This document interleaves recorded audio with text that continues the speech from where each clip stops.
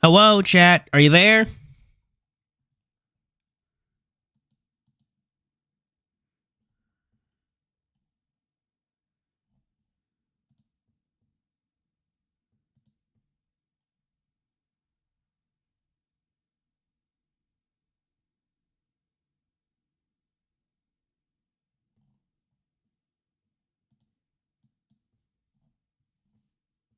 Chat, can you hear me? Hello? I didn't mute myself by accident, right?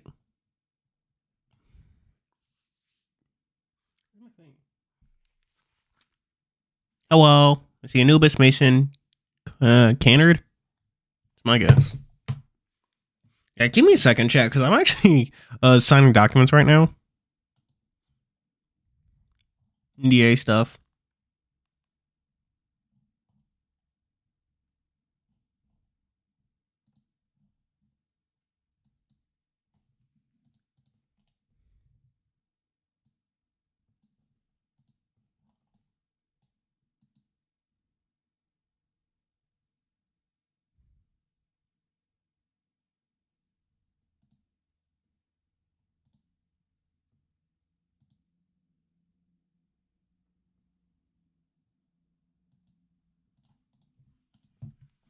Uh-huh.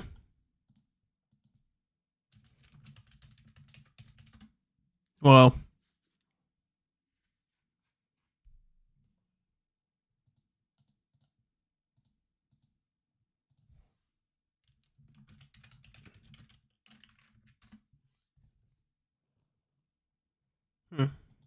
I see. Wow, we got a lot of people here. The power of putting, like, fucking half-naked dudes on the thummy. So how's it going with all of y'all?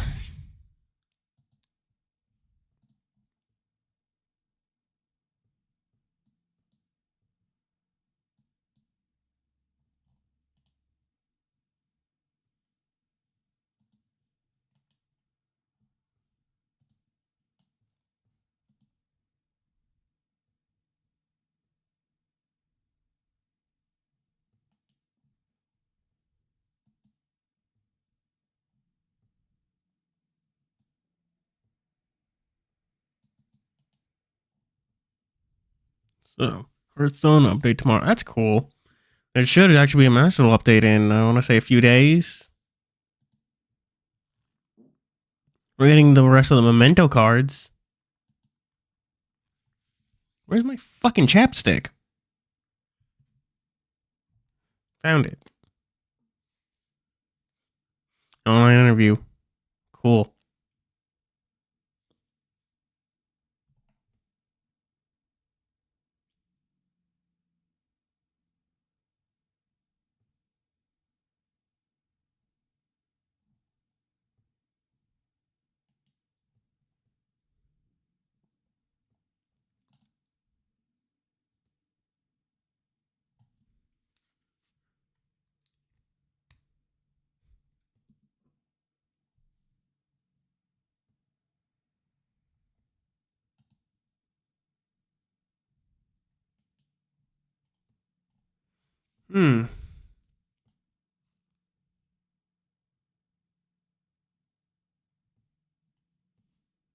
Hype. Oh, I'll play more Starlink. That's good. That's good.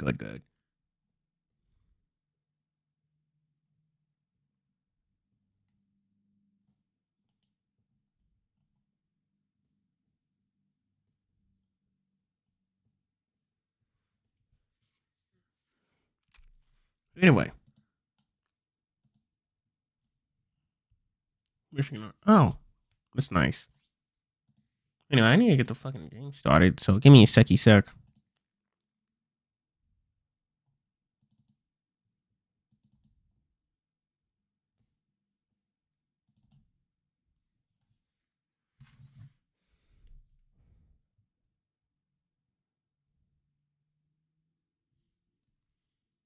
it's taking a while.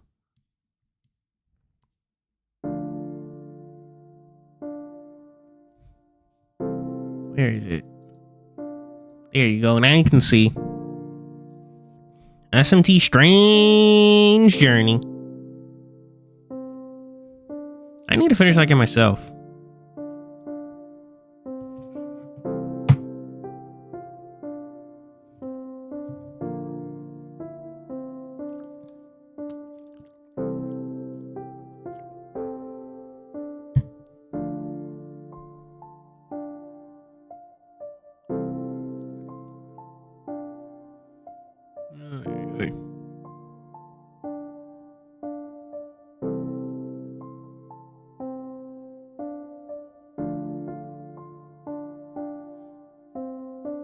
So, feel like stream. Oh no! Oh, that's how I feel. You do enjoy your nap, I guess. Dusk before battle.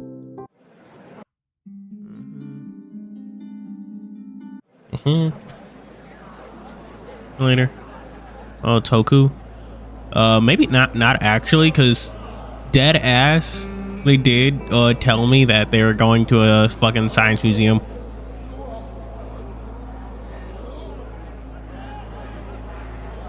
So, yeah, maybe not. I mean, honest. Okay, is this loud for anyone else? Because it is oddly loud for me.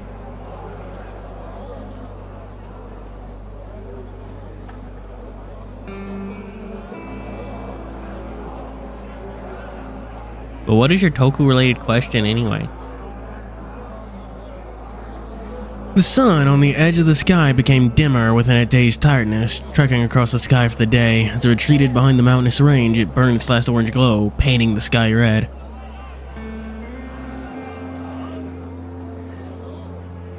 Yeah. Not a very,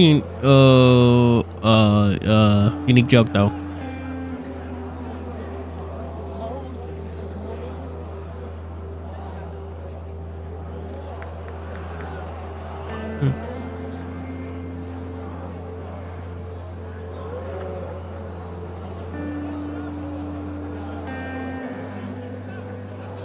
I'm gonna ask him if he's seen KR Bake yet. I don't even know what that is, so valid.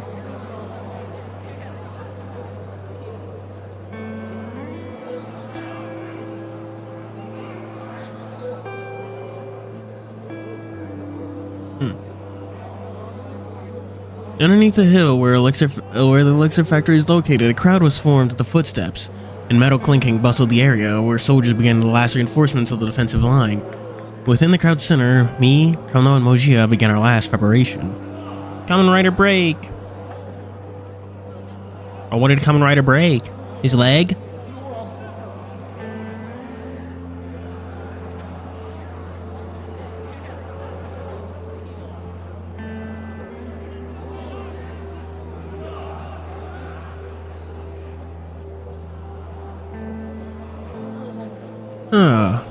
How do you guys feel after the rest? Is this your best state?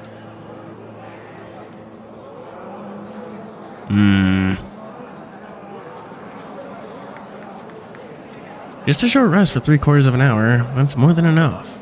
Oh yeah. That's good to hear. Speaking of Tex, are you nervous? Someone mentioned this earlier and it like fucked me up, but why do they all dress like Genshin characters?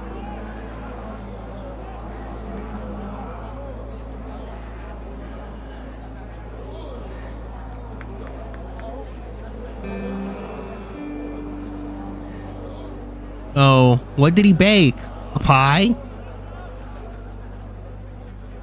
That's good to hear. Speaking of, Tex, are you nervous? Nervous?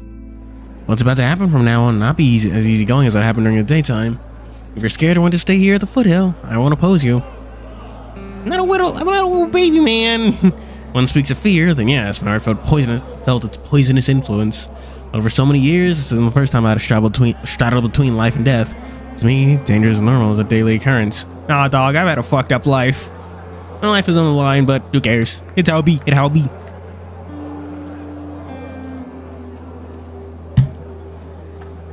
Not to mention the village's people that need us to protect it. Those who rely on us to finish their most inner wishes, and those whose hope lies upon our shoulders. So no matter what happens, I will not retreat. Reflecting upon all this, my eyes shined in determination. Boing.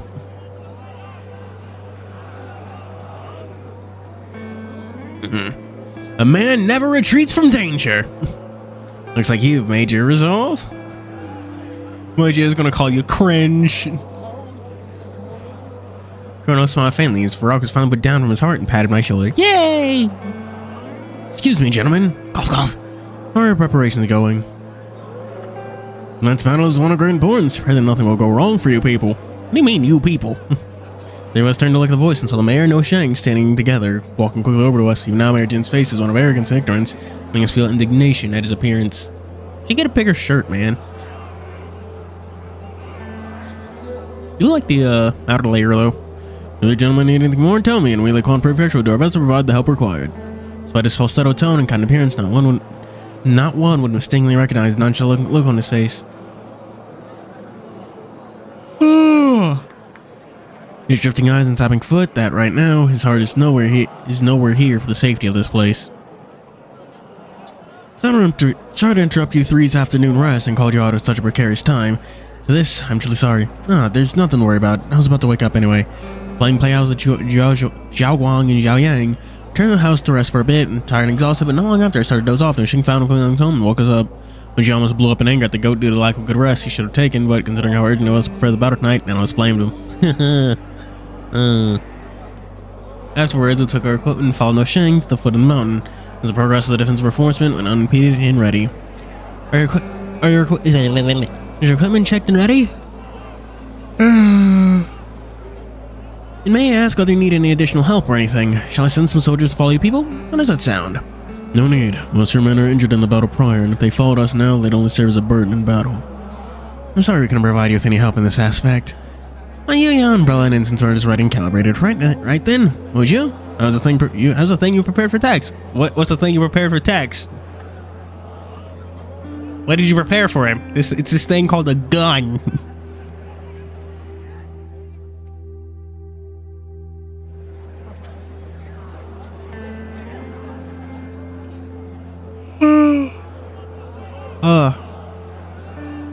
Did you buy some disappointing merch? Is that what you're talking about? He held a small box in his hands, but his vision flickered between me and the box in his hand as he was struggling to make the next decision. What? If it's a bomb, I can handle it. You, come here. Followed and walked to Mojia. Originally, I didn't plan for you to come with us on this particular part of the mission, but Mojia, this belongs to you now. Open it and take a look. Oh, I like his little smile. Look at it. Yay! What are these? Oh gosh, hands. Severed hands. Pair of black gloves lining the blocks. This is what you prepared for me specifically? Specifically. These gloves help reactivate the chi inside your body and gather on your fist. No one will achieve the level of chi user using it. It can be used by a non-chi user, making an effective weapon against demon beasts for someone like you. Well, I feel like teaching him how to use chi would have been like one of the first things y'all did at TianheHui. Like, okay, you're gonna get into a bit of violence, and for that, we need to make sure you don't immediately like explode and die.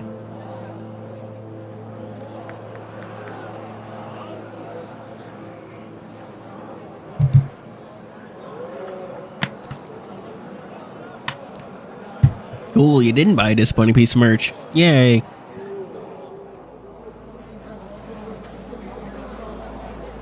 On complaint, I began to tie the gloves around my hands. What's amazing is the glove was perfectly fit around my hand. Even more, I can feel the surge of power coursing through. A lot of use the word hand. Wonderful, I can feel the warm energy in my hand, rolling and turning. Good, don't pull your leg in the fight ahead. Don't pull our leg in the fight ahead. No something in hand, I believe there will be no problem at all. Yeah. Do you want to give him a slap on the back, or will those gloves make it hurt? As we theory about heading the mountain, a commotion rang from the crowd behind. As a familiar voice resonated over distance to us, my ears twitched, the voice had turned and looked. Hey, it's the people! The people!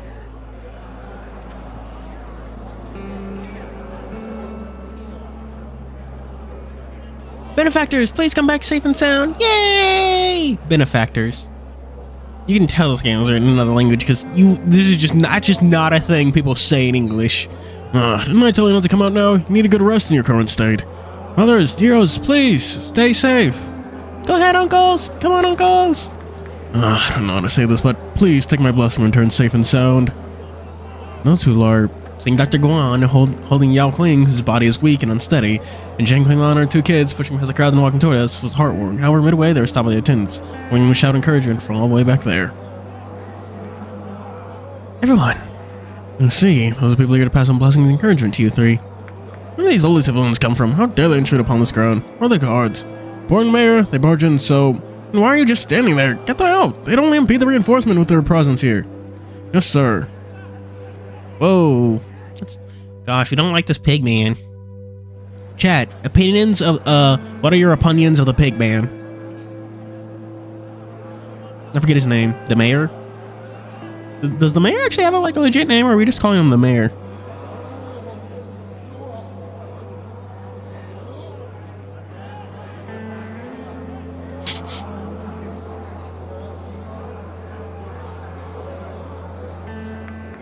Awfully sad, indeed.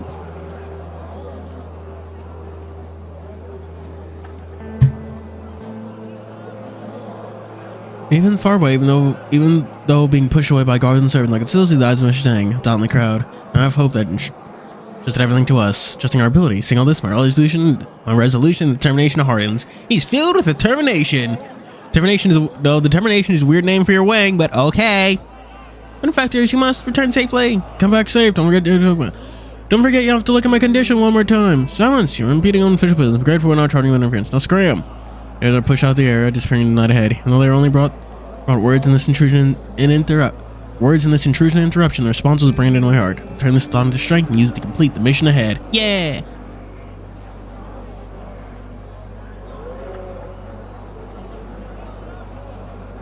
I will do everything possible to complete my promise to you, Miss Zhang.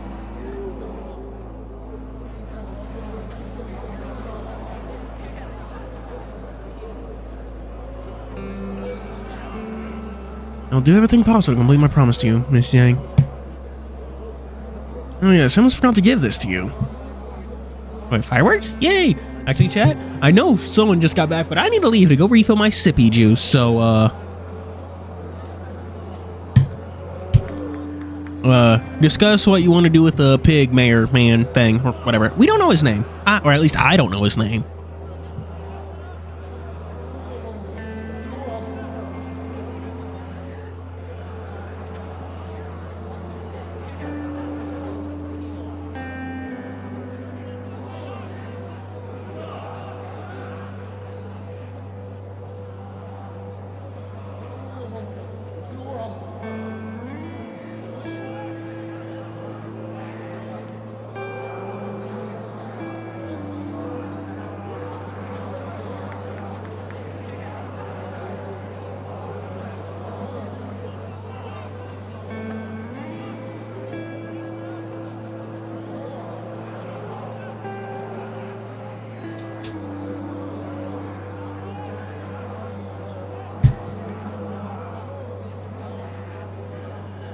What's up?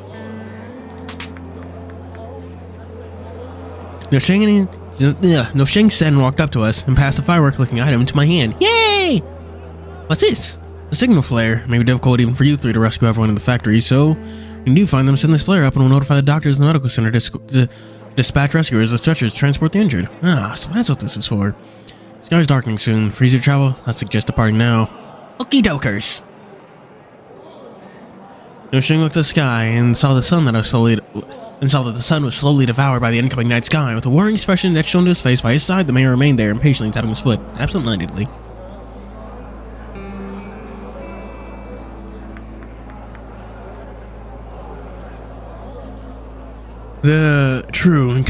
Entering the new.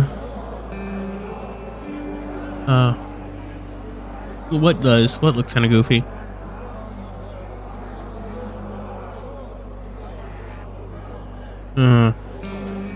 True. Entering the mountain later would be a sign for sure sign for troubles.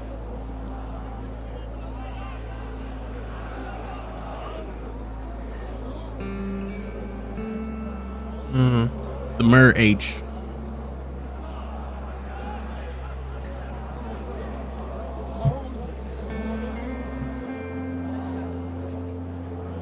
Bye. Oh, there we go. Right. Then we'll be heading off now. Just wait for the good news. We'll bring back soon. Stay here to prevent any stray beasts that could come down and attack the town while waiting for your victorious return. Yeah! Oh, you three are finally off. Long time to mention rest for a bit. Thank you, No Sheng. Oh, actually, here's a good question for you, chat. Remember last stream how there was that evil guy with the face-changing stuff? Who do you think is going to be the evil guy here? The biggest bet is No Sheng.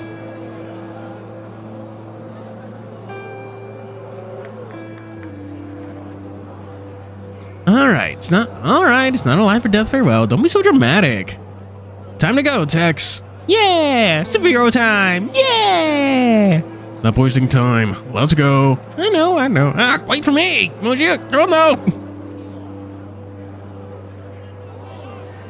no! Now, for Moshe and Chrono, I had no intention of waiting for me while I chatted no shing for farewell to our already trekking to the mountain forest. And I quickly ran behind them in great pace to catch up.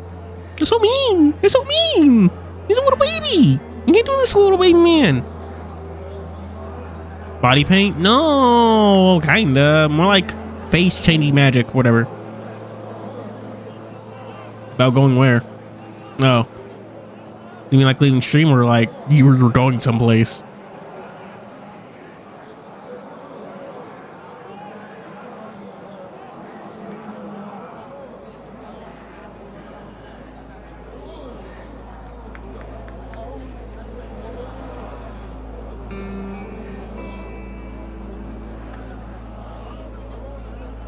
Stream. Oh, okay.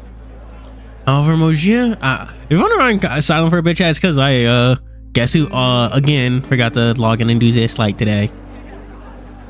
However, Mojia and Chrono had no intention of waiting for me. While I chatted with no shilling for farewell, two already started trekking towards the mountainous forest. I quickly ran at a great pace to catch up with them. All the spirits of some sages please protect these TianheHui and the civilians of Liquan. Beg for thy protection. Okay, maybe it won't be no shilling, because if he was the evil man guy, why would he do a prey like that? This isn't even like a show he's putting on for other people. This is like an internal thing, right? Unless he's aware there's an audience, he's specifically thinking these thoughts to like lead us away, right?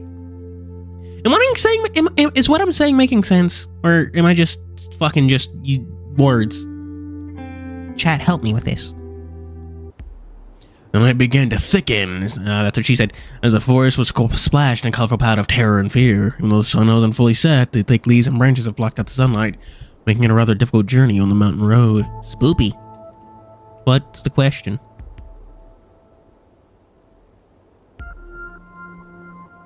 The three of us followed one another. Mojia stayed in the foreguard, alert for any danger and accident ahead, while Chrono played the rear guard, dealing with matters behind. I walked between them, despite me not admitting it. I was being protected by them. Ugh, they think you're baby. I don't. I just think I'm just gaslighting good old days. Don't tell them that though. It's not funny if they know. A strange silence descended upon our journey in the mountain. Not even a rustle from the other life forms in the bushes around us, making us gently vigilant in the situation here. They drew what?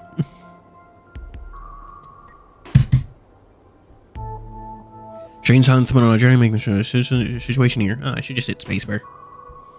Too strange, far too strange. Demon calamity just recently, but near a shadow of a beast is seen on the way here.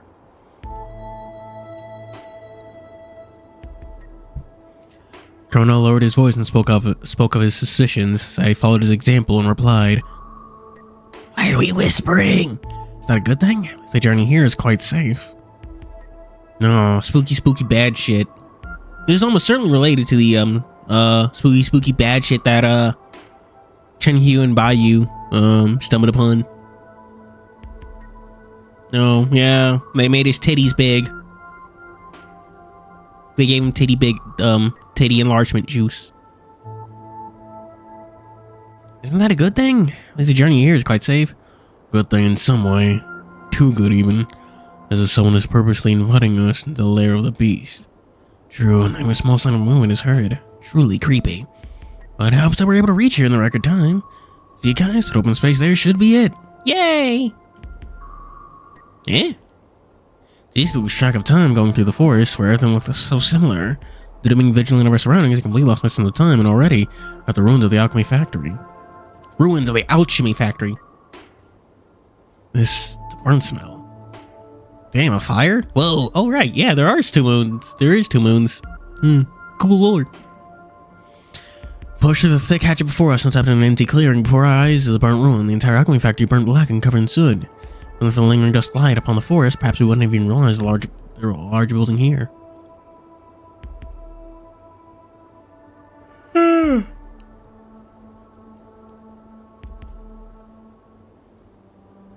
Oh fuck, chat. I entirely forgot to tell you this, but I'm not sure there will actually be a video this week because I have to go to a funeral. So, I'll keep you posted on that, whether or not I can get anything out.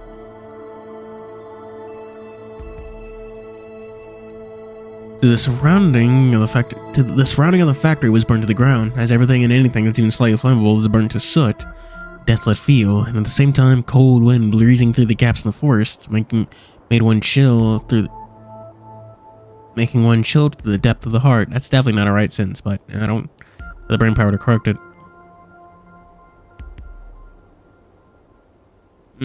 Yeah. I mean, it's all well and good, I suppose, because I had no idea what to make this week. I wanted to do a video on Taika, but fucking no one's doing translating of them, so fuck me, I guess.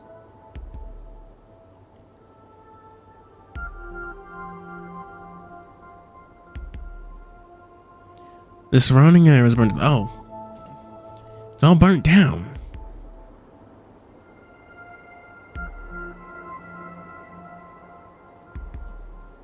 According to the mayor's account, it's a fire caused by the beast's attack, but from the state of the scene, he's definitely lying. If he's wanting to investigate what really happened here, we should wait until this mission's over before we do anything else. Valid.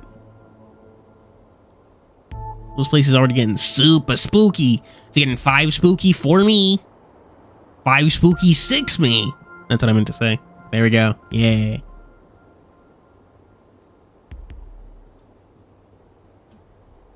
Leave the rescuing for the last. We'll find the underground entrance after eliminating all the demon beasts present in the mountain. Sounds good, sounds good, sounds good. Right.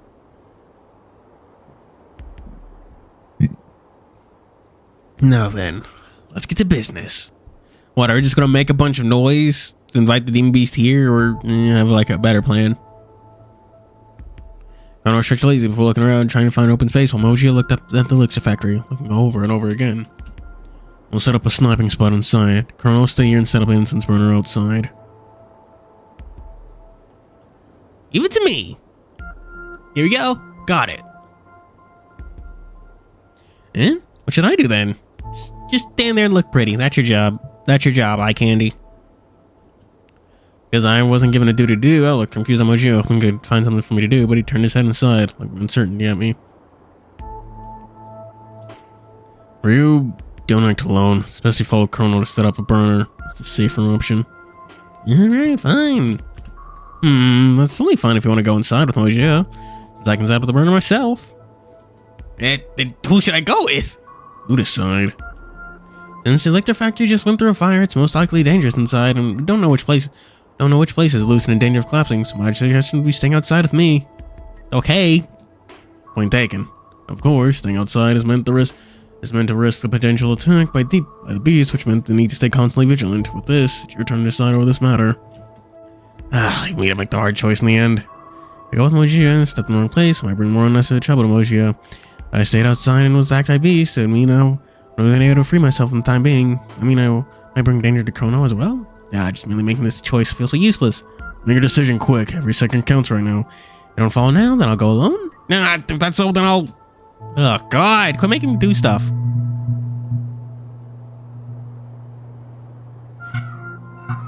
You can hear the dog, can't you? We'll using the flamethrower, the imploder, and the ice missiles. What? No. Starlink.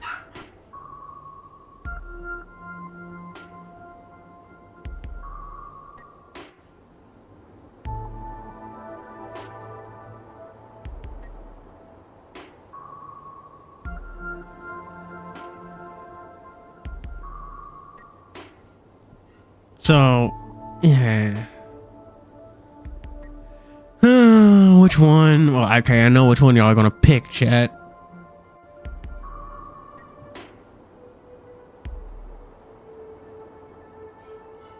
Do I even need to set up a poll?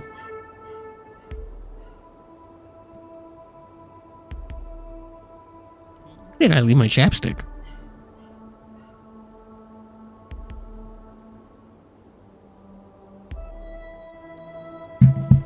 You know what? Fuck it. Fuck it. Poll time.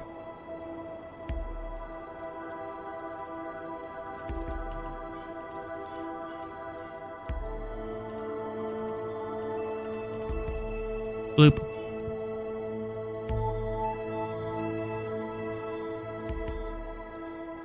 Yeah, this gives me an excuse to play Dislight while I wait for you to respond.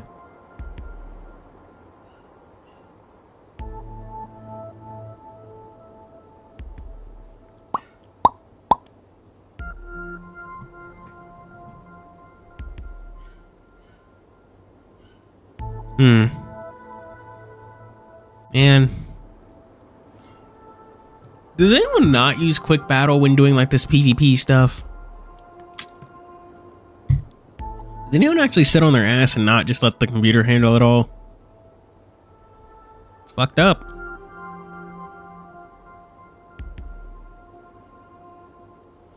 No, Chad, I have been playing more Armored Core. I mean to play more of it.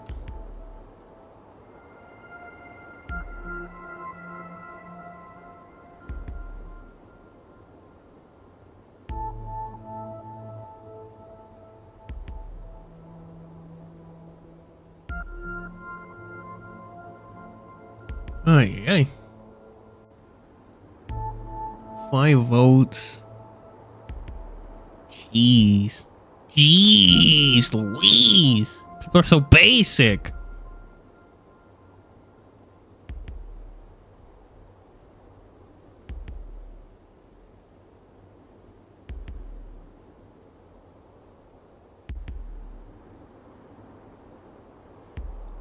Quick battle. What? Some people want to see what actually happened. I mean, you can just play the recording. What do you mean change about rotations? What do you mean? Let me say outside the Colonel. Mujia, be careful when you're alone. Go inside, Mujia, for me. Colonel, I'll leave outside to you. Be careful.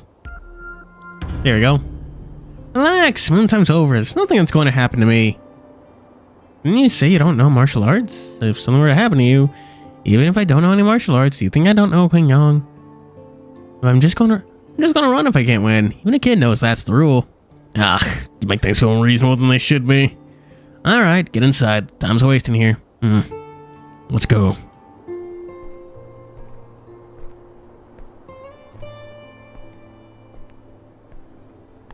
After saying goodbye to Colonel for now, and Moji and me began heading towards the factory. The moment I tried to open the burnt door, it seemed like I used too much strength. The door collapsed under my strength. Good lord. This place made of fucking plywood? Are you a brainless brute? A little bit. When's the last time you saw me think, Moya? I mostly just go where the pretty people go. Where the pretty people are.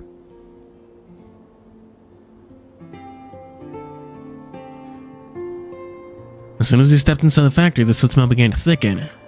Blackened floor and broken walls are all formed around hellish before us, telling a story of the fire and despair that it brought. Purgatory created seemed to play out in our mind. Very depressing in here.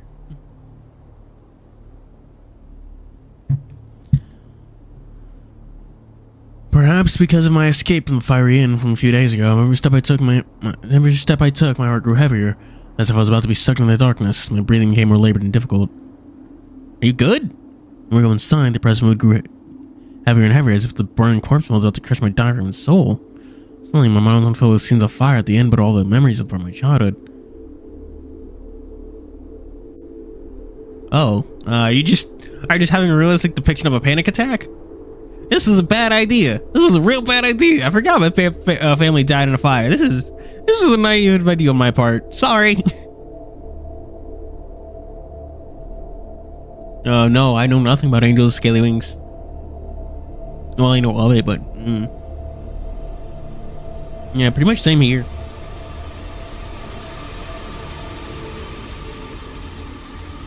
Oh, we got the spoopy music.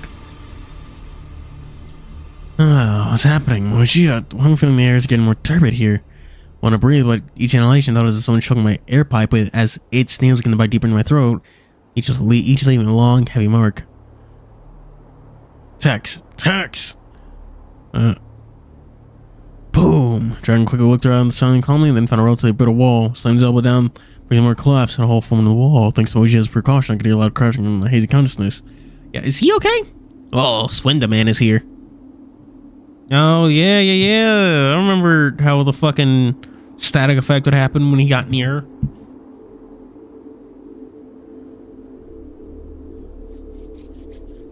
Should we play the Swindle Man 8 pages? Would that be a fun little thing? I could hear the loud crashing, so with the fresh air, making my brain somewhat regain consciousness. Put this in your mouth. Majid quick pulled a vial from his bag, took out 2 small green pills before popping them into my mouth. When I was getting into my mouth, I was suffocating, feeling dissipated. After a bit, I found myself returning normal. What just happened? Goodness, you're fine. Seeing you're getting consciousness, Mojia gave a sigh of relief and get a packed empty vial back in his bag. And there's one more cooling cane in his hand, he popped one in his mouth as well. Your condition wasn't normal when we entered at first. I think it's some kind of gas in the air that made your body react negatively. Give your colonel's cooling mint candy, which alleviate some of the symptoms while purging the gas out of your symptoms. Sorry, I had so much trouble. How about you, Mojia? I've already told you, instead of worrying about others, you should think more about taking care of yourself. Gosh, you're so upsetty spaghetti all the time. Oh, Carlos. Never mind, I'm fine. Perfectly fine. He sighed feebly and began picking up his equipment before heading upstairs. I quickly followed up behind him.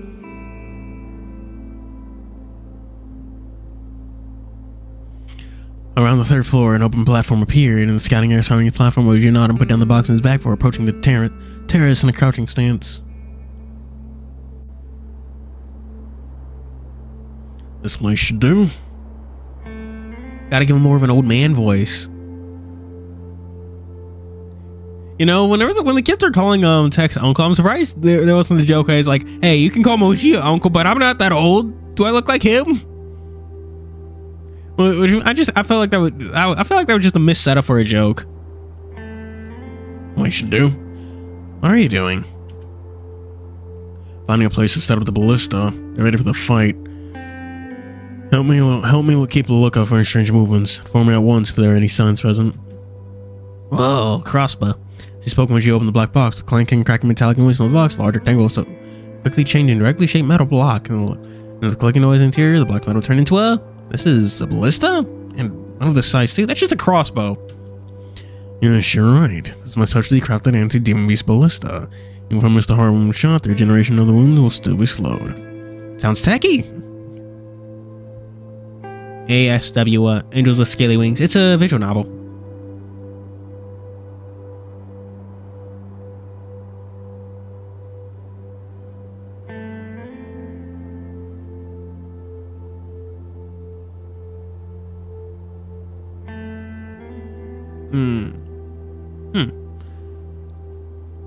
Oh, fuck. Dude, he's seeing a brand new weapon I've never seen before. My eyes gleamed in excitement and bliss on how it doesn't cold lick me, which he was giving me from the sides.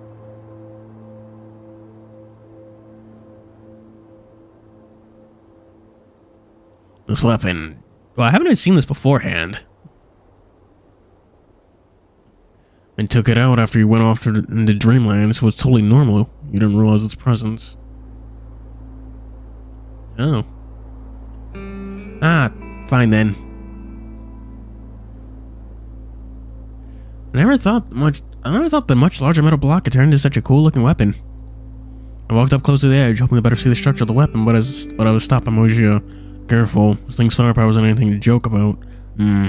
Alright. With Mojia stopping me, paired with pitch black surroundings, the shading most of its details, it was disappointing not to be able to examine the cool looking weapon myself. Still began to prepare to look out a good viewing platform and noticed Chrono down there, lugging some large thing around. And what's Chrono doing down there? Trying to find a secured and hidden location to set up the incense burner. Incense burner? The thing he's carrying in his hand? And his hand carried a sizable metal object, and upon closer look, it looks like it's a nicely crafted incense burner. But just seeing the strange look on Chrono's face while carrying the thing, suppose its weight isn't something to be underestimated.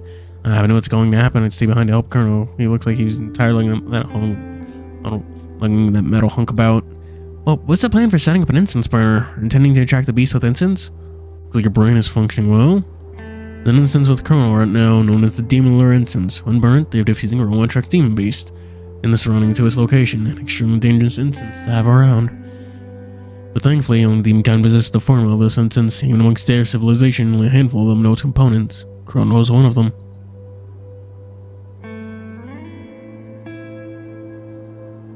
Reza, Emra, and Damien. What kind of fucking name is... What kind of... I'm not sure which one's the odd man out. Reza, Emra, or Damien. One sounds fanciful, and the other is just a regular fucking name.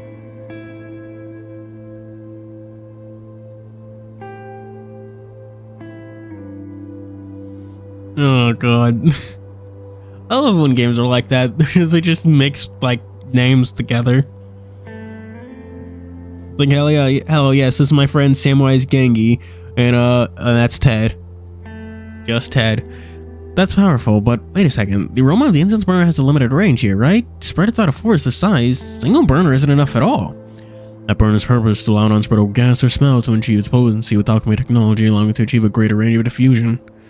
So that's the theory behind it. But even so, that incense burner feels so nicely crafted. Should we be using something that expensive to bait for bait for the demon beast? When designing the incense burner, if I had to make it, not only will the outside look perfect, but it will also ensure the internal structure is perfectly made, down to every center and millimeter. Damien, Lumbus Company.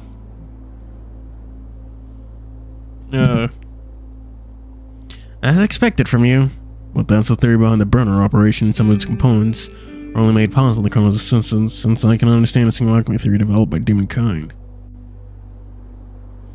You know, I'm beginning to think Tech should really study something too. Study something to make himself smarter and more dangerous. Give himself some sort of specialization aside from being the pretty one.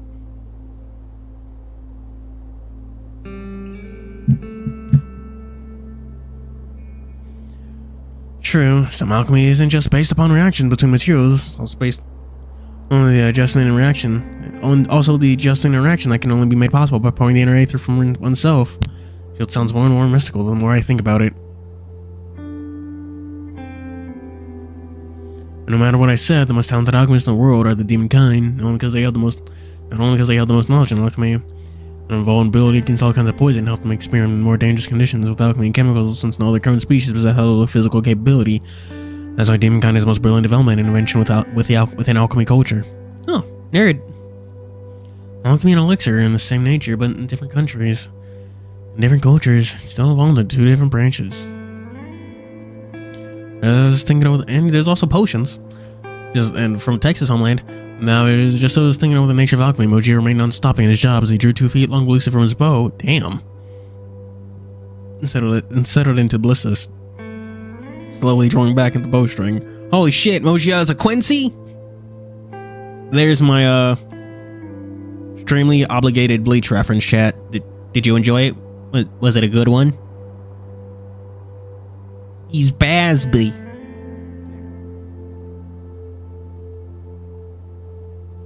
Oh, chat. Did you hear that the DLC characters for the new Bleach games has already been leaked? And one of them is actually kind of playable if you like hack into the game on PC.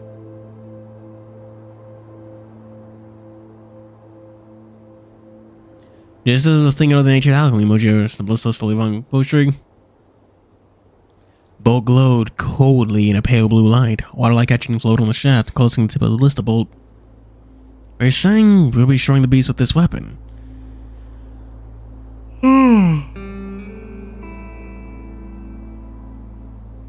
It is impossible to destroy a bunch of beasts at once, but it's perfectly capable of bringing the biggest one down in one shot. Dummy! Spoiler alert for DLC whatever. The first DLC will likely be Unohana, because she already has like a super playable form that you can get into the files. And it'll be Unohana. Well, we're pretty sure Unohana is the first, but the other three slots are Yuha, Ichibei, and 1000-Year Blood War Ichigo. So Ichigo would like every anime protagonist before him, will get to take up 4 slots in his fucking fighting game. It's kind of hilarious. It's kind of hilarious that on Fighters you could make like an entire team of Gokus, like all different Gokus.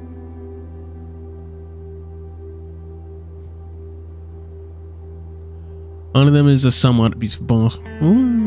Or talking about angels, sailings.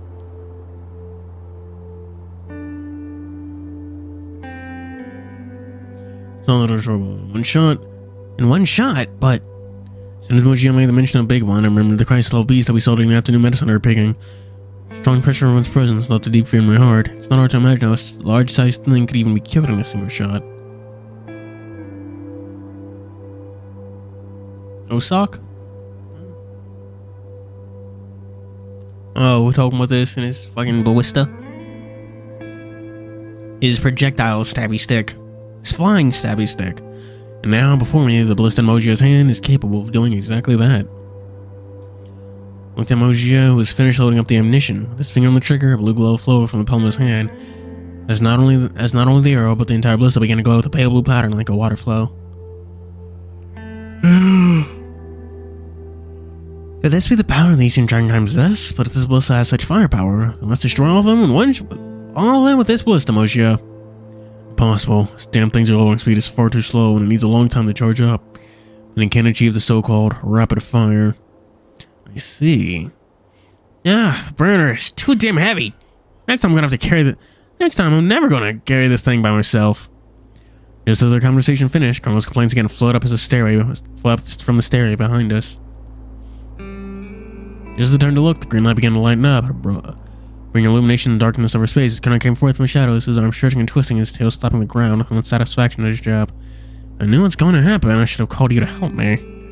Connor turned and looked at me with accusingly, as if electricity coursed in his eyes. My fur puffed up, and I smiled at him awkwardly. Aha! If there's anything you need to carry next time, you may command me as one pleases. Oh, to command you as one pleases? But I'm saying it now. If you're calling me for something stupid at all, I ain't going to comply. Oh, who knows? How do you know if there's something stupid or not? Unless I tell you so. About that. Is this burner operational? Mm-hmm. A little more time and it'll be acting time when the beasts come out. The effect of the incense burner should reach maximum capacity. Cool. I see now. Then we destroy all of them while they're here in one go. Yep, that's right. That's all well planned. Use Moshe's ballista to kill the largest one while the three of us split up and destroy any stragglers that tries to escape to the foot of the hill. Woo.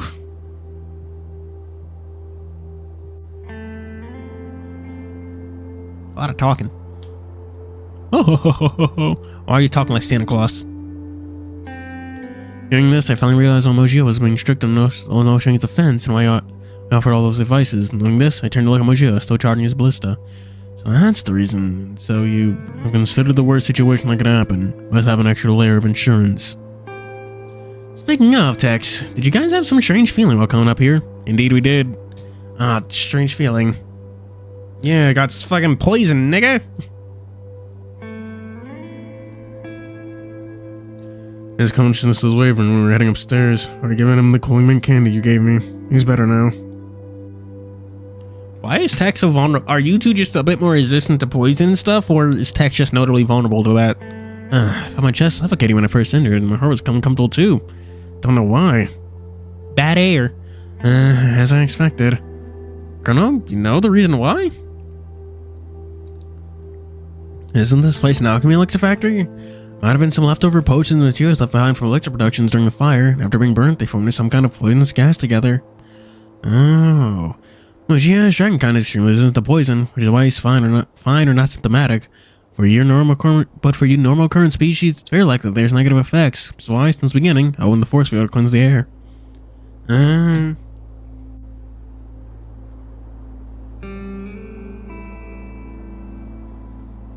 I was panicking when I entered at first. I felt so much better after his explanation. Oh, good job. Colonel's on top of it. They've both got serious faces on. I know there's very few old sprites, but this is one of Colonel's, his serious expression.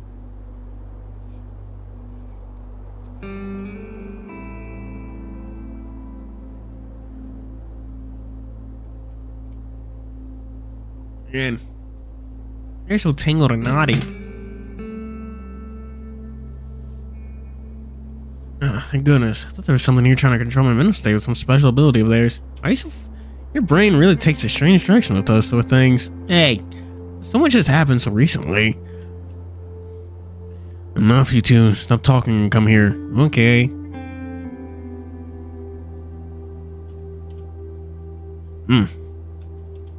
Good spot you picked. Pitch black environment. Beast below won't even realize what hit him.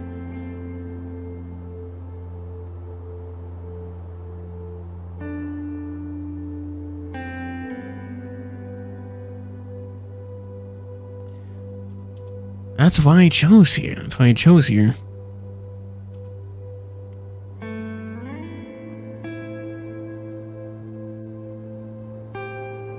Set up the ambush before the beast start to arrive. Do not disturb them.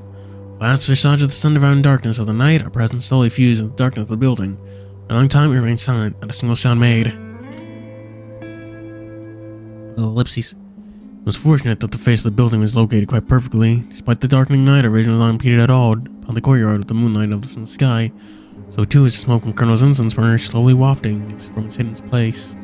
Smoke rolled across the earth, slowly spreading across the surrounding forest. In minutes, the background forest was veiled in a thin layer of white.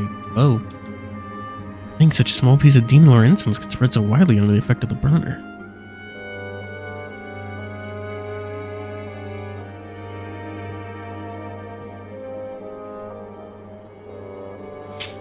I have to say, Moji and Colonel are brilliant inventors and tacticians. You, on the other hand, have no such specialty. You need to become cool.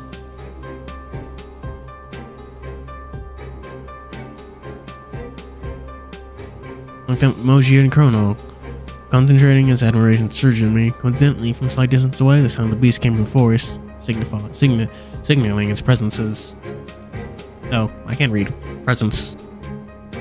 What was that? They're here. Whoa! Look at this spooky boy. With his diamond eyes.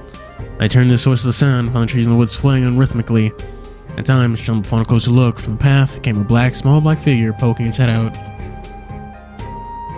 Woohoo! Transformers! Robots in disguise!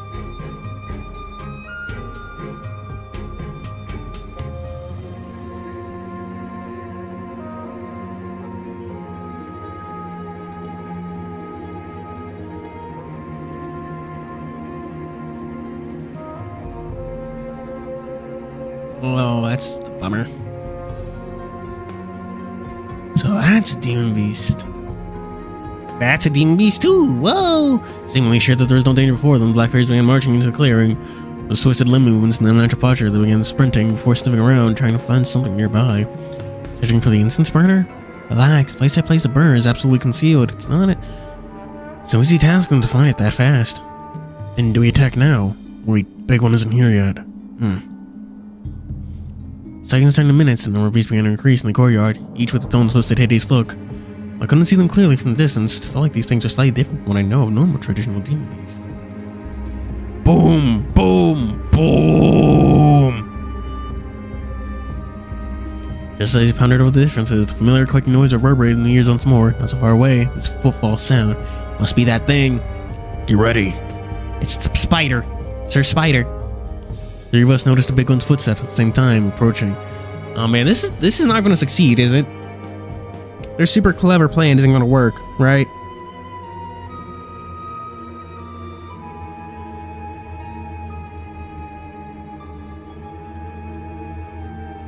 Three of us noticed the big one's footsteps at the same time, approaching. A line of sight focused upon the same spot. Boom, boom, boom. Footsteps got closer and closer. Our strings tensed, a drop of sweat fell from my cheeks, dripping onto the slip black floor.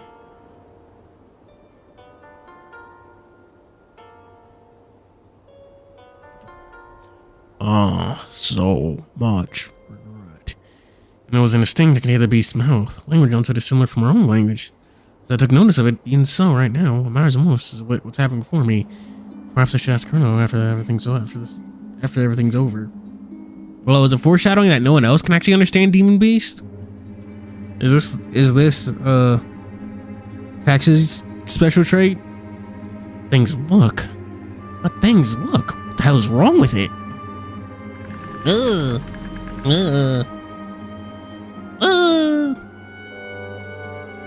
The spider-like look exposed in the moonlight. For the first time, we saw the true horror that was once concealed in the dark. It's gross. Grody. Look at it. Look at it.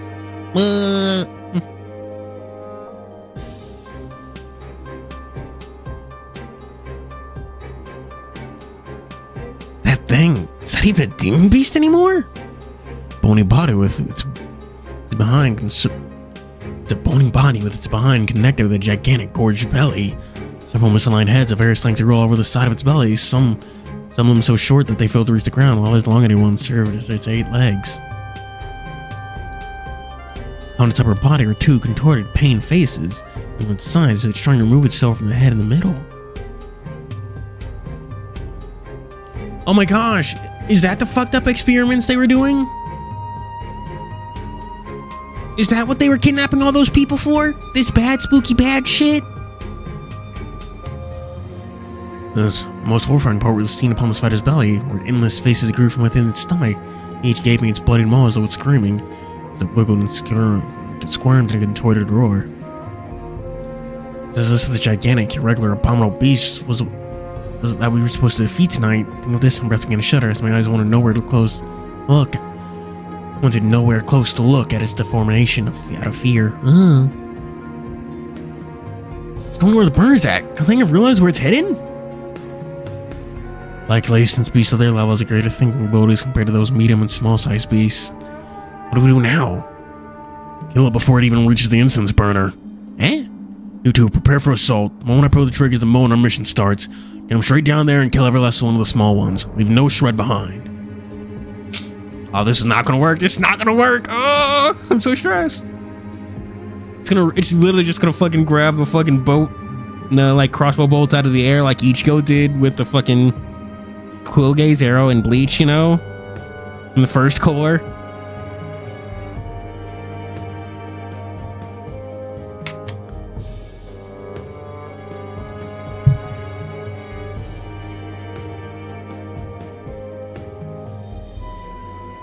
As soon as Mojia made his order, his eyes shone with a freezing, murderous glaze. So did Chrono Exo, their eyes like demon on the battlefield, look upon their prey with their icy gaze. Ah, these two are seriously terrifying when they're serious. Shut up, that's a dumb sentence, I hate it. Ugh. Compared to them, my aura is so much weaker. Tried to emulate the fierce and intimidating look, but Chrono by my side said, Tex, don't scrunch your face up like you're trying to look as murderous as possible. You're a cute type. Just be yourself like you normally do.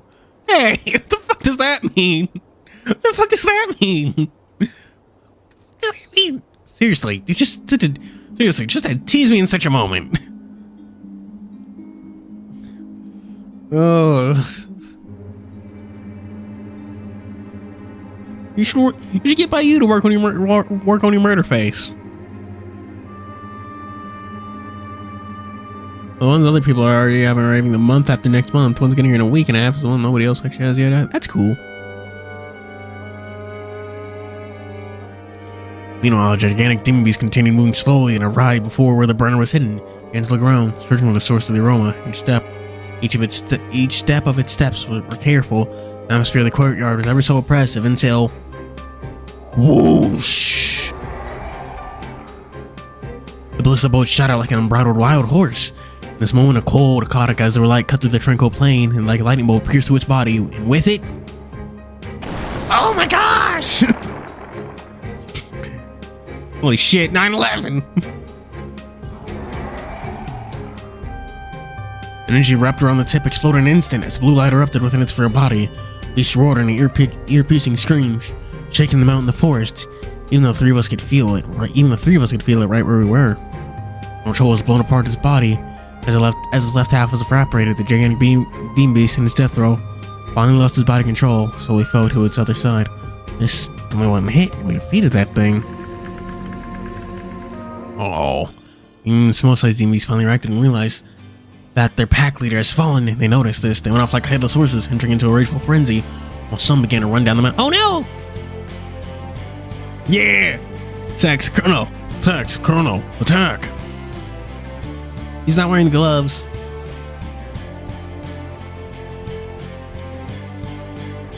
Yeah! To battle stations, men. Gotcha! I was waiting for that from you. Ah! Mojia's roaring command, we leapt out of the balcony, and while Chrono drew out this umbrella from his back and tossed it in midair, and lightly touching the umbrella's surface as the lever was pointing, using light steps, Kling-Long hit its head into my opposite direction. Hit him with a black flash. He's gonna size up the demon beast like a mojito at the end of Shibuya.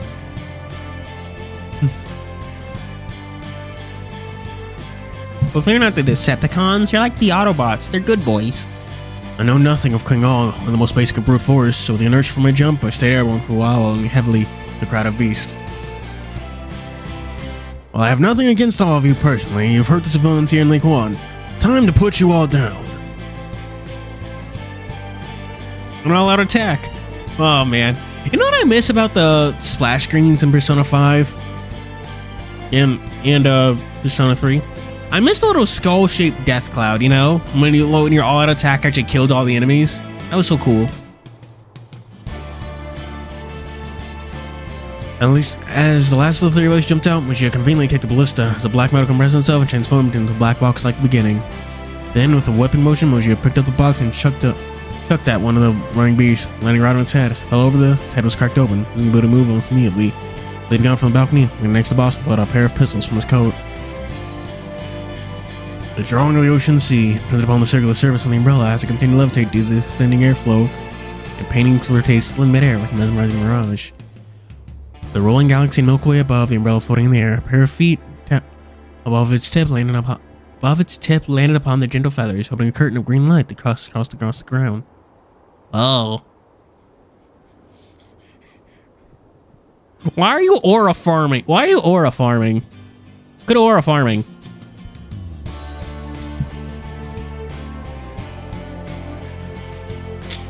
And with this was Colonel's greatest mastery in a fight, Clinching. He's aura farming! The chi within Colonel's body converged upon his horns. His halo expanded across the battlefield. In its areas, the skies dyed in eerie green. Beast, this is an omen of the Reaper's arrival. Good aura farming for him! Narrator, shut up!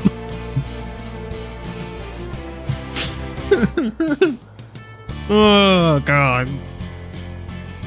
Like a magician's sleight of hand, Colonel waved his hands. The glass vial of marble-like, with the glass vials of marble-like tubes appearing in Colonel's hands. These are the necessities carried with him during the outdoor mission. With him are alchemy liquids with various effects. Amongst them are. Colonel tossed the vials away. So as they flew before him, his mouth moved, chanting something. Linquam composito queti excoventum utcult. That sounds like Latin.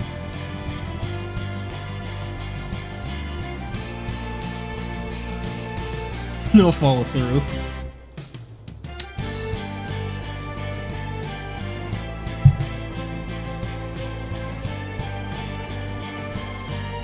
Incantation formed part of an alchemist ritual. Same moment, the force was talking loud when Colonel unable to stand on top of his umbrella. What's going on? Colonel slowly leaned and fell as the push vials landed heavily upon the ground, and then splashed around and mixed with one another. Using the inertia as he fell backwards, Colonel flipped back and touched the umbrella, and grabbed it. Flash of green and silver akin to a viper, the true form of the umbrella was shown. An umbrella sword, not just an umbrella sword. Alchemy crystallization. Oh my gosh, this is just so solid from Bleach. I was gonna say Bleach. One Piece.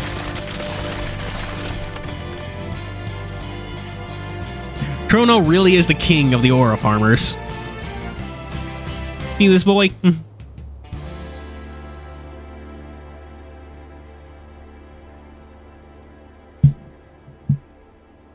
I mean, what is it? Blossoming snow. The liquids upon breaking free of the containers crystallized as they fused together. In an instant, the freezing air coated the land. With it, a glacial-like crystal shot up, reaching for the sky. Tex, you have got to learn to aura farm. You need to get your shit together.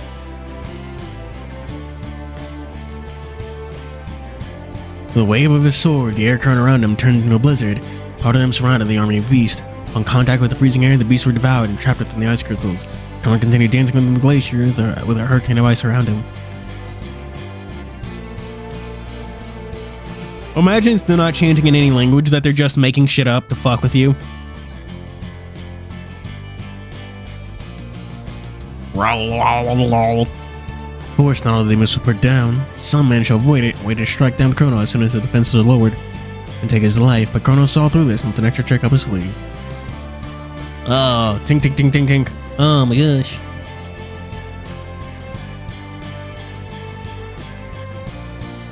The true mystery of the Yuha umbrella wasn't the sword that is concealed in the handle, but the mechanism sitting inside the umbrella frame.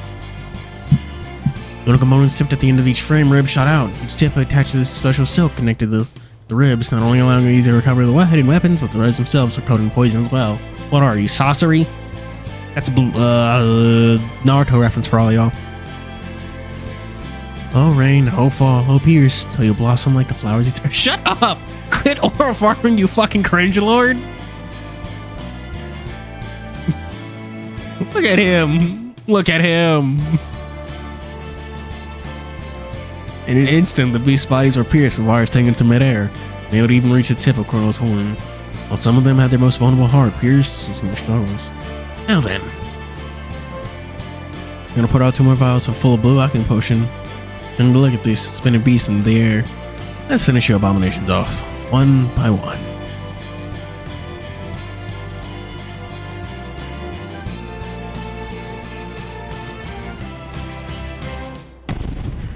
Oh! Well, the gloves, every impact of my punch became heavier as the chi around my fist exploded with each swing. The beasts before me were blown away, gaping hole in his chest, instead of course slammed heavily into the ground in the distance. Damn. They go to this, as they call him. The detergent fist. Detergent fist. Yeah, sure. That's what Yuji's main move would be called if he was a character in Bleach.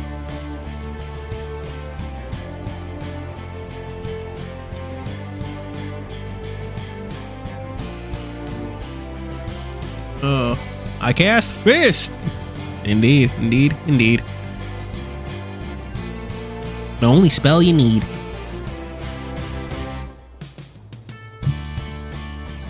The gaping hole in chest, said to correspond in the distance.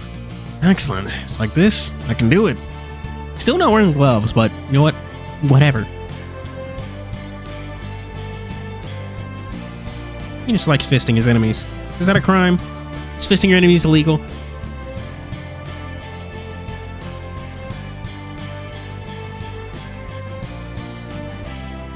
The power of my weapon gave me more confidence. Right now, I stand up on the battlefield with my friends, Fuuri and Chrono, to protect the other people and fight as a member of TianheHui. Let's go! There's a chance to prove my strength, a chance to prove my value. Hell yeah! Be a good boy. Be the good boy you're always born to be.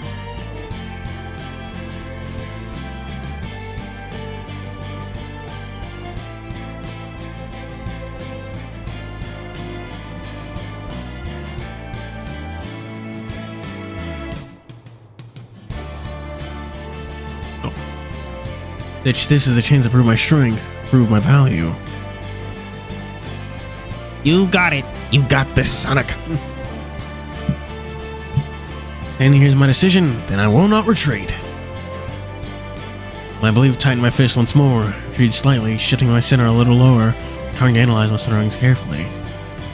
Small medium-sized beasts gather around me, leaving no space for me to escape. Clearly they are trying to use their numbers to overwhelm me. Look at its funny head. In this situation, surrounded by enemies, the more bars you get out to find the weak point and quickest time break through, meaning the finding the weakest one of the bunch is the break point and tear their formation apart. Growl.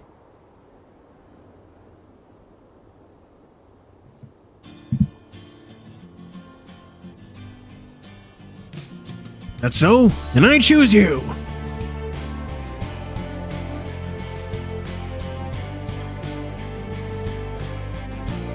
Oh my gosh, she's going to stand on his poopachu.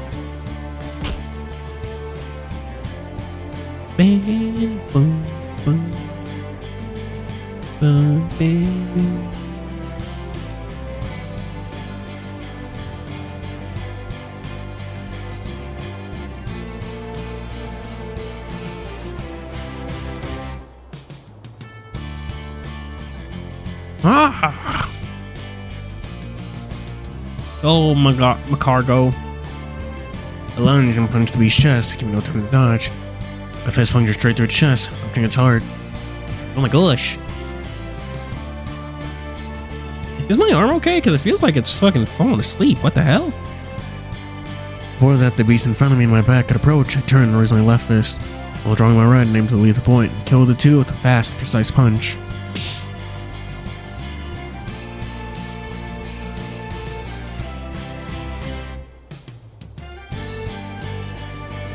I will never let you.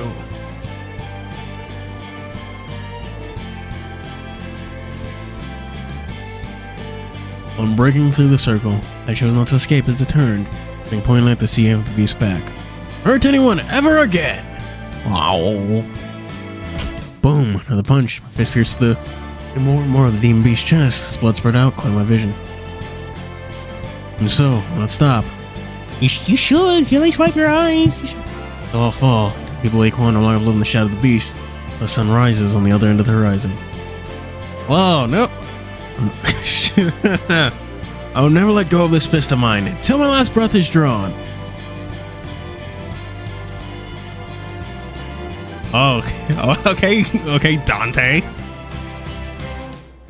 Well, gun blast went off in the night as another beast crumbled to the ground with a gaping wound in its chest.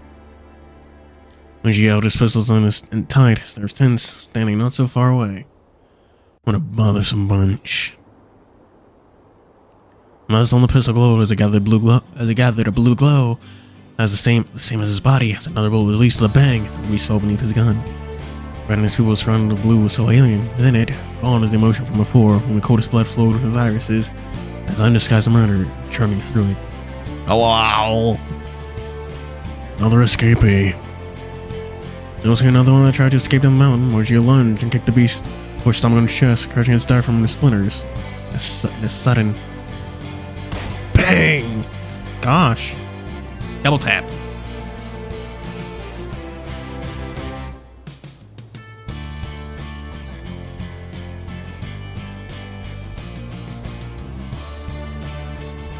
Seems so upsetty spaghetti. We fuck with him though.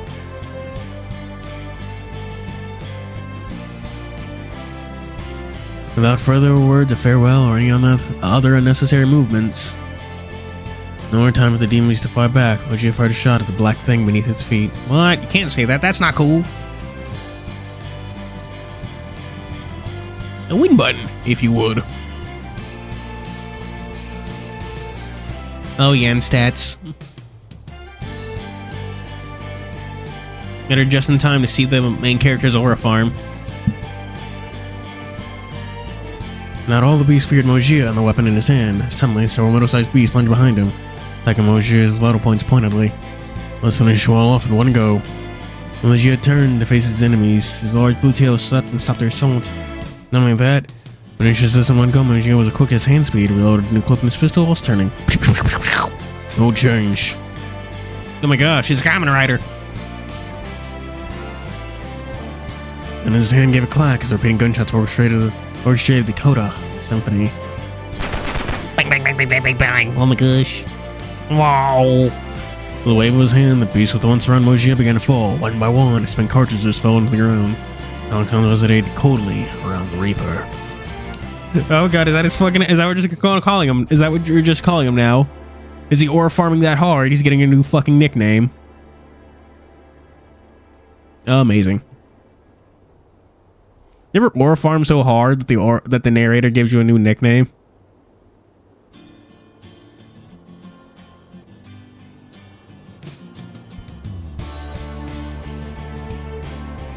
My song's slowly around the Reaper.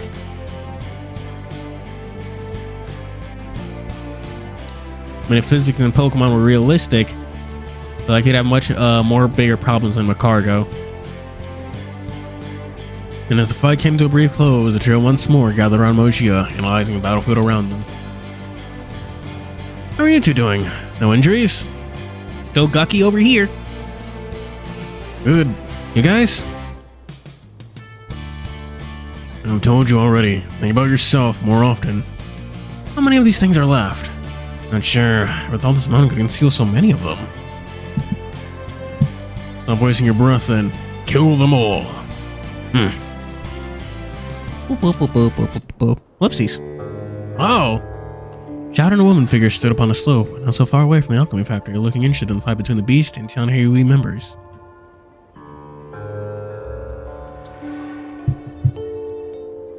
Where do they come from? I sent out so many experiments and they beat them so easily. Who the fuck are you niggas? I don't know, my little Bai Xingchun. How about we send the rest of the experimental beasts and test them further? Who the fuck are these niggas? Is there gonna be another big one?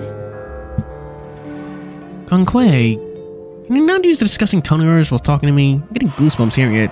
It's fine that they don't know you well, but anyone who even knows your true nature would get really itchy. Slap you, just like me right now. The rabbit flicked his ears with impatience as the woman next to him sighed upon hearing it. What about the Xingchun is so heartless?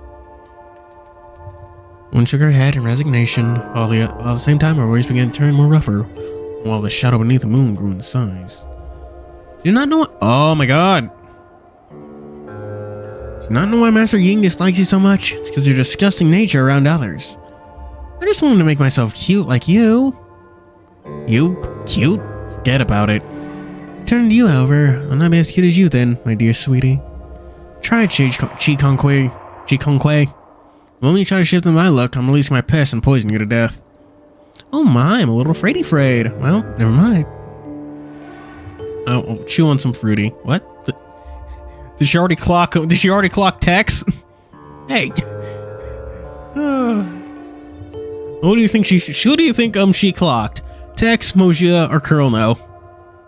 Man, why is this person my supplier? Rising Chun sat and complained on the sideline. Thanks to the chat, completely lost interest in the final distance. Chi Kong Kui pulled out a strange jar from a bag, opening it, and began eating from it. Chili, just how I like them. With a bite, the red fruit juice flowed from the corner of her mouth as she looked happy and peace, enjoying the fruit. Oh God, she's not eating fruit, is she? Staying with that battle-crazed maniac, Rano Guiji is so much better than with this psychopath. Suddenly, Xing Jun's ears twitched, began to look alert. As he raised his hand, bean-sized blood flowed into his hand, so he was delivering some kind of message. What's wrong? Seems like someone's entering the Li Quan area at this time. Quite speedy. Seems like they're riding horses. The bad guys.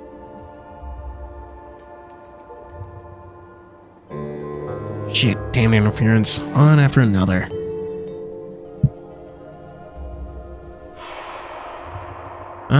Who is it then?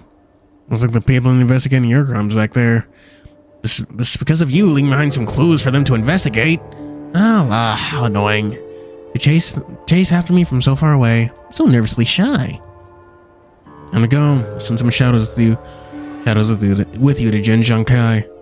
Remember to bring him along. I'll prepare the rest of our experimental species. My, never thought I'd be speaking to little Jin again. What's your order? Then I have no choice but to follow. What'll you do about the rest of the experiments then?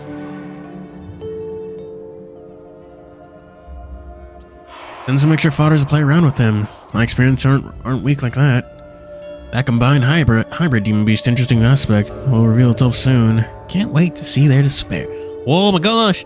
What's the big one gonna do? Is it not dead? As for the rest of the demon beast, I have more fun my way. I have a more fun way of using them. Oh, swoopy, so swoopy.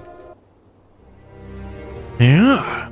Another every punch landed upon the chest of the beast, pulling their bodies away. And this time, the force was not enough to puncture through their chests, so after falling away, they quickly renewed their attack on me. What's wrong? I'm feeling my strength lacking than before. Growl. I looked up close in the direction the beast came from to break its attack and backstep before laying its check upon its head. Somehow, my legs coated in molten lead as my forward slowed, almost failing to dodge the attack. Damn it, did I overexert myself? Grr. Damn it, just hang on a little longer, body. Growl, girl. Attacks! Bang! If I could say, get my bearing and leash charge, seeing the weakness in me, thanks to Colonel's immediate help, he managed to block the attack with his open umbrella. Attack ran upon his umbrella, sun spinning across it. Girl, no! You're in a bad state. Get inside the factory and hide. And rest. We'll cover for you. No, you guys are still fighting outside. How can I rest knowing that? Readjust yourself. If you really can't hang out any longer, then get inside. We're going to drag us down by staying out here. Bang! A blue bullet pierced the beast that was attacking the umbrella as it collapsed silently. Omijia came quickly over to overlook my condition. What do you think? He's clearly tired. Any more fighting, he's going to risk himself dying in the midst of this battle. Seeing their state, or worse than before, they remained upright and facing the beast bravely, still fighting. That's so. Then what's the reason for me to surrender?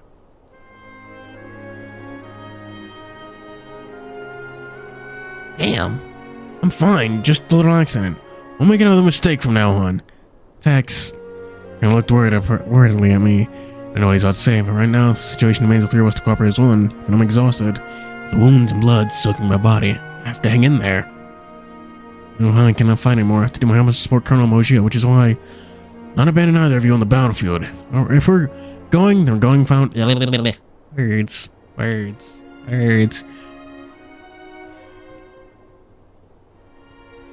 We'll not abandon either of you on the battlefield. If we are going, then we're going to fight till the bitter end. I'm a member of TianheHui. There's no reason for me to give up either. Good. I'll stop you. You seem like that dude with the single brain stem. And I also believe that no matter my injuries, our super duper G Kingdom doctor will heal me in record time. Your mouth's coated in honey these days. Aw, cute. They're having a moment. A moment.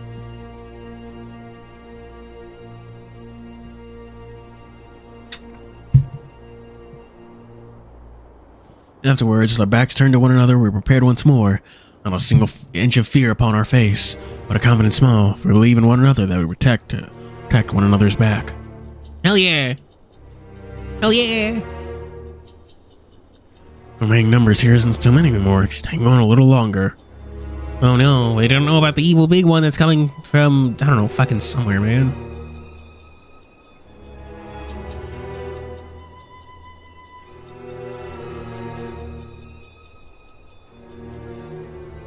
Remaining number, fucking damn it. The remaining numbers here aren't too many more, just hang on a little longer. Oh, we've already killed the pack leader, so why are their attacks still so aggressive and unrelenting? You're wrong. Well, at first it seemed disorganized when you finished all the big guy, but just then their attack pattern began to change. And what's happening? Another pack leader hidden amongst them? Parried and blocked their endless attack, communicating the situation battlefield between us. Oh no! Oh no! No, that's impossible. Then what's going on? Could it be? Chrono, do you have any idea? I seem to notice something as I turn to look at the giant beast's corpse on the side. The demon beast's regeneration is extremely potent. Moving its head has meant it can still remain active in a small time, so to kill a beast, the best way to do so is to use lengthy relics and destroy their heart.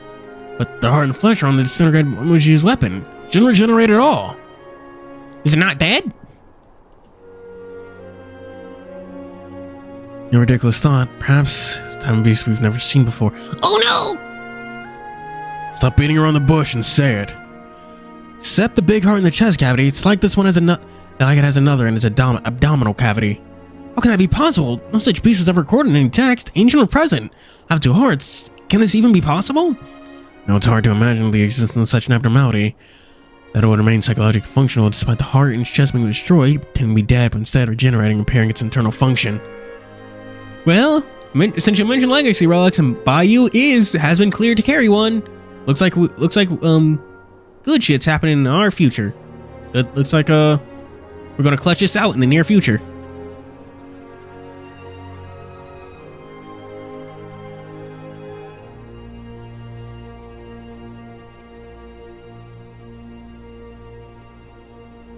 So far, that's the only reason to explain all of this.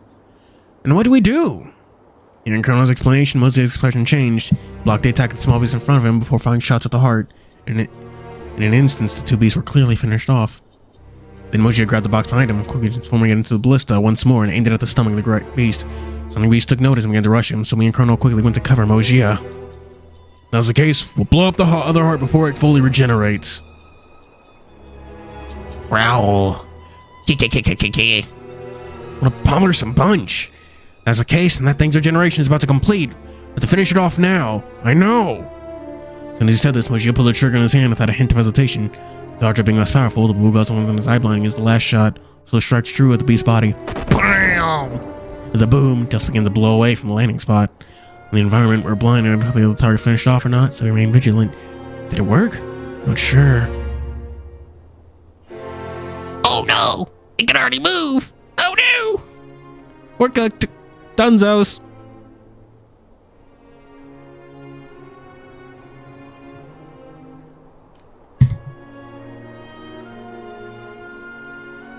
And when the dusk was cleared, we found a huge crater where the bolt landed, devoid of anything. What? It's gone? No, that thing's hiding somewhere. Moji's ears twitched and swirled and swiveled, so within the roars and screeching sound of the surrounding beasts, he caught sound of unnatural movements within the winds and rustling leaves, and with it, that unrhythmic heartbeat. You two, get out of the way! Yeah? In that instant, I couldn't comprehend what Mojia meant. When I see him turn and forcibly push me and Chrono 7 meters away, I could acknowledge the pain in my abdomen, giant thing from the sky, landing. Oh no! Oh no! Mojia! Shit, it can jump now? Did it repair itself to that level of mobility? Mobility?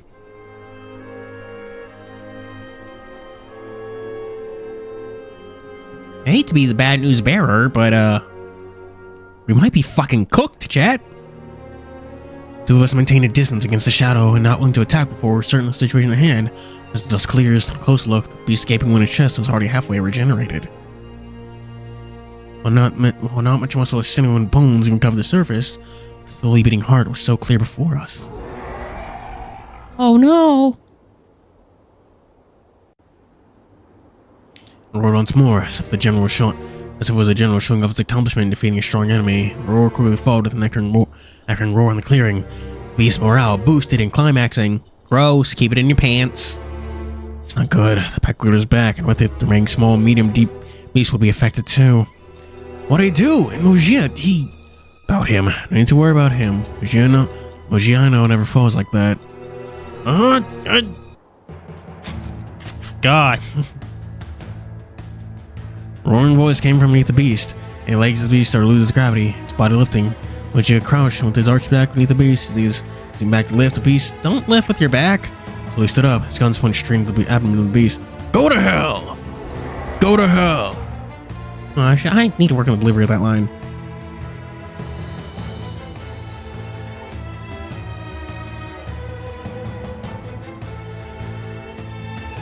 Or Ray Dow and New Udra. I have not played Wilds. I know I mentioned this before, but I like the idea of Monster Hunter, but I do not actually like playing Monster Hunter. Like, I love the idea for the setting, like this world where monsters are just natural flora and fauna, where the Hunters Guild is more like a scientific research institute dedicated to protecting the environment than like just outright hunting monsters, you know?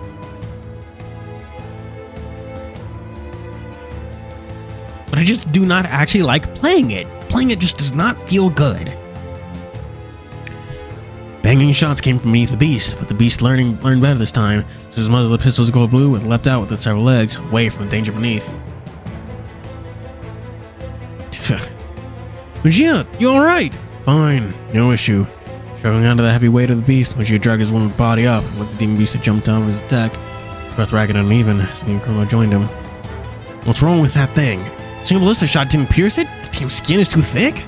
No, the ballistic did not reach its full capacity for the lack of charge. I got impatient.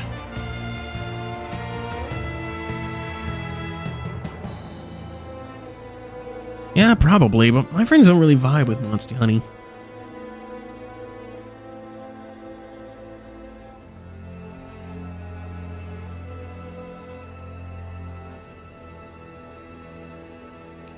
But the gigantic demon beast gave us no time to catch our breath. As soon as it landed, it charged at us, its bloodied maw wide open as it scattered under its attack.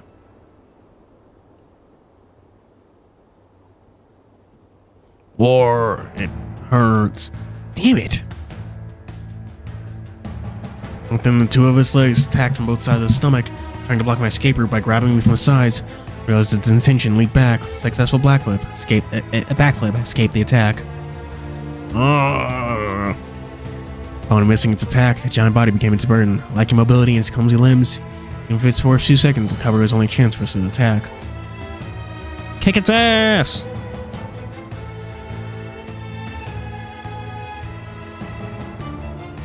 Gotta do it now!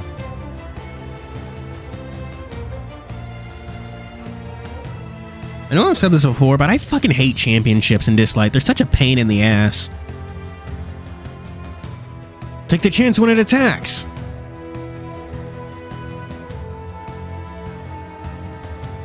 And I might as well join you in this desperate gamble. The beast seemed to recognize our intentions as it moved its limbs to its chest to protect its recovering heart. Doesn't mean we're hopeless. Just means this place is protected.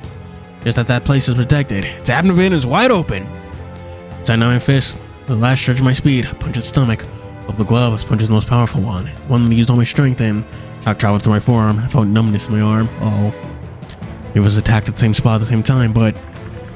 Oh no! Shit!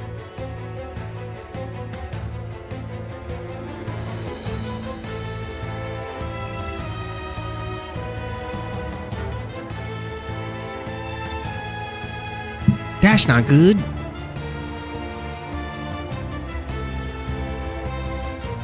It roared once more.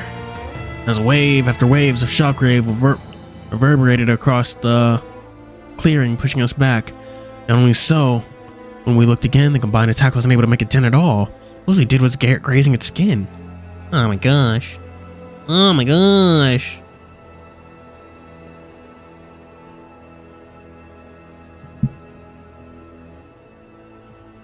The beast's skin is hardened like unlike any other traditional demon beast. Nanomachine, son!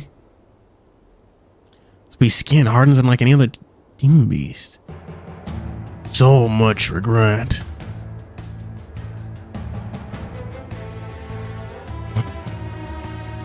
Dude, if you try to boot up Wilds on your Switch, I'm pretty sure it'd just say no. It wouldn't explode, but the words no would appear in just big green letters upon the fucking screen.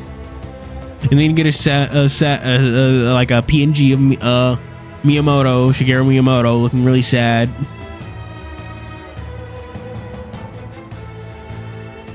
But before you can plan our next attack, even before we finish out the biggest one yet, the small and medium-sized beast launch a fresh wave of assault, more intense than the last one. In the circumstance, I gave up any plans of attacking the big one for now and changed my strategy to one of dodging and blocking, trying to escape out of the encirclement. Is there no other way to defeat this thing?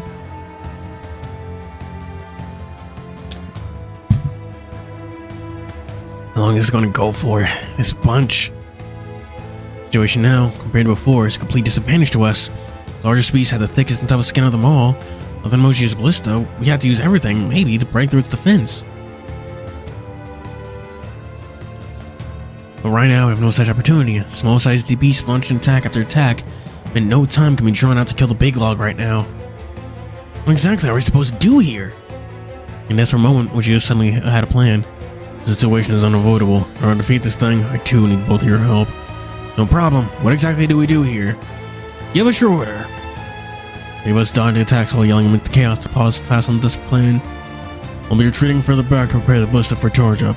It won't take long, but during this period, I need you two to cover for me. Okay, no problem. Chrono, how much potions do you have left? 4 vials left. I should have prepared more if I knew what's going to happen. We can't help with that anymore. Chrono, you handle the small ones. Your thread should have the advantage of containing them in your area. It's already a last strand anyway. Do or die now. Have to go all out here and gamble for it. Tex, you pin down the biggest one. Do your part and make sure it doesn't approach me, nor let it escape.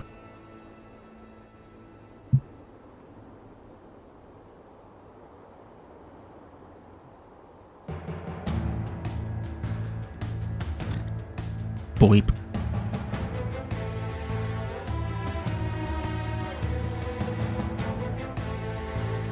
Escape? The brains of the large demon beasts are smarter than those of small and medium ones. You guys did notice that from its attack pattern. So if it notices the threat that my ballista poses, it will definitely run off into the forest depths. If that happens, none of us can chase it down. Fine, I'll do it. And it's up to you two. Now scatter. To give us our roles and tasks, he picked up the black box and treated, finding an area that's relatively safe and concealed as me and Chrono split up and followed the plan. Sex, leave the small ones to me. You concentrate on handling the big bastard. This stream has been like all action. Not hating it, but it has been all action. Gotcha. With Chrono's reassurance, I began running towards the giant demon beast fearlessly. Yeah. Jumped up and punched straight in the chest, but the punch had no effect, leaving me with a numbness in my hands, and that urge lucky the beast now possesses. Yeah, alright, that's it. Just focus your attack on me. Ugh, bastard. As soon as it lunged at me, I felt the wind flowing behind my back, signaling an attack of 2 small-sized beasts trying to corner me in an ambush. But in a close call, Chrono's silk thread entangled their limbs, leaving them suspended in the air, so I successfully dodged its attack. Thanks, Chrono! Your opponent should be me! Chrono's umbrella rib shot out endless threads, entangling the beast in the field, dodge each one with quick-long skill, placing endless traps across the small-sized beast, successfully sealing their attack. Hey! I said your opponent should be me! Under our cover, Moji's charge up was successful. But seeing us doing our best fighting, Moji, who was helpless on the sideline, felt distraught and dismay at our safety. So long, and only 50% in charge. Damn it, you hunk of useless metal, I'm gonna tear you down when we get back.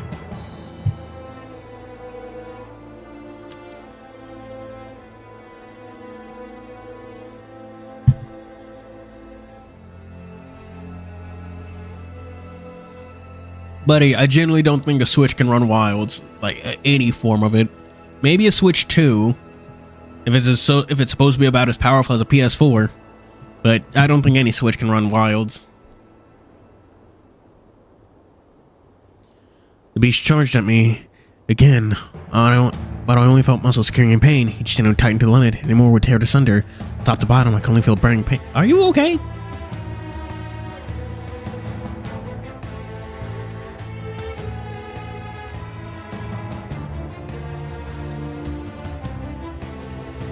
Hold on, just hold on a little longer. Tamoshia finishes charging us up.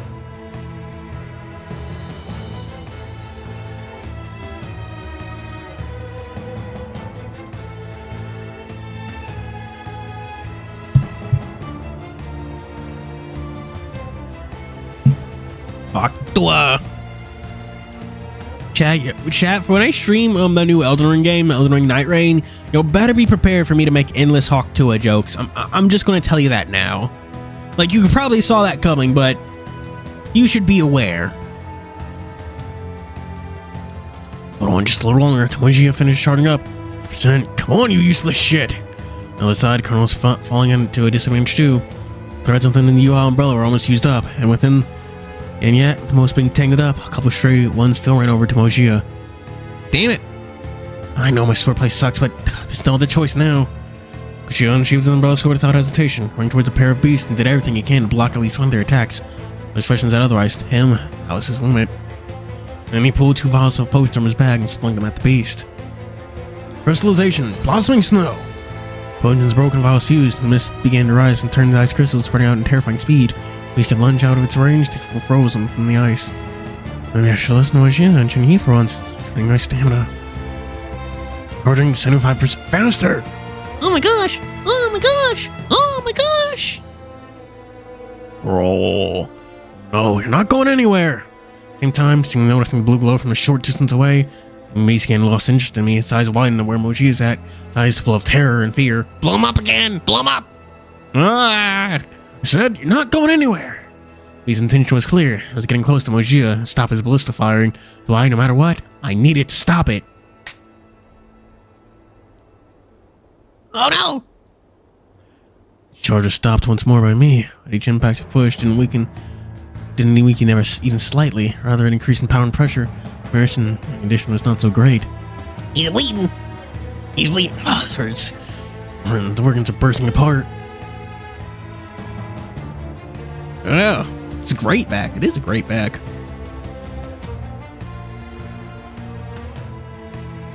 In my condition, the most I can do is stop one last charge. If it continues, the battle will fail. The most I can do is block one last charge from Mojia on the beast.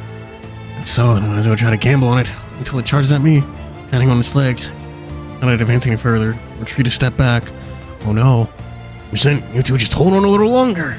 The beast roared again and charged at me, but this time the ripping the air and the charge was more ferocious than any attack before. Chrono, lend me a hand, could you? No need for you to tell me. Originally thought that Chrono was to help me delay the biggest one. When I turned to see the Chrono situation was optimistic either. We had another attack from the beast, with his hands on the sword, struggling under its strength. Like this, agreed to reach my aid without thinking. Come on, reach there in time, please. Rosa threw one hand and reached into his bag, tossing 2 vials in my direction. I was broken splintered on the gigantic feet of the monster, spreading the right crystal. Despite his effort, the range was barely able to freeze one of its legs. Chrono was put in danger because of so. Skill and his sword was not enough. His enemies before him, finally overwhelmed by the beasts around him. He up in a dire situation, unable to move. Oh no! He's gonna awaken his one Tomoe Sharingan, which ain't gonna do shit. Granted, you can't actually skip levels with the Sharingan. I believe Obito actually went from 2 to well, no, can he? Can you?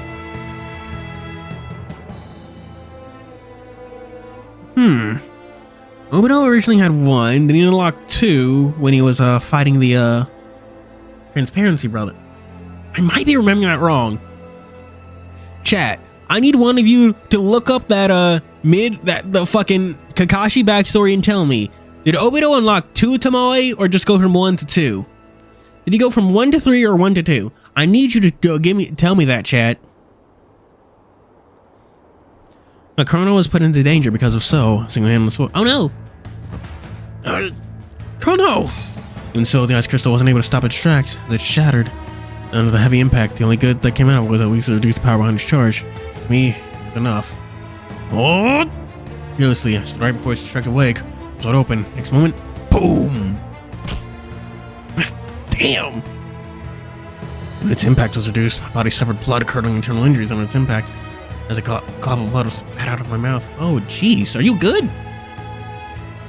Mojia is gone. Texas Punch. The four elements. Gone in punch. Roll hard. Eating it like you would. Yeah. He's really gonna need to give Chrono a good visit after this, because good lord, you've just been throwing yourself at the problem. I'm out of the pain rippling throughout my body, made it difficult to stand. For I knew it well, if I fall here, the Chrono state will stop the crisis beast. Sure, Mojia's charge will be interrupted, which one in failure, and every civilian in Liquan town will fall into danger as well. At least hold it off till day. Do I will not let it pass. You shall not pass. Whatever you say, Gandalf, not one step. Used all my strength, entirely gripped upon its giant body. Fingers tightly knotted themselves in the skin and fur, struggled before me, trying to escape and wriggle its body, and became panicked and terrified as the brightening blue light before its very eyes. Charge complete. Great. Oh no, go! Mojia, you really need to repair that hunk of junk. Tex, get out of the way! No, if I let it go now, it's going to attack you or run away now. That happens, how are we going to aim it through that thing? Told you to move. Are you crazy? I can aim well at this distance. There are a few... The fucking...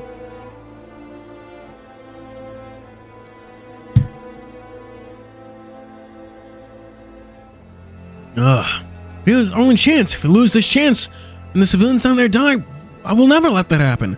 Tex, trust you won't miss. Fire the shot, Mojia. Mojia, just basically refused to let go. Mojia was for once stumped without a plan. That was even a possibility of failure for me. Looking at Chrono, unable to move. Trying to take a deep breath before looking into my determined eyes. It's the crosshair slowly lining up right where I'm at. General Mo, fire the shot. That's TianheHui. Where his closed eyes, or Mojia back with battlefield. On opening his eyes, his present friends and comrades facing a situation ever so similar. He grits his teeth. Oh wait, no. Oh my god! He's remembering the guy from the fucking story he told. The absolutely hopeless blockhead. Yet Mojia didn't pull the trigger as expected, but instead, just bang direct orders on the field. I'm going to carve it into your forehead when we get back. Just you wait for the punishment until then. Mojia stood as the leg kicked to the ground, fracturing the bloody ground. He held his giant blister with one arm, looking at me, reaching out with another hand. Wait, Mojia! Come here, you. Oh my gosh. Get out of the way, Hot Rod. What a fucked up name for an Autobot. An instant, Mojia grabbed... I guess I assumed it was TianheHui because the way it said General Mo. I was like, that no one here calls him that. That sounds like something TianheHui would say. Maximum pulse. Captain America shield. Bing. In an instant, Mojia grabbed me with his large hand and held me in his arms, while with the stomp of his right leg, halted himself. Turning, he raised his hand with the blister, aiming right in the beast's giant belly.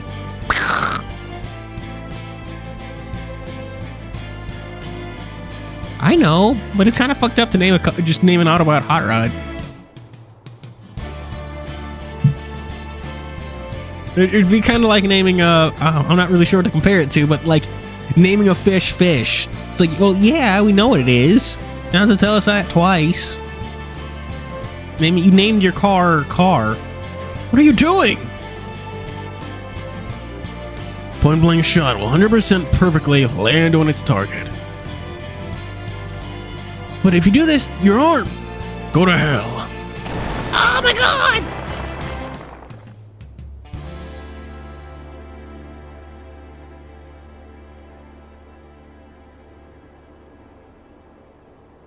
Mojia's face had a slight smile upon it as his fingers squeezed the trigger before I could finish my sentence. Instant blue glow erupted from the beast's belly and blew it open.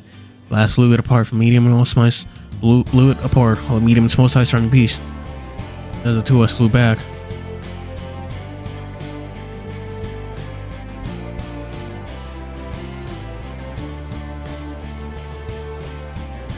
But you hold out a little longer. Ramjet. Does the ramjet turn into a plane? I'm gonna be so mad if it does.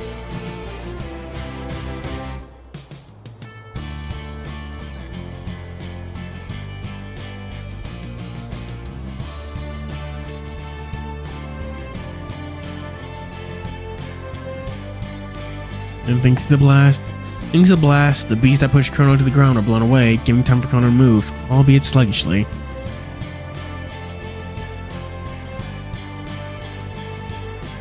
Wow.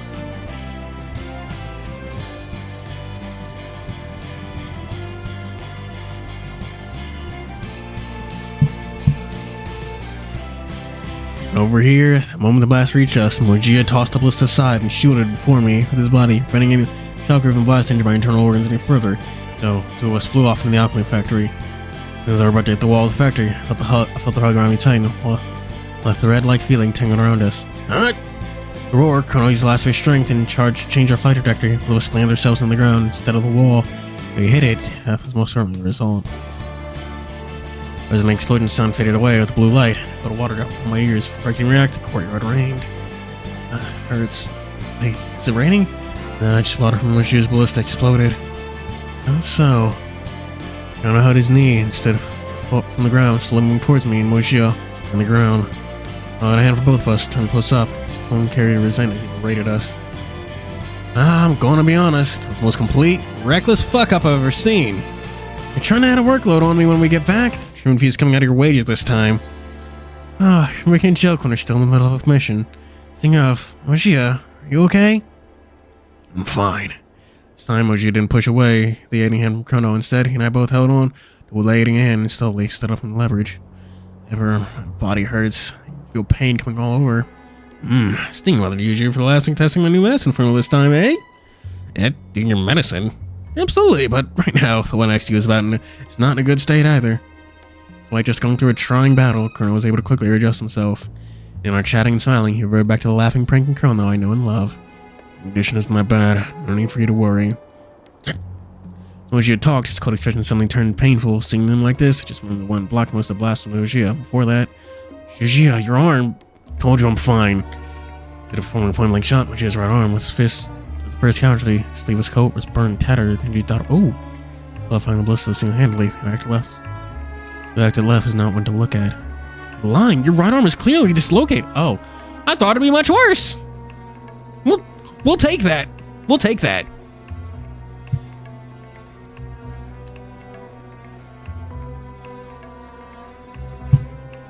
Seeing his right hand hanging there powerlessly, I felt my heart aching in pain. Emotions jumbled, mixed. Sorry, I was too stubborn back then to move. It was nothing to do with you. It was my choice. Chrono would treat it for me. He then patted my shoulder with his left hand and smiled at me. Shoulder, come here and I'll realign it for you. No matter what you say, Murmur is going through acupuncture once we're back. Mojia, despite looking very reluctant, but to realign his shoulder dislocated, he still followed Chrono's request obediently. Of course, no matter great a general he is, for a doctor, he has no choice but to follow. Is everything okay? This music is still too bad. This music is still too bad for y'all to be this chill. Chrono then grabbed Mojia's arm and he softly found the elbow. Moment similar to a caca sound cried out from Mojia's joint. Mojia raised his brows. Thankfully, this injury isn't too severe, but astounding you're able to hold out without anesthetic. Good work. Good work. Don't make a mockery of me. You should give him some anesthetic anyway. It'll probably help a bit. Or at least, well, no. Still need to have him go. Tracted his arm happily before simply moving it about to ensure no further issues. Let's take the rest of your treatment once we're back. Then, the dripping water above, smoke finally cleared from the explosion. Clearly, center, we see a giant battered body of the demon beast. Gold gaped in his stomach as black blood flowed from freely from the wound, and with it, thump, thump, thump, thump. Sorry, I'm sorry. Usual heartbeat, another strange deep voice. What the hell? Why can't I still hear the heartbeat? Is that thing still alive? It's still barely breathing. How to survive such regeneration after that hit? Seriously tenacious beast of such vitality. First time I've met one of its kind. Demon's upper half crawled up within its battered, shattered ribcage. Black organ growed eagerly, slowly beating. While its lower half couldn't attack us, so remained there, staring at us. Then, as the pack leader, roared weakly, but the order was clear. When the active beast leaped, and began lunging at the three of us. Oh no! Oh no! Shit, there's no strength in me to fight anymore! Damn it, I found out potions too. The beast rushed and surrounded the three of us. As the beast had descended upon us, covering the moon in the sky, we were trapped, and would escape a retreat. Truly desperate situation. Suddenly, just in time, the familiar voice came from the top. Flowing cloud of blades of 5! Kill that crow! Thunderbolt stream! Reinforcements! There's... This music is... I fuck with it. I fuck with it so hard. It's so nice. Light of fire and lightning shone to the land as sparks from the inferno and thunderstorm knocked the demon beast back. Some of the beasts were even sliced in half and burnt to ashes in the inferno. Afterwards, surrounding demon beasts began to retreat, trying to escape. You wanna run? TianheHui sheathed his greatsword before pulling out a dagger and short sword from the sheath, and rushing out like lightning. Glowing cloud blades, birch candle, autumn dew! The roar of the tiger tossed the short sword in his hand, and in a flash of fire, nailed one leg on the leg of the demon beast before TianheHui flashed to its back, and in reverse grip, pierced the dagger into its heart. Oh. Yeah, make it good. Make it celebratory food for our character surviving this gruesome battle. Covered his short sword before... Inferno Flash, incinerate. His figure turned into Inferno, fleeing between the beasts, using trees as vantage point, leaping between the beasts until he rushed out of enemies, throwing his blade in his hand and shooting them back into his flowing cloud blade scabbard in a flourishing manner. And before him, the beast conflagrated, blew up in a raging fire, falling to the ground, burning to the ashes. Oh my gosh, this is so fucking cool. So fucking cool. Thunder drums of 8, information. Yu waved his right hand, and the 3 drums on his back flew out. Lightning striking the ground, a yin-yang and Bago array was carved out of lightning where flows electric current coursed outward. States of thunder drums of 8, we only have 3 here. Message denied, the usage of any extras, so I only have 3 on me. He smiled and answered before drawing the bow on his back. Lightning and electricity gathered around his fingers. In his bow, lightning gathered in his hand, turning into an arrow. And thunder drums of the arrow rotating faster and faster as the arrow glowed brighter and brighter, as well, pulsating. And she you form, as arrow you break. Twang! He released the arrow, as a white flash of lightning shot out, lunged at one of the beasts like a python, piercing its heart. The lightning remained, danced between the demon beast, forming a resplendent imagery. Finally, the lightning shot up in the sky and turned into an orb before exploding in the forest, burning away the last of the abominations that hid amongst the trees, or any that tried to escape. White wolf and tiger's back stood their ground proudly. Seeing them, I couldn't resist my joy in heaven and called out for them. TianheHui! By you! Sorry we came late, because it was too big. The road here was quite night, it was quite hard to see. Nowhere to go, so we wasted a little time trying to reach here. But thanks to the large explosion just earlier, it helped us locate where you guys are at. So I rushed here at once. Grief. I thought we were done just now. Were you two supposed to be show? Come here. It's not fine, we're here to save you. Didn't come in time, you 3 would have been shreds and diced to bits already. You two didn't come out of, mind. We were investigating clues at the mark list at Jizhou. We found a trail that led us to Li Quan. A connection between the case and here, so we rushed over. See, so that's why you're here. Alright, chat time's over. We'll share our intel between one another later. For now, let's handle the situation before us. Yeah, seemed like that big asshole didn't give you an easy time at all. And you and Bayu stayed and turned to the remnants of the giant beast. Right now, was at its end, not even the strength to combat us, with its mangled body only roaring at the same spot. So much regret. It's unbelievable that such a being could make you guys go into such a disadvantage. Just destroy its heart already. It's not like you to mess about, Moshia. This thing had 2 hearts. I didn't know that from the beginning. Destroy the chest cavity. I never even considered that had another heart concealed in its abdomen. Beast with 2 hearts? As long as 1 heart remains, the other one will regenerate too. We took a long effort in destroying the second one, it didn't manage to stop its first from repairing itself. Easy then, leave it to me. Hearing this, Shinyu had his hand upon his blades from the flowing cloud. I one of the blades from the flowing cloud blades. Walked to the base. Just then, heard a voice on the beast again. There are no other demon beasts interfering here. I could hear its voice and words clearly this time. Sorry, Queen Leon. Eh? Queen Leon? What a tough bastard. I'm gonna grant you your final right. Weird. I was thinking about this since the afternoon. Its appearance far stranger than the demon beast, but also includes symbols from its mouth from time to time. I haven't heard of a talking demon beast, but since something as strange as having two hearts is already possible, talking might be within the realm of possibility, but wait. The words I just heard was Kung Lan. Why do you call it Mishang? Could it be an illusion or something strange behind all this? Nevertheless, let's call Shinyu off. And when Shinyu about to draw his swords, I rushed calling him off, ignoring the pain in my body. Shinyu, wait! Don't come any closer. Careful, I might attack you again. I'm fine since you're in front of me. Trust you'll protect me well. Hope you're right about that. You're even fine with that body of yours? Nah. He's probably got a lot of internal bleeding. He should just be grateful he can move at all.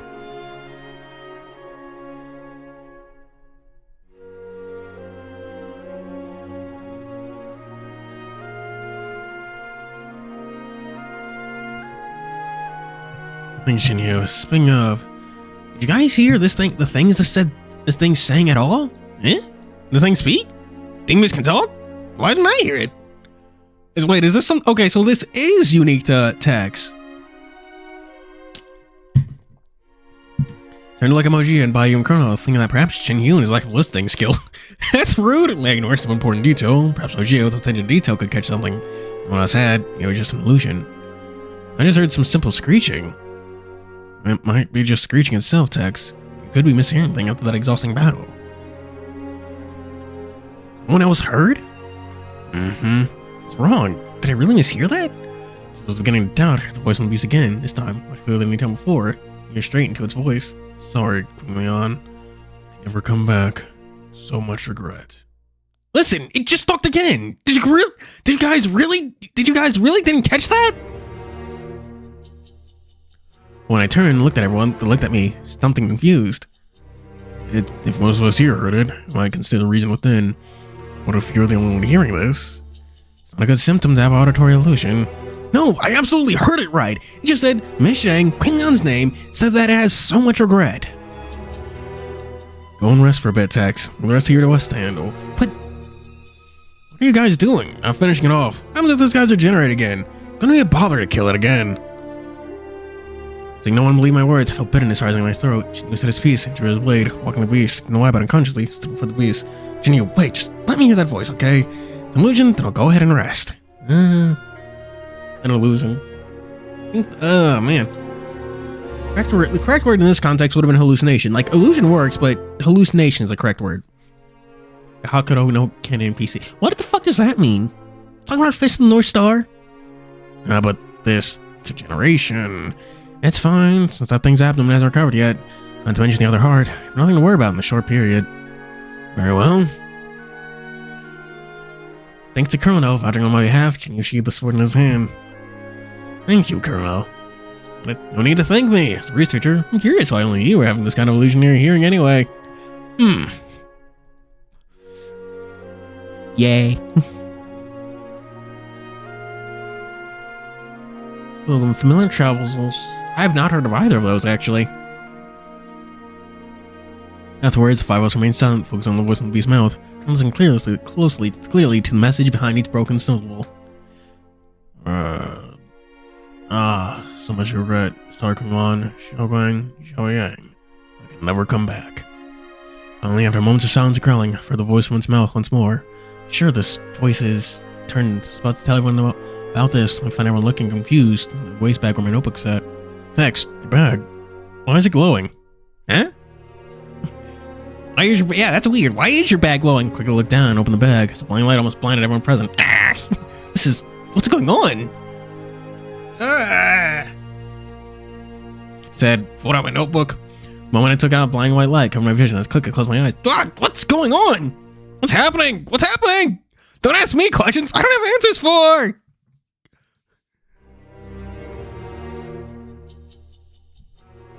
Where am I? One light faded, I opened my eyes. Ah, shit, I died. I'm in heaven. No! Who snuck a bomb into my bag?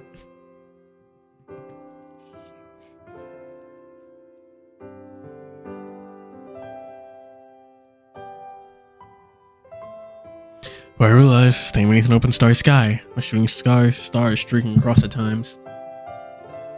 Hello, McCoyties. Did you show? Have you been lurking, or did you show up? Or did you show up just to insult all of us? Because if it's a ladder, then based.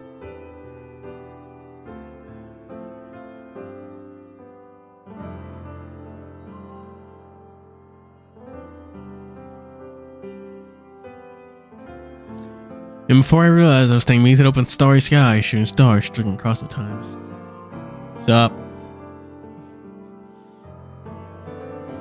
And around me was a tranquil lake with nothing in it. Jinyu, Payu, Kono, Mujia. Tried to call for everyone, but no response came from not even the echo of my voice. I mean, yeah, this does not seem like a place I'd echo. What is going on?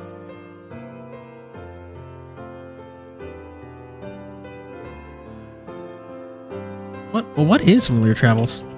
Text, do not go there. Oh shit, is he inside the nine-tailed seal?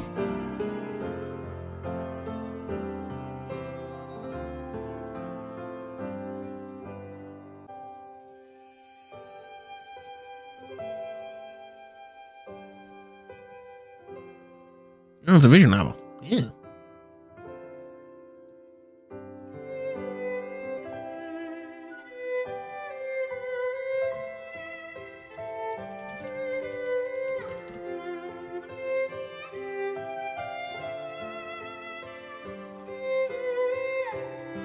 Yeah, these are both like actual games. That makes sense.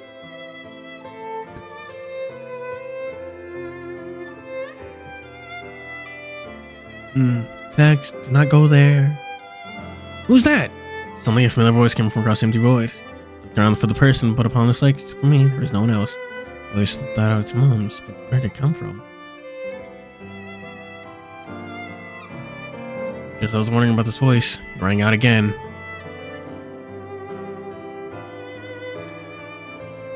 Don't go forward. Don't go forward. Come to Mom. That's what she said. Mom, is that you? Mom, where are you? He's having a trauma response. It was broken as if it was cut off. At the same time, every time she spoke, it would fade more and more away.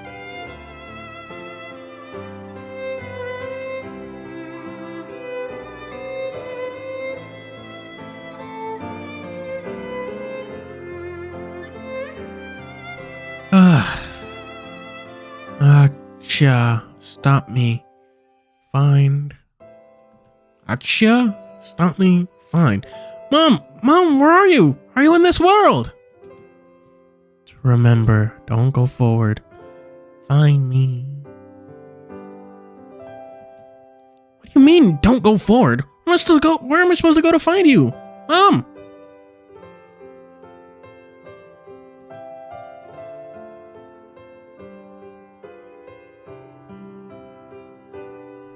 Afterwards, the voice disappeared, leaving me alone, standing here all alone beneath the starry sky.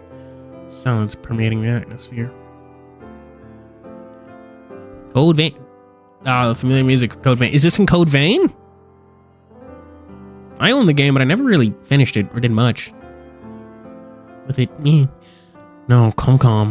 Mom died when I was little. From my eyes, she died. Boys can't be her. But what is this all about?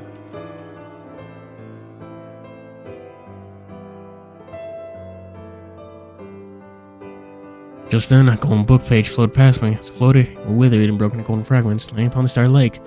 Nothing but a speck. What's this? Followed where the page floated to, as the golden sun rose from the horizon of the starry sky. The page of the golden page floated to the sky, and underneath the light, plated in golden air and wisp. Like going before, they too broke off, seeming to the depth of the ocean, forming stars, seeming starry, sinking and floating in a cycle. Please, I have no more money for you to spend on alcohol. I beg you, stop hitting little Ya and hit me. I beg you. Woman's voice. So these are all the ones that made up the demon beast. You got yourself some food. Nice. Right then, the golden dust from the withering pages didn't sink in the lake, but slowly formed into a figure under the wind, taking the shape of a woman next to her. Man. No more money to buy? Then find some. I ain't gonna learn other men. Get them to pay for it. Please, I beg you, I have no more money to spend on alcohol for you. Little Yana is sick and she needs money. Can't spend wantonly on you anymore. Don't you have some spare on you? Give me some alcohol now. No, that's some money for you. I can't give it to you. Bitch, give it to me. No, not give it to you. Go away. Go away. This bitch won't give the money, eh? Then I'll beat you to death. Don't come any near. Go away. Let me go. I beg you. Let me go. Ah! Papa, please. Stop being so angry at Mama. You bitch's child. Bitch's child should be a piece of shit. Dare beg for little Mama? Fine. Beat you in two. Yeah, run. Ah, Mama, run. Run. You're in shackles. See how you're gonna run. Bastard, let them go. You want me to run forwards, then swing a fist at the man, but in an instant, I touch the figure, my brows split apart like homeless bubbles, disappearing. He treated his wife and child like that. Adjusted my breathing until my reasoning returned to me, starting I was present, I mean. What was that? What was even that? Illusion? Memory? Mirage? Any voices? What's going on? Little brother, your sister's been so nice to you, haven't they? Why are you so determined to leave the household? I'm so done with that obsessive old hag, locking me up every day at home, saying everything is for my own good. When I see it, she's trying to drive me insane. This is the rich lady's child, you know, the one that carved up onions and stuff, you know, from the last stream. The mystery could be solved if it appeared before the path, so something's guiding me. As I grew as I walked forward, trying to understand the reason behind all this. You can't. The household only has you as a soul male child. Do you know what mother went through to give birth to you? Just know so much pain. Oh wait. How much sour turnip she ate. Do you know how much suffering I went through over these trying years? Sending servants to guard me while I was asleep, calling out servants following me, the friends I make to be slicked by her, my clothing, my food, all gone through the control freak's touch. You knew it well, that mother's way of loving you. My sister's never seen that kind of love from her. Loving me, sickness gets me locked down for a month, sneeze gets 10 doctors called for my aid. Every person I ever found love in, a girl I truly like, she wouldn't interfere until I go crazy. I've had enough of this home. No, that's mother's love. I want to be supervised by mom, to be under her surveilling eyes, be coupled between her hands, be controlled, everything by her. That's true love, a mother's love. Sister, not yourself. That's not what you're saying. Why would you say that? No, I'm not abnormal. I'm like you. We're all children of our mother. Why can't I receive love from her like you do? You leaving me will be great. Mother will love us for sure. You just have to poison her lemons and make sure she has no children from now on. And she realized how much her daughter cared for her, loved her, and then she should us. Sister, you're crazy. I'm not crazy. Once you're gone, I'll become Mama's favorite daughter. I'll be under her control finally. Feel her love. Crazy. You're all crazy. You're all abnormal. I've heard his illusion dissipated in the wind too. What's wrong with that family? You know, as I walked forward, more and more pages flowed past me. It became threads like golden wind. Whoa, is that a fucking JoJo's reference? So look at this. These are memories, but whose memories are these? Why can I peer into these fragments? And walking forward again. You're really leaving here? Yeah, instead of languishing around here, I might as well spend my last days of life living happily and carefree and unfettered. Oh.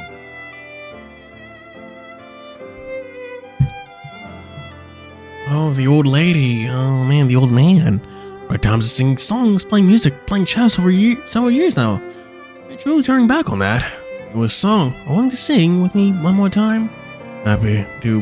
How about the same time tomorrow? Not a good time today? Probably a friend called me to drink tonight. No choice but to go. I know you don't like to see me drunk, so please, don't go with me. And then tomorrow, I'll wait here for you. Sorry, I've already decided since you know too that people ages, they grow stubborn, but I swear, you look at this place, I'll never forget. Enough. An aged lady too, and then you're later with promises or remembering. More than enough. Like a voice of Grandpa and Grandma. Why are you back so late? Be honest with me, bastard. Did you go out and play with some other bitch woman? I just had some extra work in my shop and came back late as a result. Why are you so angry? You're still lying. I know your heart belongs to someone else. Stop lying to me. So what? So get out of my house. You live in my house, spend my money, eat my food, eat food I paid for, and you dare stop me from finding another woman? You unreasonable shit. What if I found a man out there? You won't agree with it, right? So why can't you just think for once for my shoes? Find them then. Just get out of my house when you do. Yang Jinjiang. I gave up working in Shuzhou to come here and worked for my life in Shuzhou. I've abandoned everything for you, and after coming here, you told me to stay in the house and don't work, so I can be a housewife you see me as. I clean up your house, I wash your clothes, and make your dinner. I help you to borrow funding and settle your debts. Which aspect of me made you so damn tempted to find another woman out there? Enough, no more. One day, get out of my house. This is mine. I bought it. You don't deserve to live here. If I didn't give up my savings to you, would you have this house? If it wasn't for me borrowing money on delayed debts, would you have fun to buy a house? Now you say you bought this house? I don't give a fucking damn. The deed's under my name. You know, a little tactful, you then gather your stuff and get the fuck out. Let me see my darling Kui Kui. What? I'm gonna ignore that. I don't want your face anywhere near here. And I don't want your face anywhere near here tomorrow.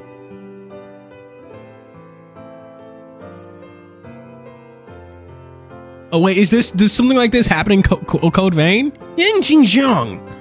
I don't think a couple could argue so intensively. Hey lady for her dilemma.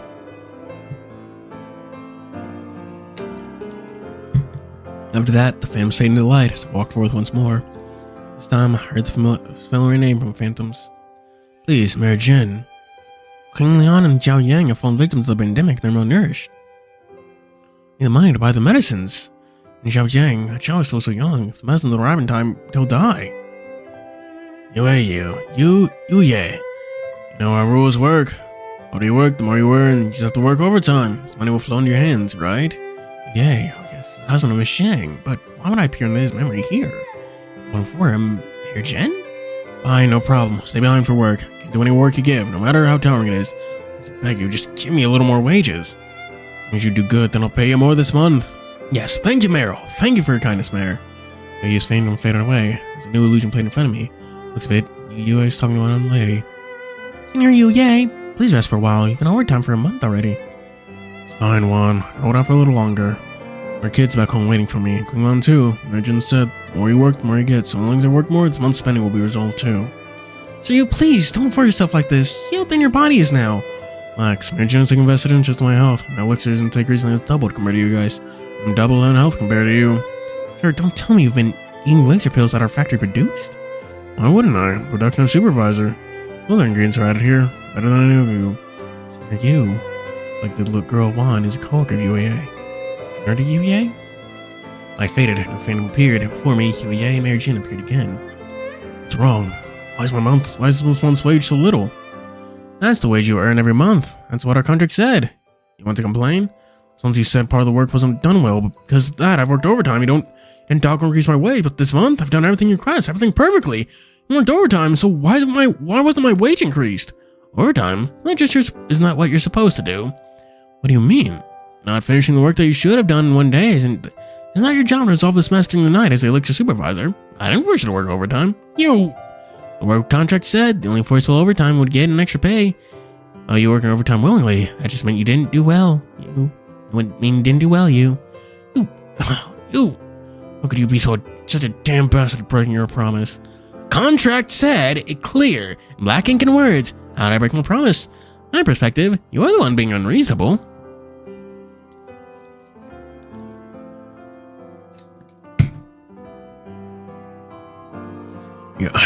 Oh, is he okay? What? Wanna quit? He is a count in your home. Wife, 2 kids, and a freeloader, yes? Together living costs added with you 5 persons, and where's a better job than here for you? You resign now, but your young shot of yours won't even last half a month. How about this? From now on, I'll increase your elixir intake level from 2 to 4 pills. From the look of this, your body's about to break down anyway. If you want to earn more, then eat some more elixirs and get your body working again. Oh yeah, remember, your wife is quite the beauty. Don't you dare! Don't you, Jin Jinkai, don't even dare think of doing that. Please, I didn't finish my sentence. The next time you yell at me like that, I'm firing you. Alright, I didn't remember there was that brother of hers. The young man who eats free from your home with nothing to do. What do you want? Nothing. Master Bai said that I need a bunch of workers here, so how about this? Find someone to work here, and if you succeed, raise your wages. Besides, it's good for him to experience work life. How's that? No issue. It's a win-win for you and me. I'll consider about it. Jerry's finally faded away after UA's words. Still there, my fist curled up in righteous fury. Bastard, I hear Jen treating his workers like that. He's gone too far. I'll teach that asshole a lesson when I get out. Damn, what's happening? Something strange on me. I just want to miss UA's memory. Little you, what's wrong with your fur? It's turning black? Louder, more clearly. Here's Xiao Wan's father. Hello. Greetings, little you. I've heard so much about you from my daughter. Speaks very highly of you. Tutor taught her a lot of work experience. She's really thankful for you, you know. Nothing. I've been taking so much of elixirs lately, I don't know why my body's starting to be more uncomfortable. At times I feel tired. I want to sleep. In her dreams lately, she let her turn into a monster of pitch black fur and kill people and eat people. Me, I even heard Kung An, Xiao Guang, and Xiao Yang. What's wrong with me? You're overworking yourself. Those elixirs, they do nothing, no matter how much you eat. Stop working overtime and go back and rest for a bit. Don't try and convince me, mister. No! No means no. Get off the desk. Find the rest of your work. Go back and rest. Comes to stubbornness. I'm never going to win against you. Oh, yes. What are you looking for me about? Just about raising a complaint about that unruly brother-in-law you're always sitting around, hanging during work, going to the toilet so often. Every time he stays in there, it's half a day. I know. Thank you. Somebody go and I'll get some time to go have a chat with him. Segment dissipated as I realized some suspicious points in the conversation.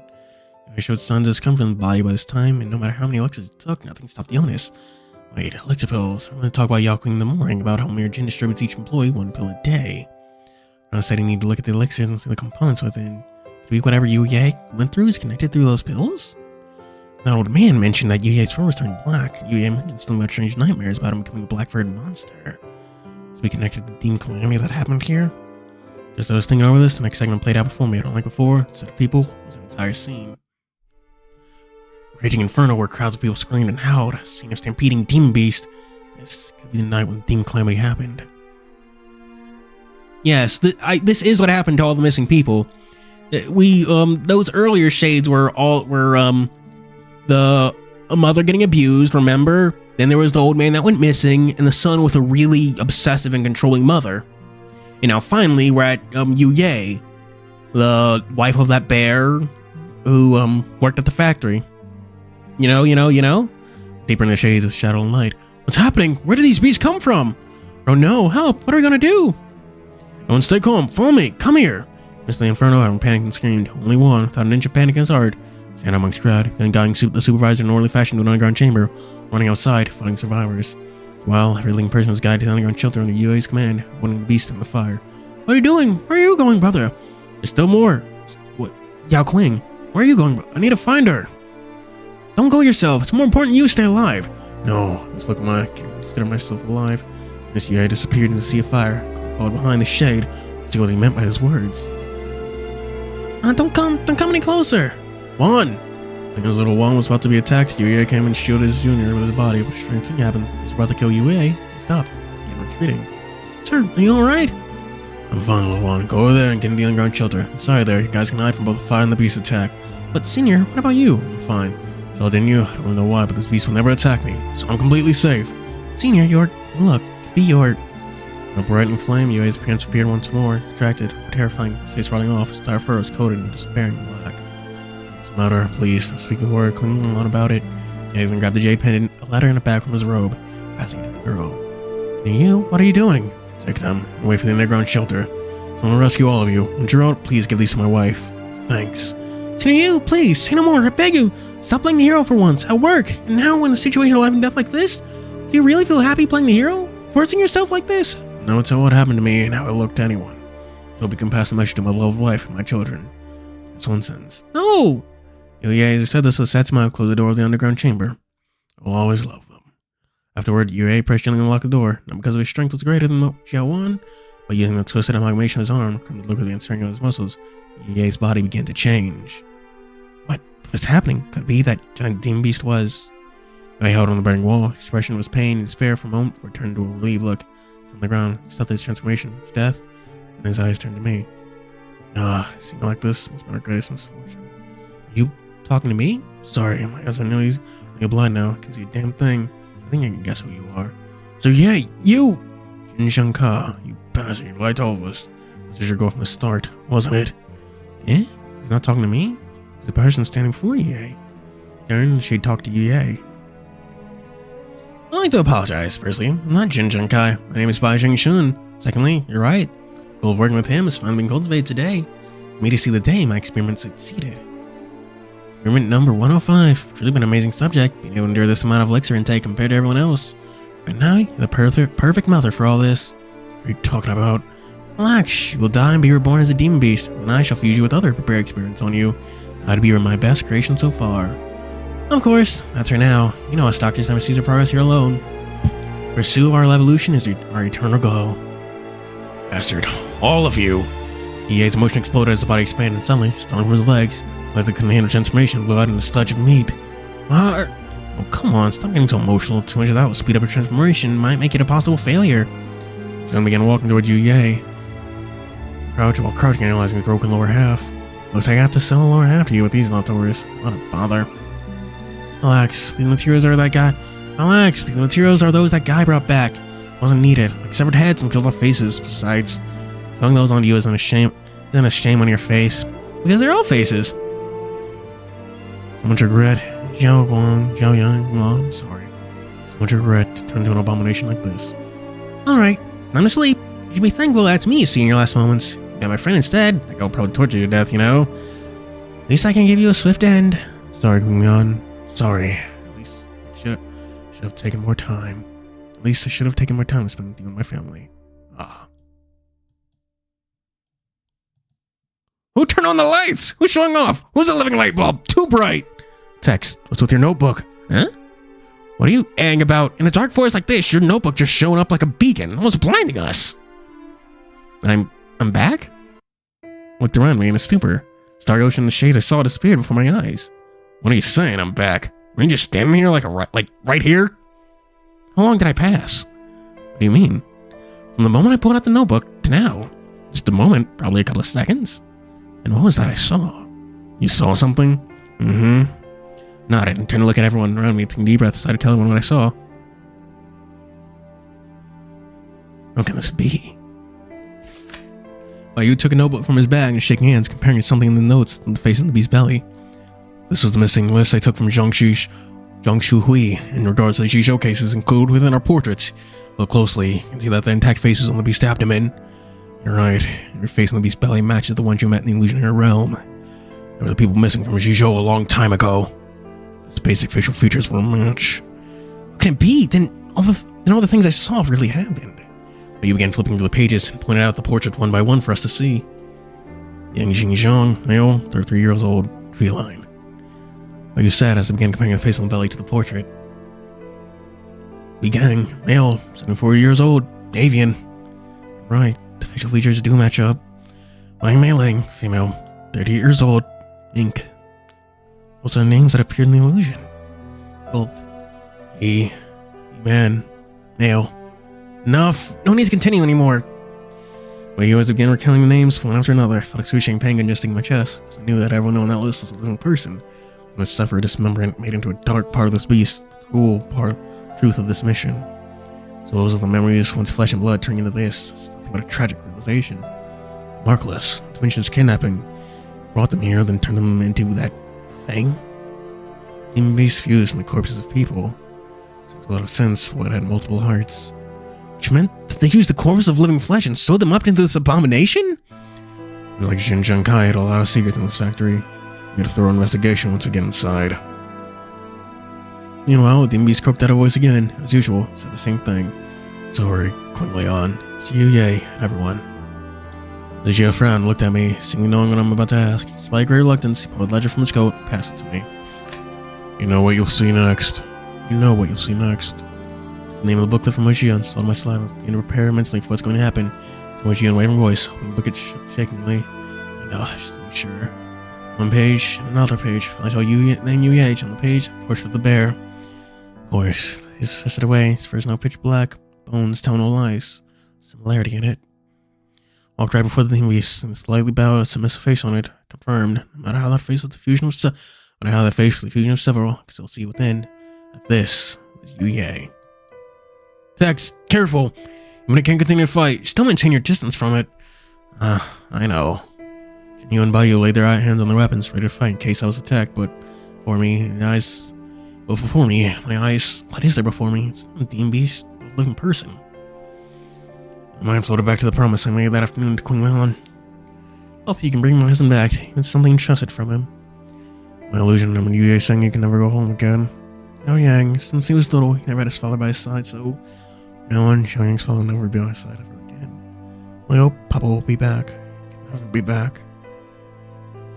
And just flashed before me as whole pain compacted and contracted around my chest.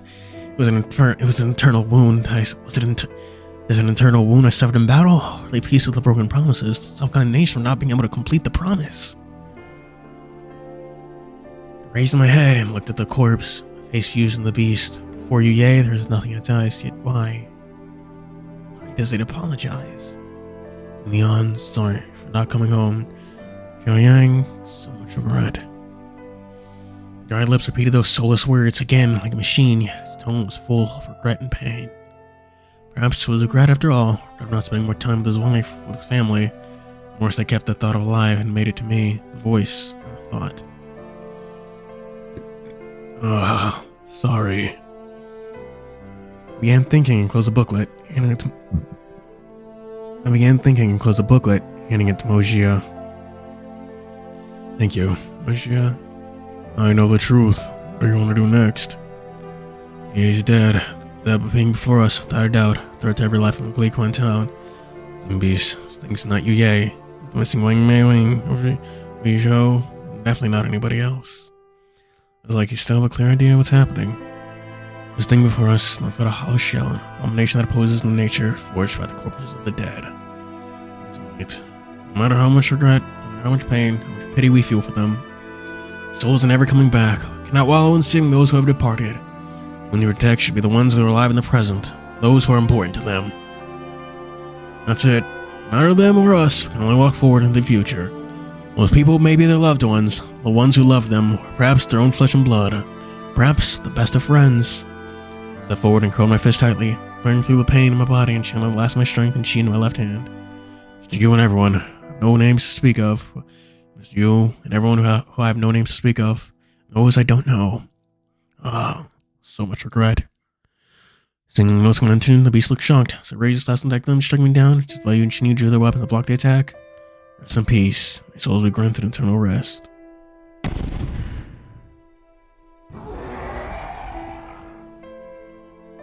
Before I could even react, I plunged straight into its recovering broken chest. When the word passed my fist, a strike like this was fatal to its recovering heart. I have not yet spent enough time with them. Rare blood, a bloody red mist flowed from its back. Its heart broken and punctured by my strike. The beast lost its strength to roar out its final words. So there silently, heart mixed and jumbled emotions, unhappy, with my blood-soaked fix. As the question arose, I still respect Mr. Zheng's promise. Is this for the best? Tex, are you alright? No, not at all. You noticed my contorted expression and walked up, tapping my shoulder as I immediately walked out of my stupor. Does it hurt? Oh, I don't know. I can't begin to describe this feeling of mine. It's fine. You've done everything you can. That's all we can ask for in life. Thanks. I'm in a downtrodden mood, and you scoot over and quickly change the topic. Hey, Tex, speaking of, what's all that notebook of yours? How's it glowing? Could it be a legacy relic? This notebook? I just bought it from some random marketplace for recording stuff. We're coming to G Kingdom. I opened my head and looked at the notebook. Upon opening it, I found something strange. What's with these words and symbols on it? Opening the book, I found in surprise that everything I'd written and recorded disappeared. Oh no! Days of work gone! In its place, recognizable words and symbols instantly packed on a single page. And that page, empty. Huh? I was surprised. I just came over to look at my notebook. What kind of handwriting is this? The first time seeing a language like this, it's miraculously symbols. I've never written this on my notebook before. Like that, everything recorded on this notebook from before disappeared as well. And I flipped over the page behind it and found only blankness. Confused, closed the book again. What's happening? Get this booklet just to record my travels and experiences. That's all. Let me see. Afterwards, Shinyu took the booklet from my hand and began flipping through. Basically, of course, whether Shinyu can understand the mystery behind it or not, when I doubt in his ability. I mean, he did have magic gloves on, so, you know. Let it slide. He put his back into it. Put his back into doing a mercy kill. Tex, perhaps you know how to use chi then. No way. The glove I used today was given to me by Mojia. So that helped me activate the internal chi or something. Saying I raised my hand to show the glove to buy you. Wait, isn't this your charge-up glove, Mojia? Inject our chi within to charge it up, and upon wearing it, any current species who can use chi can still activate the internal chi within them temporarily. Yeah? Charge up? Seems like I forgot to mention that. Those glove had chi within it? I thought my inner power was activated within it. Do not be discouraged. Like I said yesterday, only just equipment, but has great power or not, depends on the user. To use this glove well is your own accomplishment. Mojia concealed this from me on purpose. I wouldn't get disheartened upon knowing this. How can it be? It's not the type that treats me like a child. Eh? Strange. Where's this weird language go? What are these things you recorded from the past few days? Huh? What's going on? Oh, what is it written here? Let me see. Today, Mimoji and Colonel came to Liquan. Met interesting people here. Also, lots of new stuff. Colonel about Elixir Alchemy, so Elixir Alchemy is. Ah, enough. Don't read. Give me my notebook back. Got the notebook out of Chinhu's hand before turning to look at Mojia's face with an incredulous look.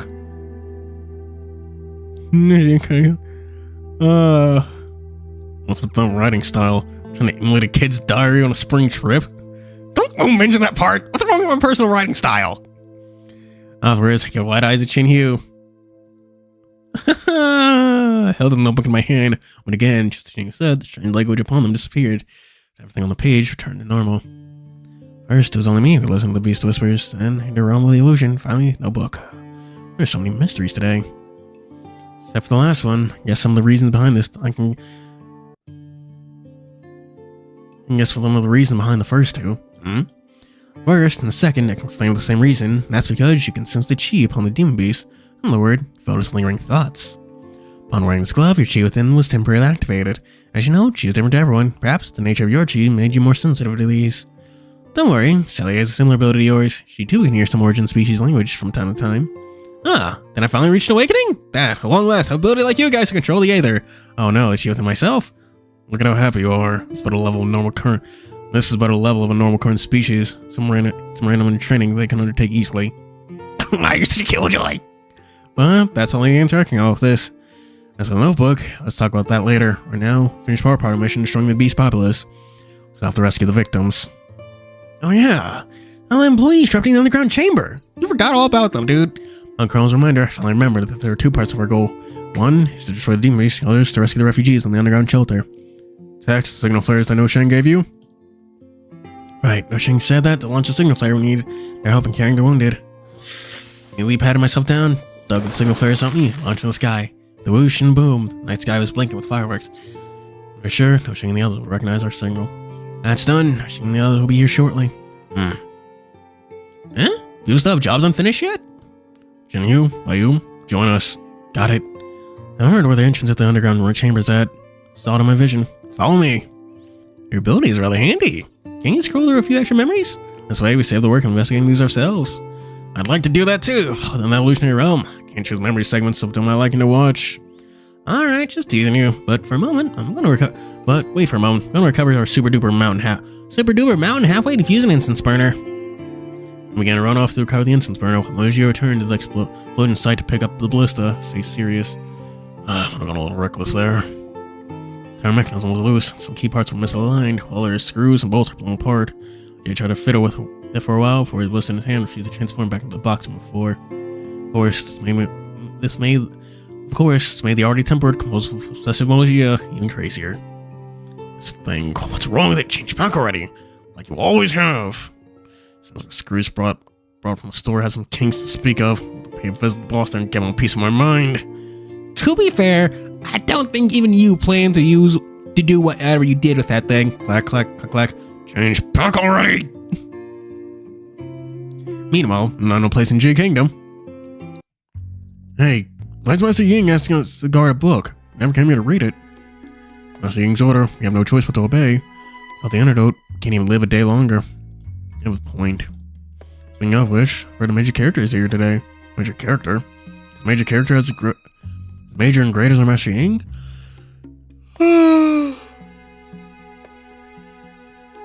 Of course not. The rumor has it, the man's a messenger from Mortal Branch. Mortal Branch? Messenger?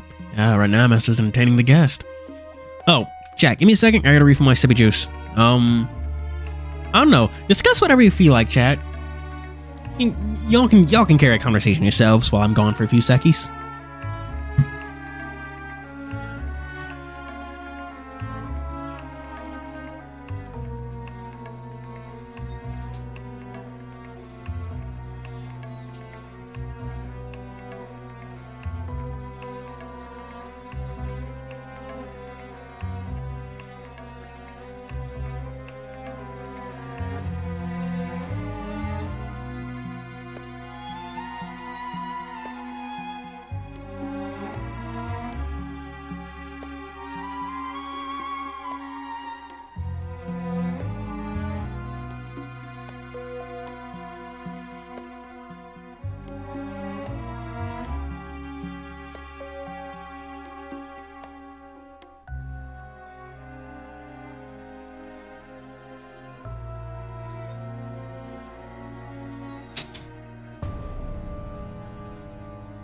Yeah, right now, Master Tenang, your guest. Feel so tired. I do too, but we'll tough it out. The story's getting real good. Great. If Master can't get a timeout right now, I can laze a bit and rest. Try it. Get ready to have your brain blown open when you get caught. Just the minions were about to take a break. They were all shook with the clinking sound. Minions shivered and bounced at the noise. Shit. Sorry, Master. Didn't want to take a break. I'm wrong. Idiot. Master Yang didn't hear. The noise came from the storage behind us. A thief? Inside? Shadow kicked the door open and checked the situation. Upon opening it, Shopkeep blasted them to the ground. Oh my god! What's wrong? What's with the book? Sound the metal breaking open, the duo sat from the ground, looking at the red book stored in the room. With the speed, the chains binding the book have cracks in it? Well, the thing itself crack open. Chains that even Master Gui didn't manage to break open broke by itself. What do we do now? Report it to Master Yang. Master Yang is creating a messenger, and you just said yourself, if we interrupt now, we'll get punished. It's more important than entertaining the guest. If you're afraid of losing your head, then I'll go. Ah, fine. So, go together. I'll say this once, even if I force you to protecting you, you guys should take a cooling mint candy first. Tex already had some negative reactions when he came in. But my memory took everyone inside the factory to purge the air of its toxicity, come reach its torso again, and shoved a cooling mint candy into each of our hands. This candy of yours is one of the few good tasting medicines you've made. Please, medicine is medicine. This is just a candy that helps to readjust your body from weird environments. This ain't a snack. With the TianheHui, the greatest difference of everything in existence, probably whether it's edible or not. Negative reactions? Yeah, I nearly died. Need a little blanket. Oh yeah, nice. Oh wow. You could get solid curtains. Point the white part out, the dark part in. It's really good for blocking out light. I have them in my room and they're great. I love them. You looked at me in shock upon hearing Colonel's words. It felt a little unnatural getting stared at by his serious eyes. It was just like dizziness and breathing difficulty. Otherwise, no biggie. In your body, no severe discomfort or anything, I hope. After taking Colonel's medicine, no such feeling afterward. Good to hear that. Speaking of, why does the door look like it didn't get incinerated by the fire, or rather, it looked like someone broke it open? Why are you so damn attentive to such useless details? I gotta be honest, this environment here does make one easy when standing here. At least you got Crow though. Or do you have to prepare torches for lighting here? My force field uses stamina, okay? If it wasn't for the unique environment, I would let you guys go and prepare torches already. I know, don't be so stingy all of a sudden. Yeah, that's true. Well, I mean, do you have like blinds already? You can just use that. I don't know if blinds are used often in other countries. They're very common here, at least. Like fucking everywhere. Like, they don't even have to buy them common. They're pretty much packaged in with every home I've ever been in. Pushing away the remnants blocking the way, we finally arrived at the entrance where the underground chamber is located. But other than the carbonized furniture and burnt chairs and desks, there were no other things nearby. Not to mention the entrance of the chamber, there wasn't even a crack on the ground. Dang, nothing in the window. That's ugh. I remember being here. Well, exactly, I don't remember. Didn't see how they opened the tunnel to the chamber in the memory either. A devastating fire. It's gone. If there's a secret passage here, then there's gotta be an entrance, or... You someone looked up inside like anything you can talk about. So looking for some kind of button. Perhaps a secret lever is somewhere in the room. Like a table. Might be a secret button underneath it. Just pressing it, the floor pops open or what? The tiger skidded over the table and began searching up and down. Moments later, tired and disappointed. Nothing here at all. Things that TianheHui mentioning it. Some tricks that were written in recent literature about the culture. Oh yes! And then under the table, shelves like these may have a secret passage too. Like moving books here, the shelf move, and voila, secret passage. I began to explore things on the shelves and hoping to find an unburnt book. Reality is cruel, as my imagination was shattered momentarily. Oh. Nothing of that exists here, though. You two are so damn energetic, eh? 3-year-old kids. I used to slam his palm into his face like he doesn't want, he doesn't want to see the embarrassing scene before him. Aw. I mean, I haven't really built like a fucking pillow fort or whatever in like ages. Could be fun. I don't know. Y'all might be a little too old for that. Granted, it's your home. Who's gonna stop you? Why was it? Then where is the entrance then? Lever's mechanism, secret passages? Isn't that how these stories usually go? Yeah. We moaned at the same time, seeing me and TianheHui defeated. The black goat began rolling his eyes before smiling wickedly and made his point. Please, if you're TianheHui, do we need to waste time in finding levers to open an underground room? Eh? Oh, I get what you mean! Eh? You get it? Get it again? What do you even get from that? Another wink to TianheHui. TianheHui nodded in response. Desperate time, call for desperate measures. Use the spell, TianheHui. Radio, leave it to big old me. And wait, are you seriously planning to? Leave it to that. Leave what to you? What are you two planning to do? Stand back. If you get injured, I can take responsibility for it. What the hell are you even planning? And I have no idea what Colonel and TianheHui are trying to do. I took a step back subconsciously. It's probably for the best. Flowing cloud blade, scabbard, secret spell. Open sesame. TianheHui took the scabbard and strapped it to his back and raised it over his head. Heavy slam, smashed the floor apart. The floor sank an inch or two as a large hole opened before us. What? Excellent, excellent, super effective. Excellent. The method is perfect and the fastest. Finally understanding what Colonel and TianheHui's usual problem-solving methods. I don't know why they get the most complaints. Chris knocking sound came above TianheHui and Colonel's head. Idiots! If you didn't control your strength there, you'd cause the entire floor to fall, and worse, bring down the entire building. Ah, ouch! Oh, I think TianheHui's enough. Don't hit me as well. I'm injured. I'm the doctor. Actions, by summary, is reckless, idiotic, and stupidly dangerous. Thank goodness for the secure floor. A lot of us would have been in danger. Alright.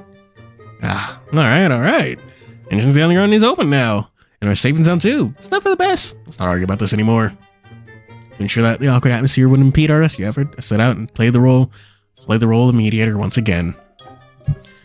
Let's get down quickly. Who knows how the refugees are right now?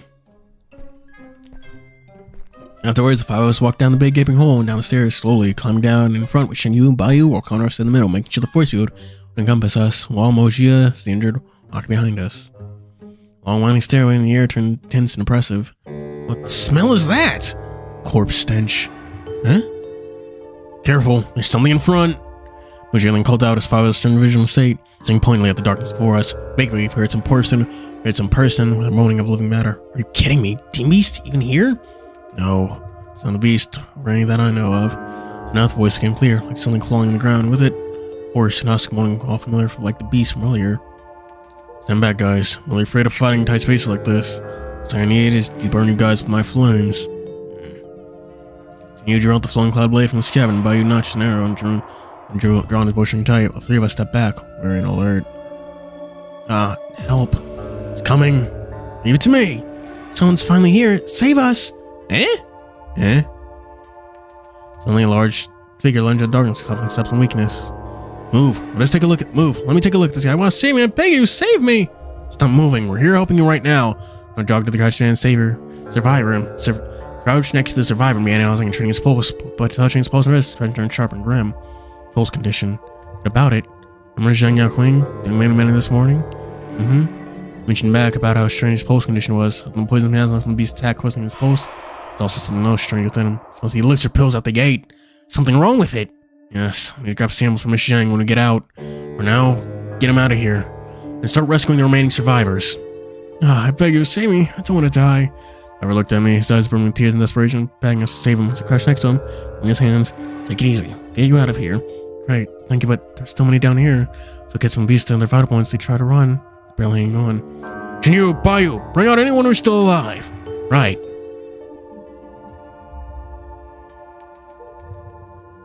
TianheHui then grabbed the survivors on the floor and began quickly walking out the entrance with them. The remaining four of us didn't hesitate. We ran down the stairs, checked out the remaining survivors.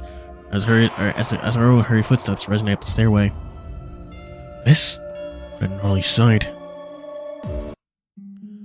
The glowing halo of Chrono, staring at the starring side of the underground chamber, was exposed to us, and the corner lies many of those who were seriously injured. Some of the corpses showed unnatural signs of bloating. Perhaps there were too many people that escaped in the chamber. The environment was hot and humid, and the air was severely lacking ventilation. When the germane spread, some of the corpses began leaking out liquids of various colors. The stench of the corpses flooded the room. Finally, someone's here. Save us, Dad. We're saved. Yeah, looks like we're outside. The world didn't give up on us. Finally, outside of the room, in corner, gathered those who are still breathing. The injured ones are lightly bandaged and lying on the ground, while lightly wounded ones are taking a roll back near the doctor, taking care of them. On the side before them, Connor remained quiet as he rushed over the injured and checking their conditions. Those who can move, come over here. Those who can't or have difficulties moving, Bayu and I will lift you out. The heavily injured ones, our doctor and techs will apply emergency treatment. Mojia quickly took control of the situation at hand as he handed out jobs and roles to each one of us. Thank you, saviors. Are you okay? If your legs can't move, let me lift you out. I'll take you out there. Thank you. Thank you. Too long, at least. It's at least been a few days since the fire. Ryan, please save me. The leg is totally fine. Stop whimpering and crying. You can still walk. Walk out by yourself. Yes, sir. Emoji and by his coordination, those can still move when outside from the stairway from them. Me and Crown didn't hesitate, trying our best to treat those who are severely injured. Doctor, my injury is not too bad.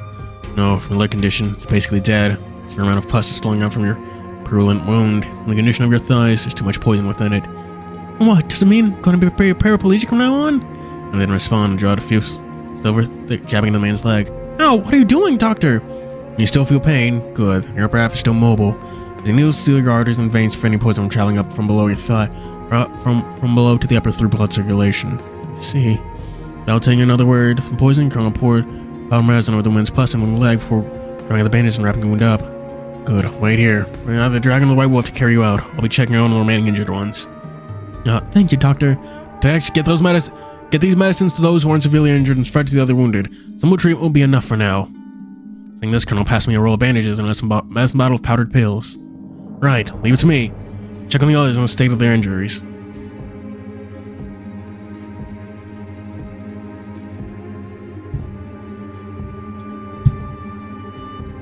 Yeah. That's why they wanted to rescue that's one of the issues. That's why they wanted to finish it. Like, they arrived in Li Quan Town pretty much like yesterday. Like yesterday night. So that's why they moved so quickly to deal with the Demon Beast, because like things are only going to get more dangerous and worse. Demon Beast was not only about to attack Li Quan Town, but they're also survivors who were down there for days at this point. Who knows if they've even had anything to eat. Shit. Bandage and powdered medicine running up and down the room, helping the victims alleviate the pain, while Carl moved to the next heavily injured, carefully removing the bandage and began examining the wound. Now look.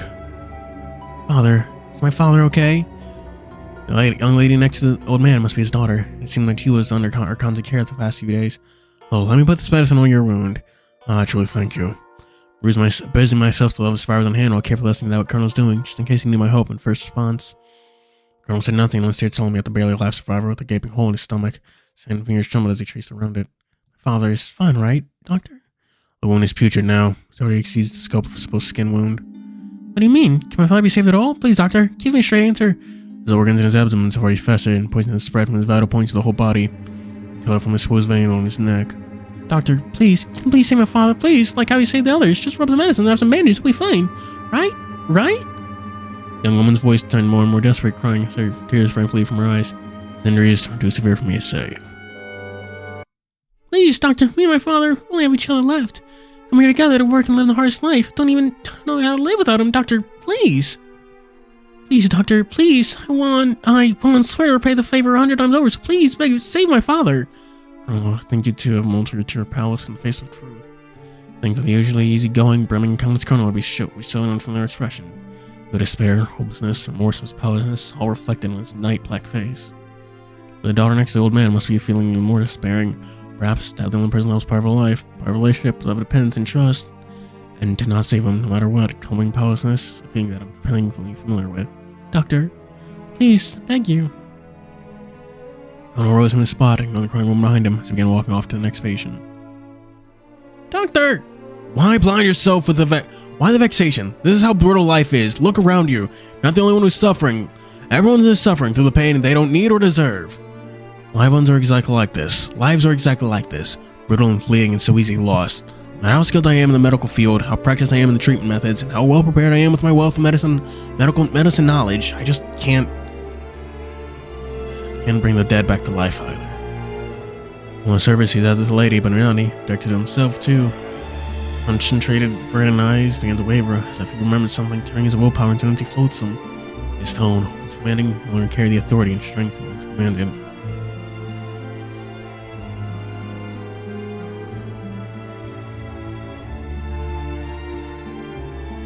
My father is long gone.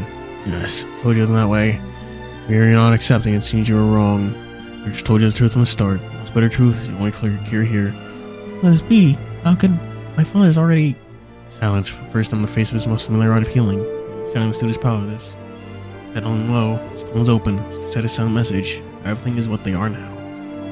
Oh, no, my father. He didn't die. He never died. He can't... I no longer paid attention to her sorrow and continued attending to the patient, but kind, everything you said is a lie. You demons are a bunch of devils. No matter how much Lady screamed, yelled, and cried, Colonel's face remained impassive and emotionless, continuing the job on hand. Here, move around a bit. See how bad everyone is. You're all a bunch of heartless devils. Everything you said, I don't believe a word of it. Madam, please, calm down. The armed merchant was becoming in trouble. I ran forward and put myself between Colonel and spoke to the lady. Calm? How can you tell me to calm? Mayor lied to me. Senior abandoned me, and now my father's gone too. Even this doctor aside, you want to stop me? Miss, that cannot return to life. You know this well. Once you finish our rescue and find a place to give your father's proper burial. So please, get yourself out of here. Take some fresh air outside. I know well, but I can't. I just can't. Hearing his words, my voice dropped an octave after octave. Voice dropped octave after octave, slowly turning into a coarse whimper. At the same time, her eyes lost their glow. She bowed her head, letting tears run from the reddened tears of her eyes, slowly turning, bringing herself out of the chamber. Sex. Thank you. Nothing. Just part of what I should do. For the long and tenacious rescue, Colonel I carried the last of the injured out of the putrid chamber as he finally took a sigh of relief in the fresh, open air. When I returned to the service, laid down the last of the injured person, I found no Shang already here at the doctor's medical center. Ordering them to put the injured ones in the stretchers, one after another, and begin bringing them down the mountain. Checking the doctors have already arrived. Lungs of Benson, I fired the signal flare. When me and Colonel walked down the factory, no Shang noticed I returned and ran over here. Ah, finally, you guys are out! No Shang, so good to see you again! It's a word for you guys. I saw the explosion in the mountain. I thought something bad might have happened. I'd like to see her all alive. I'm truly relieved. It's fine. From what I said, we'll come back just fine. Speaking of which, did Mayor Jin come with you people? Regarding the mayor, he said he needs to rest well and restore his energy, so went back to the mansion.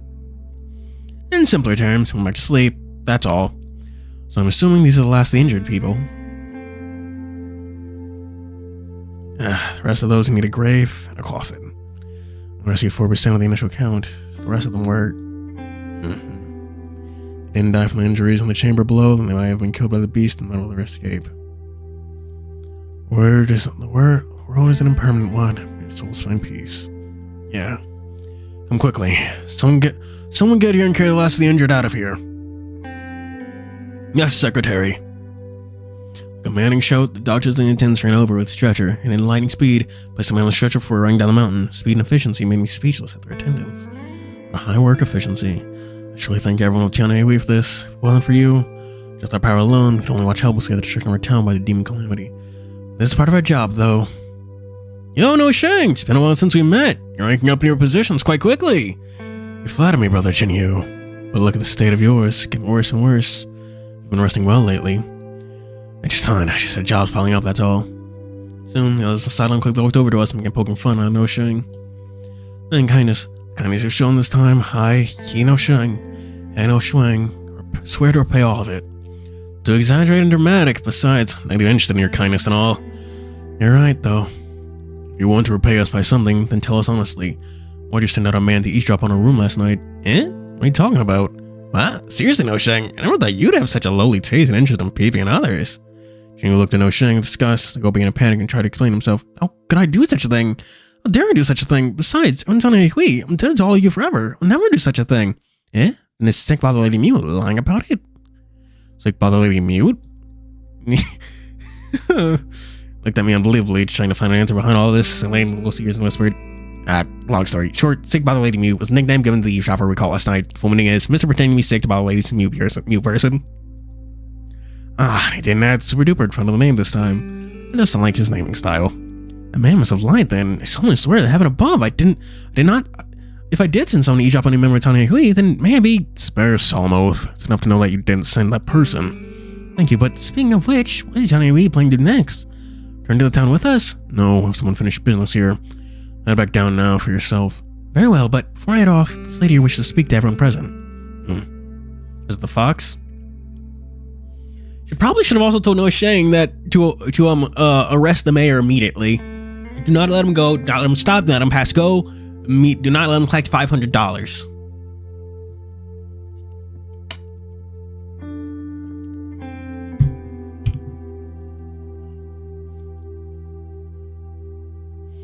No Shang took a few steps back, till he reached a safe distance where he couldn't overhear our talk.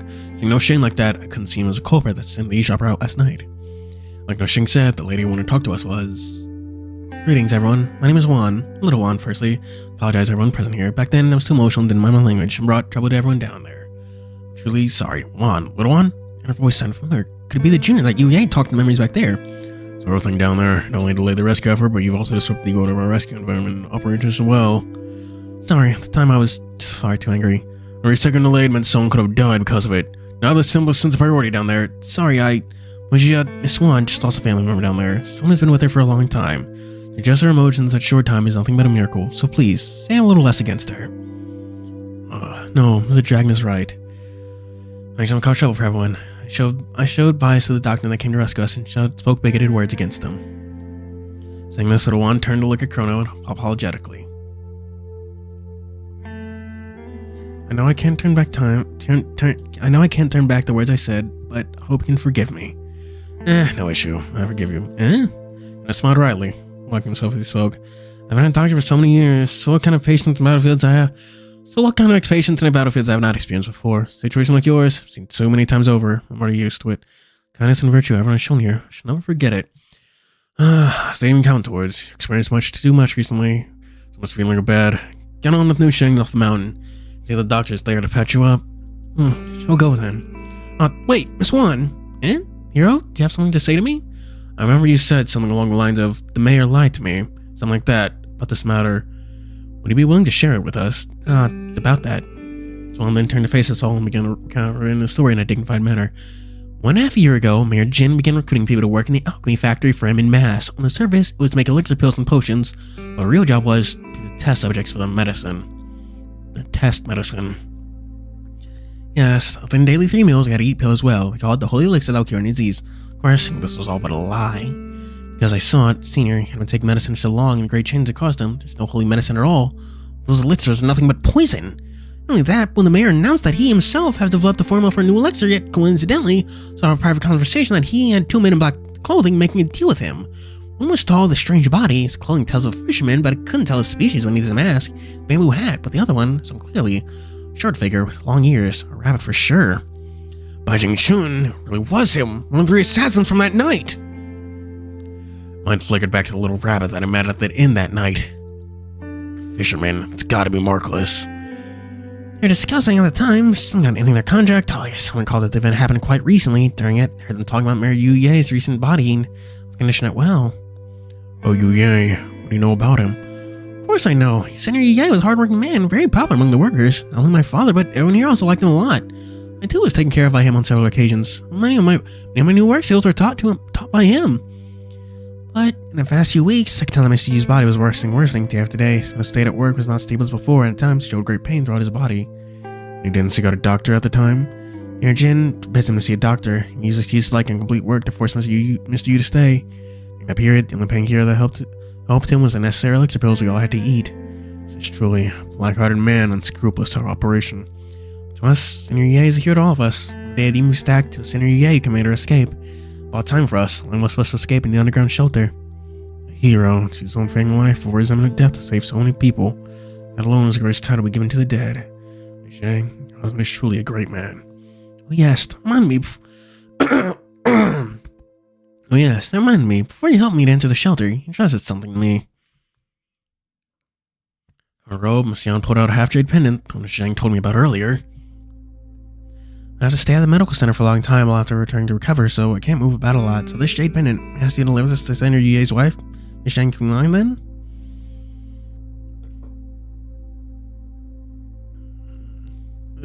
I think Little Juan is her actual name. Considering this is supposed to be their Eastern analog, that might be a case of someone. It might be like someone naming their, at least from the States, naming their kid something foreign for certain reasons or whatever. I'd believe it. No problem. I'm an acquaintance with Miss Zhang. Leave it to me. That's great. It's this way. It wouldn't be too sudden. I held out to my hands and took the half-jade pendant, my money bag. A letter and a money bag. Even though it was small, I could feel the weight in my hand. And are there any more questions I'd like to ask? If not, I'll leave for now. None. Mission provided is invaluable. Go back and get some rest. Yeah, the kindness you've shown tonight, the small thing doesn't match up. Thank you, and farewell for now. We finished our talk a little while and went down the mountain with no Sheng. Immediately, courtyard felt empty and desolate. The cold wind and piled up course of the beast kept us company. I always found a relatively large rock or some clean things and some clean clearing to sit down on and rest for a while, exchanging intels and clues, preparing for the investigation to come. Let's start with you two. By you, TianheHui, how did you find this place in Liquan? What did you find back there? Ah, there we go again. The classic business talk dang rest. Discussion. You guys are always about discussion. You guys know well that TianheHui and I went back to Xizhou to continue our investigation about the clues on the mark list. And after visiting 11 households, we found... Well, in the next period, you told us everything they've seen in Xizhou, from the investigation between houses, the meeting with Captain Liu, and every detail clear and succinct. Can't believe you guys met Captain Liu again. Yeah, that guy's pretty cool right now. Captain Liu expressed that he wanted to meet you again, Tex. No time right now. If chance allows it, I'll find him. Fate will deign us to meet. Deign us our next meeting with him through natural means, right? Yeah, since meeting everyone in TianheHui, I always felt that fate has pushed me here today as well. Right, finished sharing our portion of our investigation. Well, you guys exchange everything you've seen here in Liquan then. After hearing their story, I stepped the representative of the trio and taking a mission in Liquan and recount the things seen in the past 2 days by you and TianheHui. Arriving in Liquan town, meeting sick by the Lady Mute, and counted every major event and detail to them. The strength carried by Miss Sheng and single mother, someone's leading new Sheng and upholding this duty and position despite his overload work, pompous and greedy nature of Mayor Jin, changing Sheng Yaoqing and recognizing his reality, and the sense of responsibility when Dr. Guan in the hospital. And of course, the person I don't know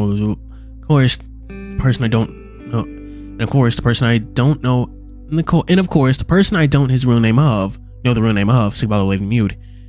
Every story, each repeated by my words. This mayor is an absolute wimp and a hopeless bastard. TianheHui, look under on your words. What? I'm telling the truth. Look at him. His town is in danger and he's still interested in women? Not to mention he was exploiting the workforce in the factory, cooperating with those evil people and lying to his citizens. I feel that, if it wasn't for his anonymous support in the World Court, Sheng would have been replaced long ago. That's right. You two really have your minds linked into the same stuff at times. Combining our details then, Jinjin-Kai and Marco's organization are in secret agreement privately. Marco's organization provided this formulator and money, while Jinjin-Kai gained unrestricted access to using alchemy in the factory. And Tux just said, in the memory, one called Bai Xing-chun said that the space that Jinjin-Kai provided for them is an experimental testing ground for them in converting current species. Bai Xing-chun, still remember that bastard's name. He's a debt I need to settle from that nightly end back then. And then, linking their accounts from the young lady, one mentioned the name of the alchemy factory. What happened in the alchemy factory was, without a doubt, a living subject experiment. What's the goal of that Markless and Bai Xing-chun? What did he do this for? That has got to be related to the organization behind them. That's the only interesting point for this case. Remember our meeting, Chrono? You mentioned skilled alchemist among your organization, right? Yes, now you mention it, Bai Xing-chun stole all sorts of elixirs from the Jinjin-Kai as part of the deal. Changed from an experimental ground, at least this explains how Liquan Town exploded in wealth, and alchemy all of a sudden now. The materials for the experience was provided by Markless, disguised as a fisherman, hiding body parts in the fish he delivered. This act caused the vomiting, diarrhea-like symptoms that the workers suffered, though perfectly fitting testimony that Yao Qing said in the medical center. All the missing numbers in Xizhou, local government would have their sights set on the city of Xizhou. They would fail to know the same thing here in Liquan, so far from the jurisdiction. Smart move, I must admit. Hopefully we get to also beat the politician up. He deserves it.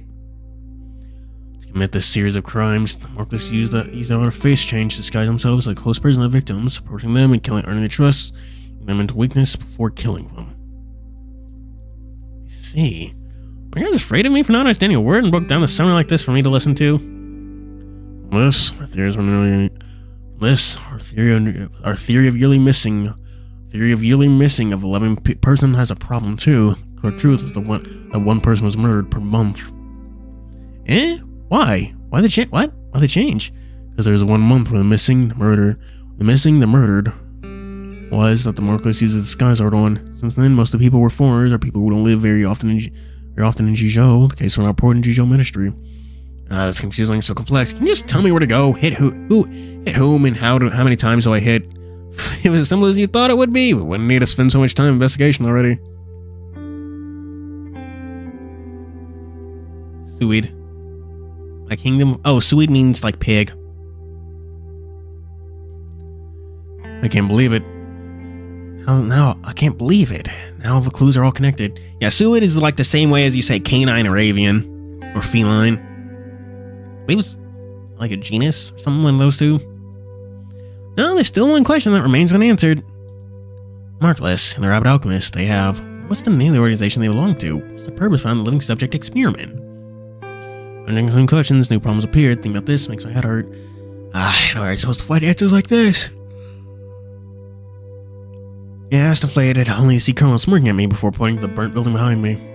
Could you be meaning? Yep, that's right. The answer is probably hidden within there. The alchemy factory set aflame on purpose. Looks like I have no choice but to go in for a peek then. Are you serious? Need to go in again? Don't just come out of there. That place stinks. Don't want to go back in. We'll split up this time. I'll make the investigation go faster. Sounds good. I have no issue. Fine. I have no issue either. Good. By you, you're with me. As I can low floor in the factory. TianheHui and Chrono, you're in charge of the upper floor. You're really putting those two together. Mujia said and pulled out the booklet within the 2D map of the second floor and third floor factory. As he immediately tore it off and handed Chrono. To rip out so cleanly. How did he do it? Oh, thanks. Great. I've gone on an investigation with you for a while. Kind of missed the feeling. And me and Chrono as a team? To investigate with this, I feel something interesting in our future here. I've already told you, not an idiot. Now everyone is in a good mood chatting. Suddenly I was on Mujia's team. Split didn't have me. I felt a bad sense of premonition. Are you serious? Am I choosing again? She turned and looked at me with a brow crease before he could say a thing, but you took the initiative. Dex, how about you come with us? My good brother should come with me. You two deadbeats stay as a team. I originally was going to let you make your own choice, but since you said it, you should do good listening to him. And what's with that threatening tone? Why is you staring at me like that? What did I do wrong? Oopsie daisy. I forgot with the brain capacity of TianheHui, I doubt we'll find much on our investigation. Tex, you should come with us. It helps add an actual person's intellect. Oh no, how much stats are going to show to my great intellect? What's happening? I don't feel like something weird's going on. Hey! It's fine, don't worry. No matter who you choose to go with, I'll respect your decision. Thanks by you. Choose. Now what's your word? What if like messages? I'll give you an ultimatum when you choose feeling. Hey, I say, we're best buddies and brothers, aren't we? Best brothers, let's investigate together. Promise our team will do better and faster than these two deadbeats. Please, investigation is mine. Please, investigation is investigation, not a race. Why do you treat the investigation as Grand Prix? Come on with your buddy on our side. We have so much more interesting. Cough. Sorry, I meant to say efficient. Our efficiency will greatly benefit. You just want to make fun of me on the way, right? Why is it like this? Oh, great sages, spare me. Everything to my outcome for trying hard. Or if I try any harder, I'll be bald. But compared to this, it's a great question for me to think about. TianheHui and Chrono, I feel like we're going with guard down around them. We're talking about investigation without question, but you was a better choice. Think over this over carefully. In the end, Team duty or team fine? Chat, I'm drinking so much water that I gotta go pee. Chat. I know exactly which one you're gonna pick. So you know what? I'm not gonna let you pick. I'm gonna flip a coin when I get back. Complain about that while I'm gone.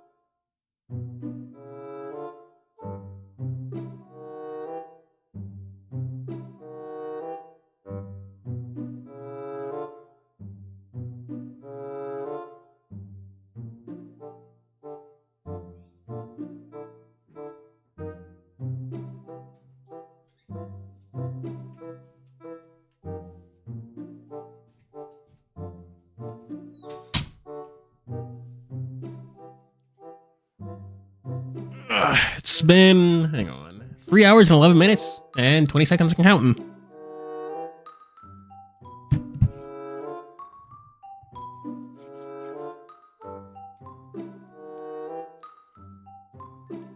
Frankly, I feel like Tech should go at Chrono and TianheHui just to stop them from doing something stupid. I'm honestly surprised Mojio put them together.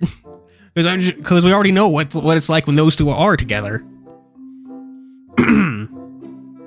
Let's go ahead and solve this problem. Heads will be the top answer. Tails will be the bottom answer. Flip a coin, Google. Flip it. Flip it. Tails with Mojio and Bao. Huh. Well, dang.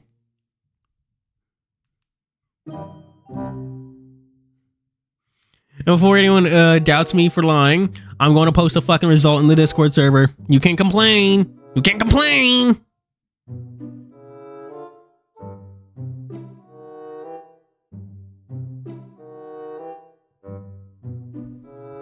Well, it was Tails, so... do you actually want to go with these two dead serious people? These two dead serious people? Might as well be known as Dead Serious number 3. Dead Serious? It's not so bad, you know. Besides, what kind of name... Oh, right. I was talking about the Patreon Discord server, but call me crazy, but wasn't I just going to load a save? Yeah. Why the fuck did I even ask a question?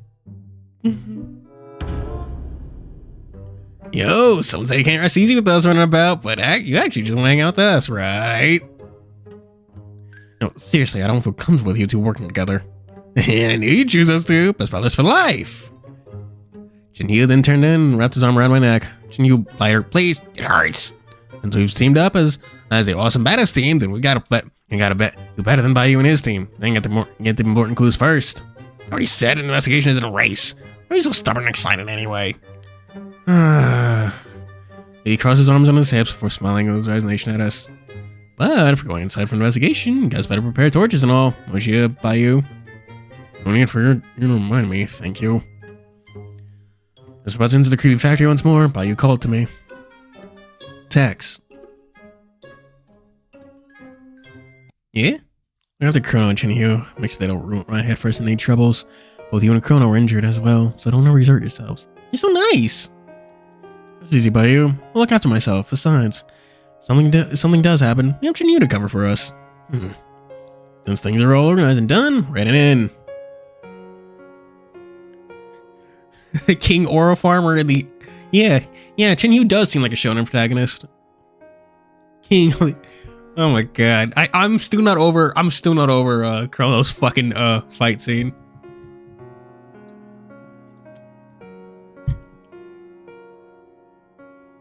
I mean, Tex is there.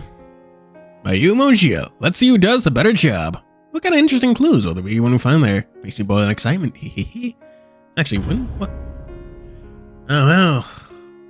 There's only 4 parts. There's only like 4 chapters of this, right? There's only 4, right?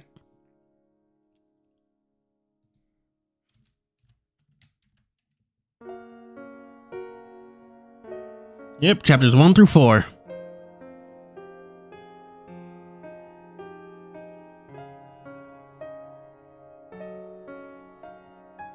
It's crazy.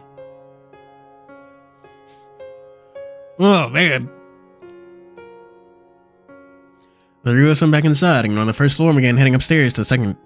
Chrono exhausted his previous use of the force field and can no longer expand the green halo for us, so we asked TianheHui to pull out the flowing cloud blade and light a flame.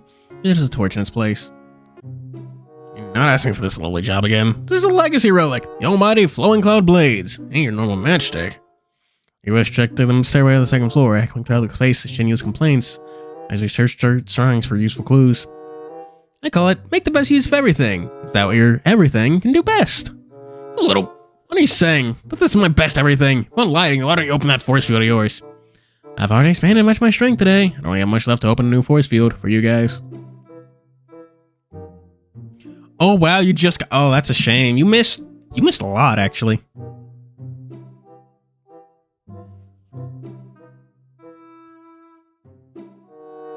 Alright, stop bickering. The investigation comes first. Fine. Us big guys have big virtues. I don't think it's worth anything to argue with a midget anyway. Who are you calling a midget? You want another round of needle chapping? Oh, I said nothing. I used to not listen to anything I said. I can feel my heart being burnt out from these two antics. The of us followed around the burnt corridor and into a room full of strangely shaped metal instruments, stoves of all sizes, connected with pipes on one side of the room.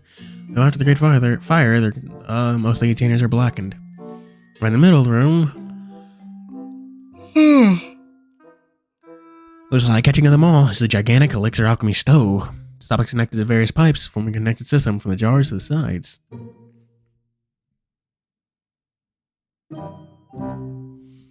Good lord, chapter 4 seems much more chill, which I suppose is a good change of pace from the intensity that was chapter 3.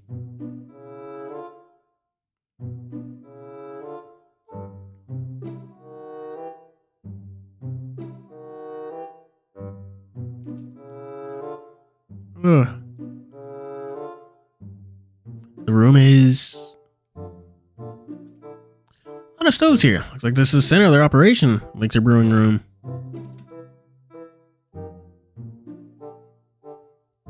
Whoa, is this super big stove in the middle used for the same thing then?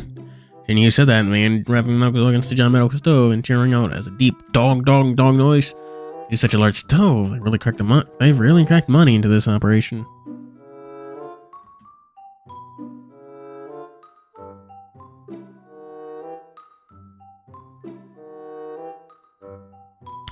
I fucking forgot. Damn, I'm gonna need to do that. Speaking of, elixir pills brewed out of the size of a thumb. Is this big stove even used at all? Now that's what you don't understand. The stove, the bigger it is, the more things you can put into it. All tubes and pipes connected to the various containers help to hold more chi within as well.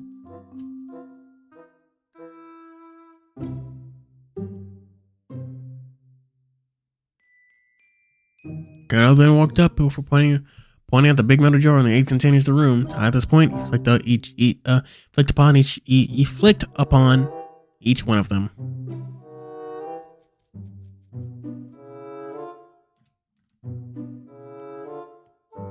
See the words etched upon them? Gold, wood, fire, water, earth, fire, sun, moon.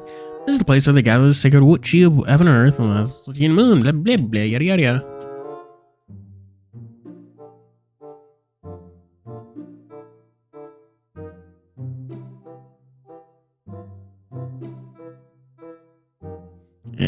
This?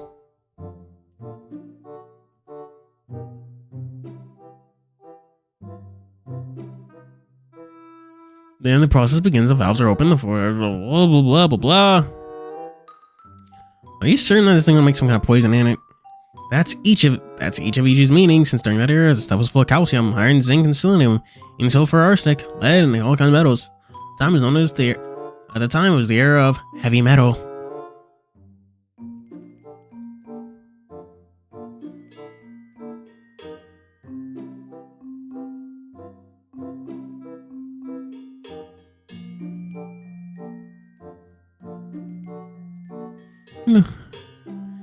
Is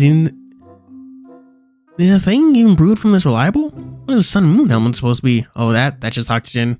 Oxygen from the morning and evening air. That's all. So it's sacred chi of heaven and earth and essence of the sun and moon, just random stuff like that? Seems smart, adult. Late. Oh, night, children. I say very lately.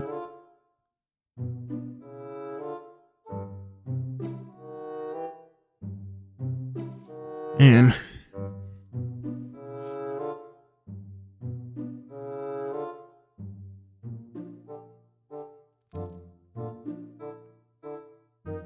Colonel smiled and nodded his head.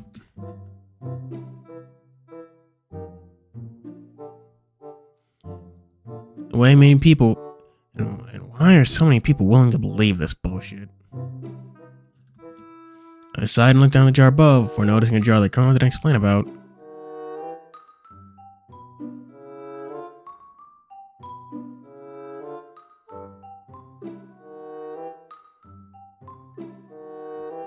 Wait, what's that remaining jar for? I mean, you shouldn't explain about 7 of them. What's the 8th for? That one, you can just put about anything in. Whatever elixir pill you want to make, just put the corresponding materials into it. That's all. Eh. Sounds interesting. Like if threw in apples, pears, or oranges, all kinds of fruit. What would it make? They turn into a fruit elixir pill. Fruit elixir? Are you sure it isn't just a fruit candy? Finally, the comedic duo found their new interests. Chinhehui and Colonel engaged back and forth from this Q&A like kids who knew things for the first time. Colonel responded with his old elixir pill, and Chinhehui would squeal, stomach feeding excitement, and asked for next growing excitement. Whoa, so interesting. Put a duck and chicken lamb in it? Then that's a meat elixir. We call it a meat elixir. Shouldn't it just be called jerky instead? Next one. What happens if you put poop inside? What would it turn into? That'd be a poop elixir. How can you say that thing out loud like it's nothing? Who wouldn't use a disgusting thing as an ingredient? It's fine even eat. They didn't even find eat that kind of anomaly of science. And put an origin speech in it, like a little bunny. Bunny elixir would be made. What? What did the adorable bunny even do to any of you? Why would you be so heartless to put one in? Punish every bunny in the world right now. Even just an origin species, that's still animal abuse. And what happens if we put text inside? Make a doggo elixir.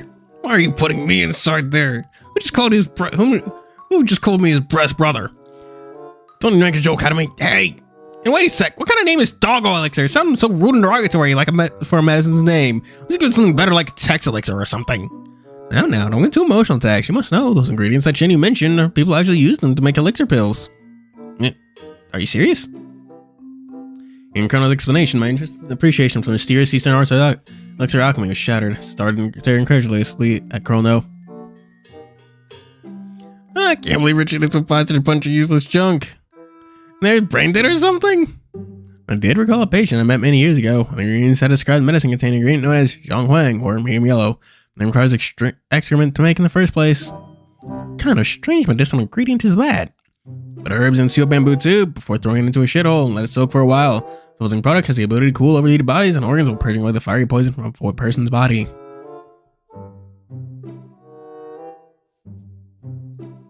Colonel then looked at Chinhehui in a sinister manner, she began juggling flaming swords in his hand while dropping it out of fear.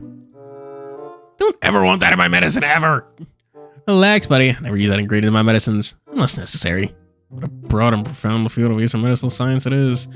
Such a thing can be made into a medical ingredient. It's the first I've ever heard of such a thing. Maybe I'll credit it down as material for future writing.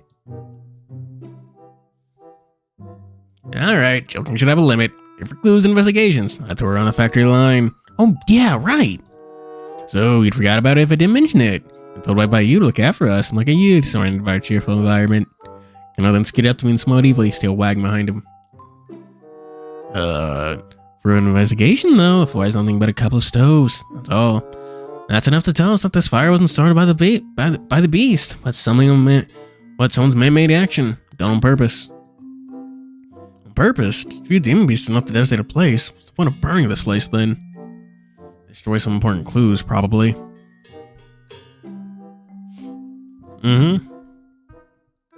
The human body makes plenty of chemicals that can be used for a variety of purposes.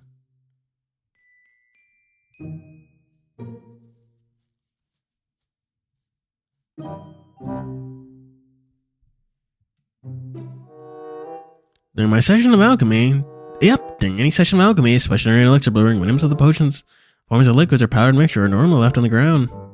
For me, I'll need small traces of it and I can analyze its content and formulate it down. I did this without a doubt to destroy anything that could expose them.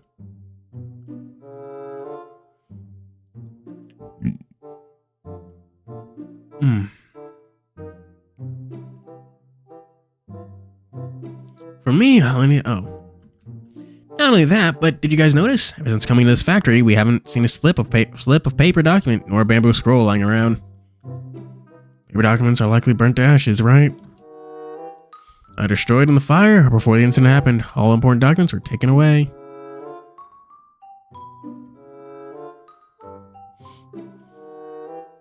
I'm cautious of them. Seems like this floor won't have much useful stuff. Let's head upstairs and take a look. Turned to our work and followed behind the Chinhehui as we passed through the corridor.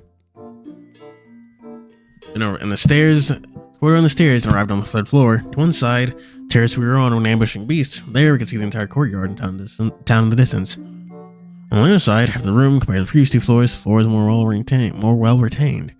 Seems this floor is just high enough that it wasn't heavily damaged by the fire. Looks like I can find something on this floor then.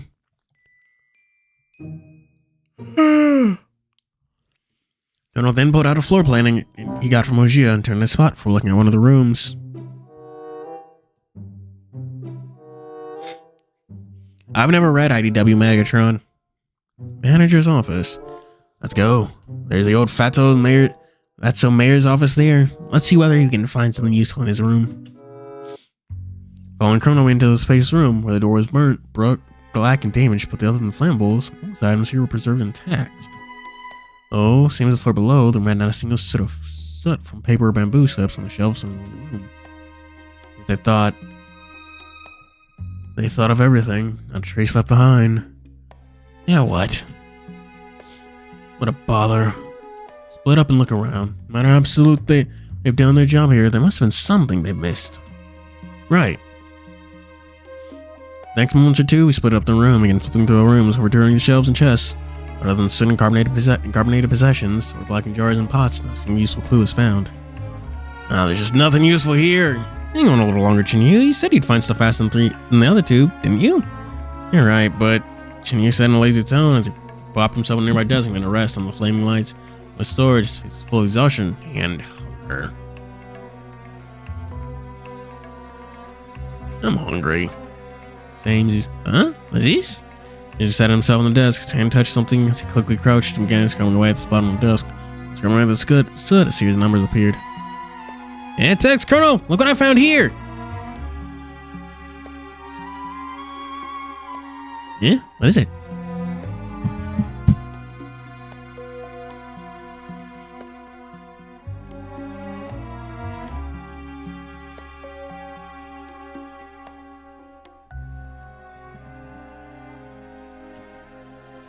The of us responded to Chinese calls. I went to look at a series of numbers next to the tiger. The first to respond was Chrono. Number combination lock, huh? So we need the correct password to open this, right?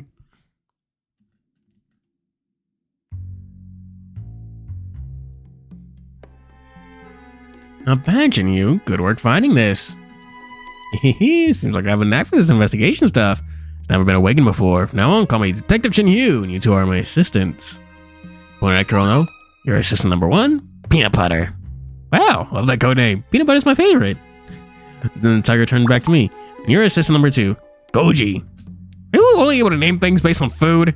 Why am I Goji? Just because the pronunciation of go and G is the same as dog. Same pronunciation of dog and go. No. Oh, okay. So what is Goji?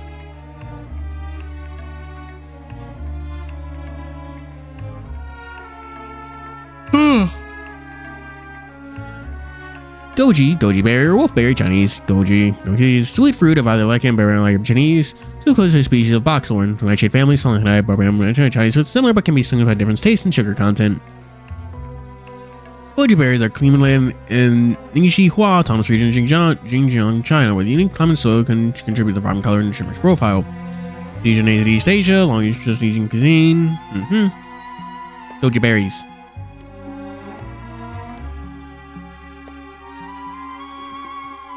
No comment.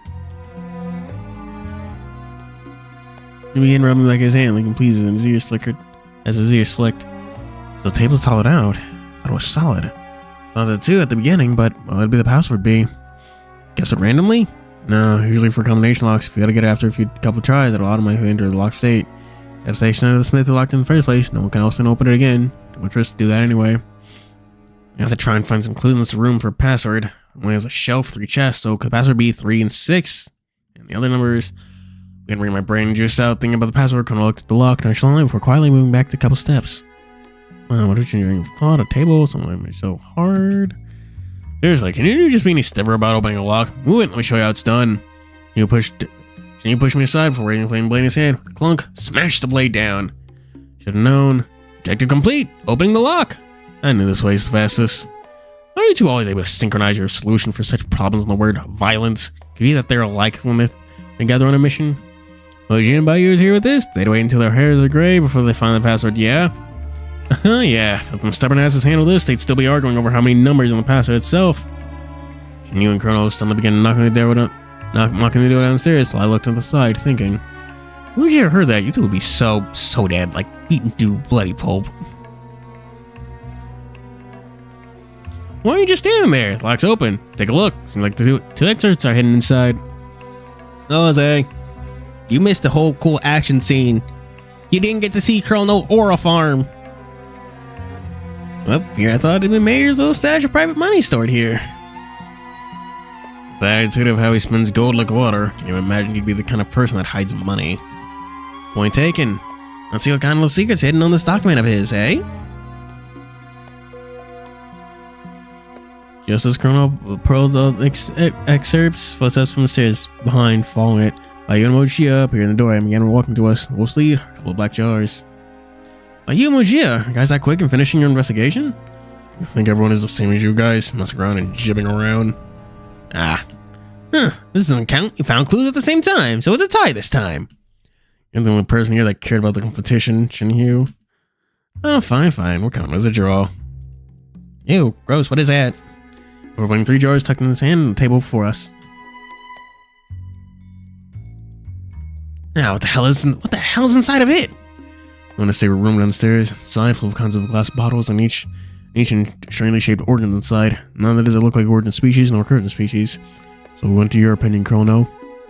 Those people just died upon seeing the jars. As they put out documents in hand, we began examining organs inside one of the jars. I think they put organs in the jar. Could it be that these belonged to missing from Jizhou? Yes, I felt a tightness in my chest and felt all kinds of discomfort. Thankfully, calming in from my arm before patting me on the back, making me feel a little better at once. You're alright. Max, I'm fine. Inside, Kino's expression began flickering and descended into a spiral from terror, surprise, quizzical furious, all increasing and played upon his face. How could this be possible? Is this atavism? Colonel opened his mouth, murmured in a quiet tone. His voice dissipated in the wind, so I couldn't hear clearly what he said. Colonel, do you have some idea behind this thing? Colonel! But for Colonel, I find him they're dumbstruck, ignoring me, so I spoke in the jar before him. Colonel!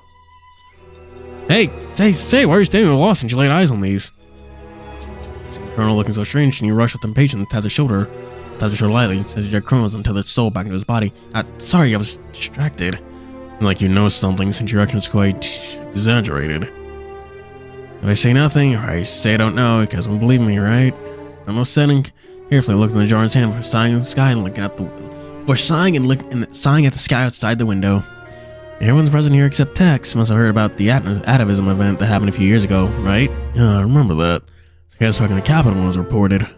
Is it serious? Since you don't know about it, I'll get you up to speed with the simplified version. Happened while I was part of the Yaosheng Institute. Moji is still part of the army. I've yet to resign. Clear Deer Valley, a special pension agency built by Yaosheng Hall. Just like its name.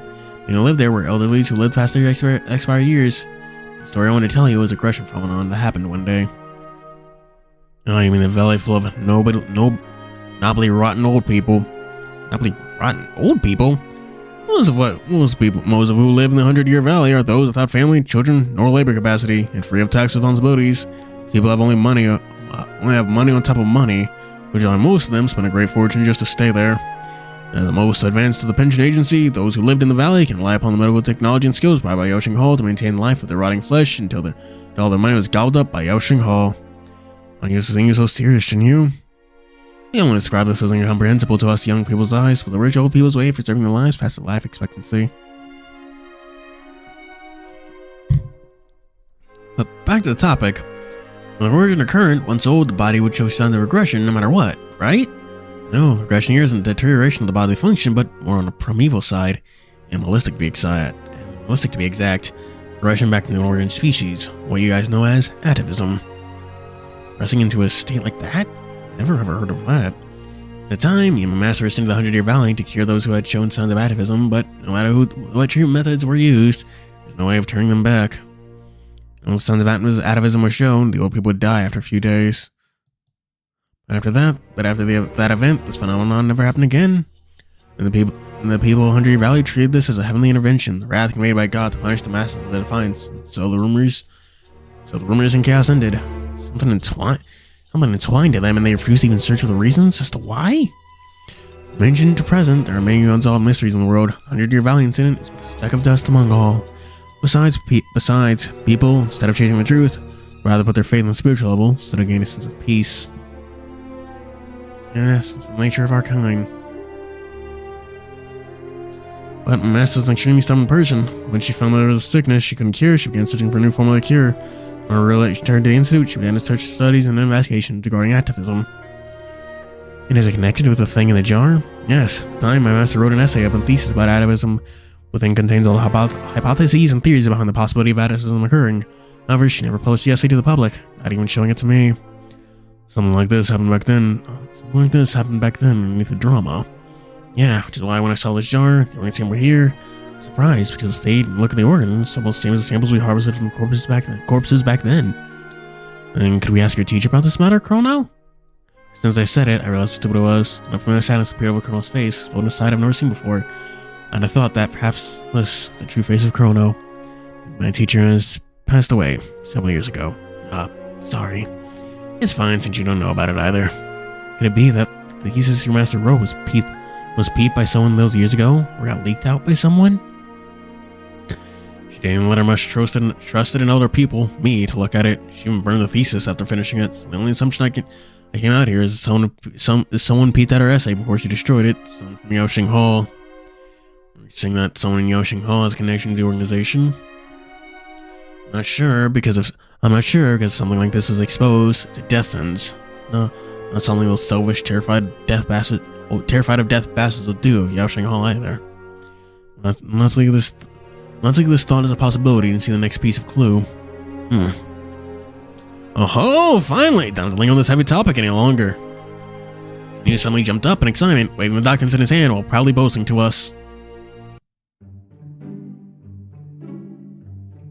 I got a visual novel to read, so I can't really talk, chat. Oh, hello! I don't know how to say your name. Yeah, stream's going to end in like 20 minutes, though. You missed Colonel Aura farming. I know it's probably a little vague, but I'm talking to the person with the Chinese characters or just kanji or something in their name. I don't know how to say any of it, so I can't really tell what your profile pic is from here. I'm not wearing my I say I'm not wearing my glasses, but it's like less than a foot away. To me, it kind of looks like you know those rainbow snow cones? How when you like mix it all together, it looks like that. I know that sounds insane, but that's what it looks like. That's what your profile pic looks like. See this here? I took a heck of an effort just to find these two excerpts. Are you proud of me now? See? I had the talent of being a detective too. Gotta give you one for finding this. With that head of yours, I didn't think about being a detective. At least for another 10,000 years. I just think you're jealous of me. Look at how excited you are. Just two little booklets. Besides, you recognize the words written upon it. Don't underestimate me. Didn't I say before? I've been doing self-studying for a while. Don't show off what a real intellect is like for once. You know, something to show for all your education effort. Well, he can read. He's illiterate. Looking at the banter and bickering between Chrono and TianheHui, I smiled, thinking that all the sad past stuff would keep Chrono in sad, poor mood, but it seemed like it worried too much on that end. Now then, allow me, the great gracious man here, to read out loud the contents of the excerpts here. I'm curious to see how well you've learned your words so far. Well then, TianheHui, don't mention your words wrong. The three of us clapped in encouragement for TianheHui. Emojio arched his brows, looking up tiger with doubt in his eyes. Cough, cough, cough! Cleared his throat in an exaggerated manner before inhaling a deep breath. Book. Called a contract book. Oh, I read things the wrong way. So it is. First is the date. Now this I know well. Year Xing'an 1023, May the 7th. Liwushu Town. Oh, shoot, it's Liquan Town. Mayor Jin Fakai recognizes the deed and rents electric factory rooms and the usage of the equipment to Jing. Alright, Bai, Riz, Qingjun of Ying Tian, Shadow Sky Cult. As our remaining henceforth in exchange, and you started like a primary school kid, reading the text emotionlessly, word by word. Anyway, his brows again convulsing and twitching as began putting the extra closer to his eyes. Did you just make a mistake in the reading? The mayor here is called Jin Jinkai, not Jin Fakai. Alright, the words are a little similar, but didn't recognize it. TianheHui scratched his head awkwardly while you walked up to him, his brow scrunched, taking the booklet from TianheHui's hand. Never mind, you're stuttering and stammering in your recital. Let me take a look. But I have improved greatly, right? Indeed. Well, you can recognize the dates in the most basic of words now. Gotta compliment you on that one. Oh yeah! Turn pose that means showing a V victory pose. While a smile radiates success. Remember to continue with your studies once we're back though. That's of course. Let me see here. You began skimming through the excerpt as his eyes flicked left and right until he finished reading that content on here. The excerpt said that 1.5 years ago, Mayor Jin Zhengkai of Li Guantan and Bai Jingchun of Yingtian cult got a deal. No money, but Bai Jingchun provides the elixir from Mayor Jin Zhengkai in exchange for parts of the heirs in the alchemy factory.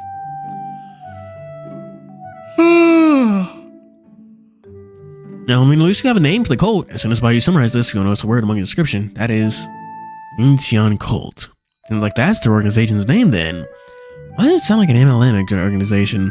Men-loving men organization? Yays! It does sound cool, you know. So the secret that Mayor Jin tried so hard to hide in our conversation must be this.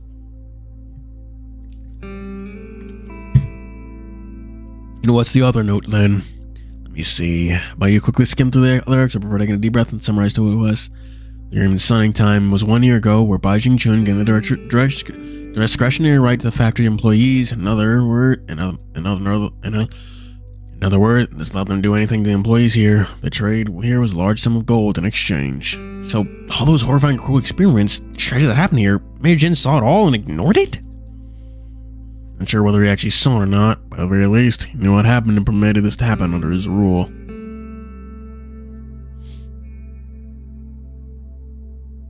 How dare he sacrifice the poor and suffering villains here in his own town, just for measly money? That bastard. The key point is found here. Key suspect, Bai Jingchun, while real name to Mark is still unknown. Still, one thing for certain are the ones who attacked you guys at Jizhou 2 nights ago. They belong to the organization of Yingtian cult. No, not only that, we got a weapon to pierce the lies of Mayor Jin, a blade called the Truth. You're so fucking dramatic. Tex. Right then, the sunlight of dawn began rising from the horizon line as a thread of sunlight shone in the room we're in. I think the problem has been troubling all of us, a great leap in progress at the very moment. An organization I've never heard of before. Seems like I have much to delve over once we're back. To me, this intel is just like a dawning light shining outside this windowsill, allowing me to finally see the hopes covering that book that belonged to me. I couldn't believe it. I found our information back then, so it's one step closer to finding my book back. And one thing I'm curious about. What is it? Since they pre-planned and taken all the documents in the factory away by now, why are these 2 documents here then? Maybe these 2 contract records are left in a locked drawer, and the drawer requires a password to open, and so abandoned them here because they couldn't guess the password. Right, they abandoned it, but they didn't abandon the excerpts here. Eh? Yes, you're right, they didn't abandon the excerpts here. They abandoned the mayor of Li Guantan, Jin Zhengkai. Wait, what do you mean? So now we know the organization's name, and we'll be calling them Yingtian cult from now on. Yingtian cult didn't only hide Jin Zhengkai from the beast attack. Here, they even set the factory ablaze to destroy the trace of presence here, while disguising it as demons attack. All this is because their Yingtian cult and Jin Zhengkai have ended their partnership. So these 2 excerpts weren't forgotten, but left here on purpose, to personally expose Jin Zhengkai's backhanded deeds. Abandoned as a chess piece. Oh no, I have to get back to Li Guantan right now! Soon realize the truth, found the lost passage trap to trap from the start, and eliminate the beast created from the experience before stepping into them to lure step by step, finding these clues. What's the panic now? Can you understand? After all we've talked through, Mayor Jin is our most important leader right now. He's abandoned my Yingtian cult. That means his life's in danger. I have to get back right now. Go, go! Saying this, Bayou tucked the notes into his waist bag and we quickly walked out, passing the terrace balcony. I'll quickly notice a dawn in the distance is a wavering and a suspicious fire? Why is it even sunrise so strange? Oh, that's no sunrise at all. Red in sky and location down in space below the mountain must be Li Guantan. For it to be glowing in that eerie red light, then it must be. Li Guantan is under attack! What are you guys standing around for? Get down the mountain now! Go, go, go! You know, on the depths of Yingtian cult headquarters. Oh, this is a very big room.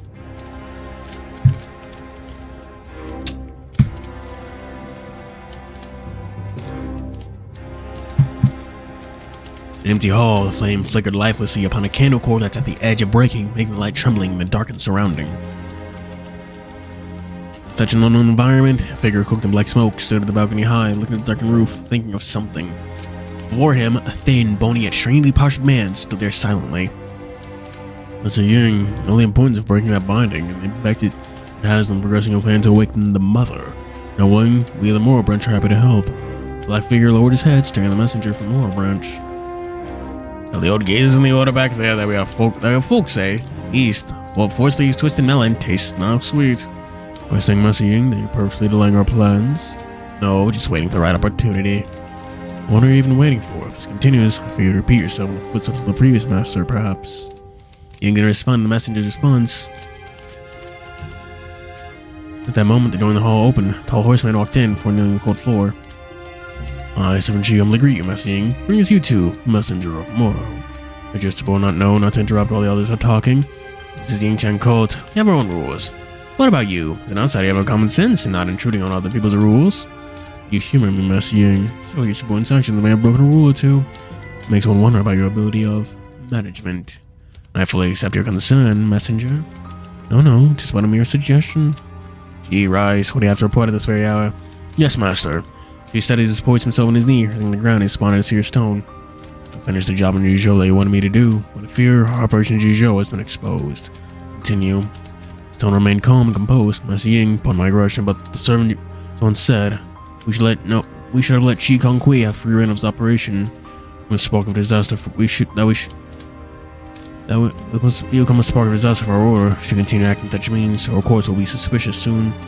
There's a place in our plan, cannot remove him. But forgive my words, it won't serve no good to our plan either. Every step, every action, every breath, and every thought is under my very gaze. Time arrives, will not escape. Understand, O Great Master. Understood, O Great Master. Hello, Manic Sylveon. Yeah. Called TianheHui. We've been streaming it for like the past fucking we're on 8 divided by 2 for like 4 weeks. It's very long. Is that all? Nothing else? No. In the middle of coming to the hall, I heard two shadows of pouring to me about a matter of importance, one that must be delivered to you directly. The book. Danger on the book of the sages, shown cracks. The candlelight suddenly rose, the hall shone in blinding light. Do you speak the truth? I've just checked our warehouse, and it is as they said. I say, if so, we must consider this thing I told you before. Time has come. He muttered under his breath as the body breaks off into a black fog before recoalescing before the hall door. She stood there, remaining dignified. Come, let's depart for somewhere. Where are we going? Taking someone's head. Understood. Shall we call Guiji? Bai Jingchun and Chi Honghui have not yet returned. On their way back. Forget about them. Calling Guiji. We'll love this operation. Yes, sir. She responded as he bowed his way out the hall, remaining there in Ying and remaining there Ying in the messenger. In the messenger. Fuck. It's not a waste of time to come to the G Kingdom after all. Must have been my leave to you, Master Ying. I accidentally clicked off the thing.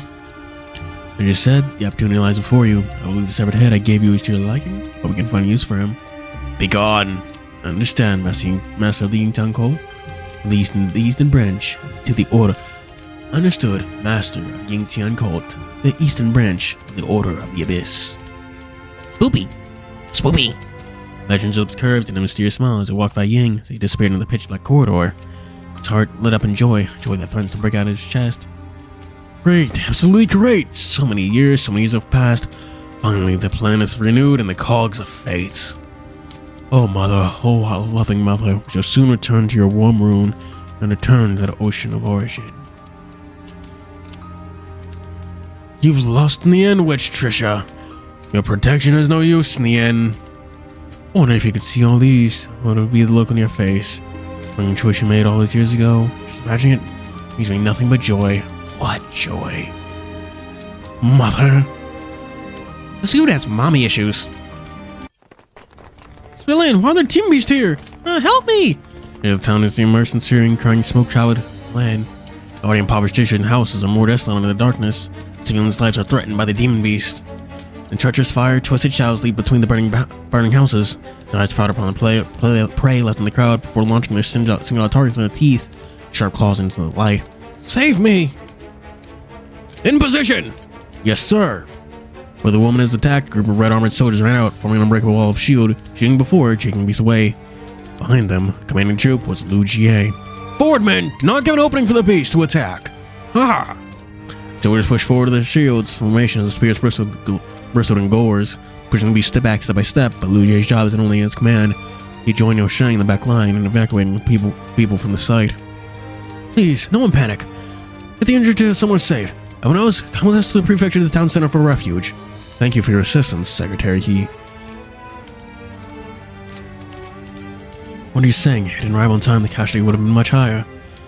Where do these beasts come from? I don't know. If our defensive line failed to notice them, it's like a beast just appeared all of a sudden in the middle of our town. Are you alright? Oh, you follow the mass to get out of here. Leave this place to me. I'm fine. I present the mayor of Liquan Town, standing here until everyone is out of safety. I will not retreat either. Very well. Xing knocked against his chest, trying to breathe more normally. I really have no idea what's happening. Is everyone in TianheHui fine? Uncle! Uncle! Something from the house ran shot as he began tugging at Xing's robe, crying for help. Please, Uncle! Mom, big bro! I can't find them! I got a bleep. Xing, looking shocked, quickly calmed down and crouched to ask Zhao Yang. Remember, you're one of Queen Lan's kid. What happened? Don't panic. Say it slowly. Where's your mom and brother? Uncle here is not going to get people right now to save them. In the house, Mama and Big Bro didn't get out. We managed to get out, so I'll have to find help. Please, if you don't get out there in time, Mama and Big Bro will be killed by the scary beast. Oh no! Oh no! Oh no! That's my best attempt at a Knuckles voice. I am no Idris Elba.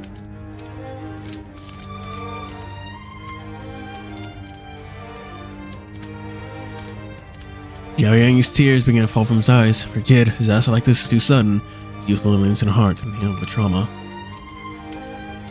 Very well, kid. Go with the adults there and get out of here. Uncle here is going to think of a way to rescue your mama. Alright. I'll dispatch a few soldiers to follow you. No need. I can do this myself. Just as Liu Sheng and Liu Jie discussed over what to do, a black shadow dashed rapidly by their side. Who was that just then?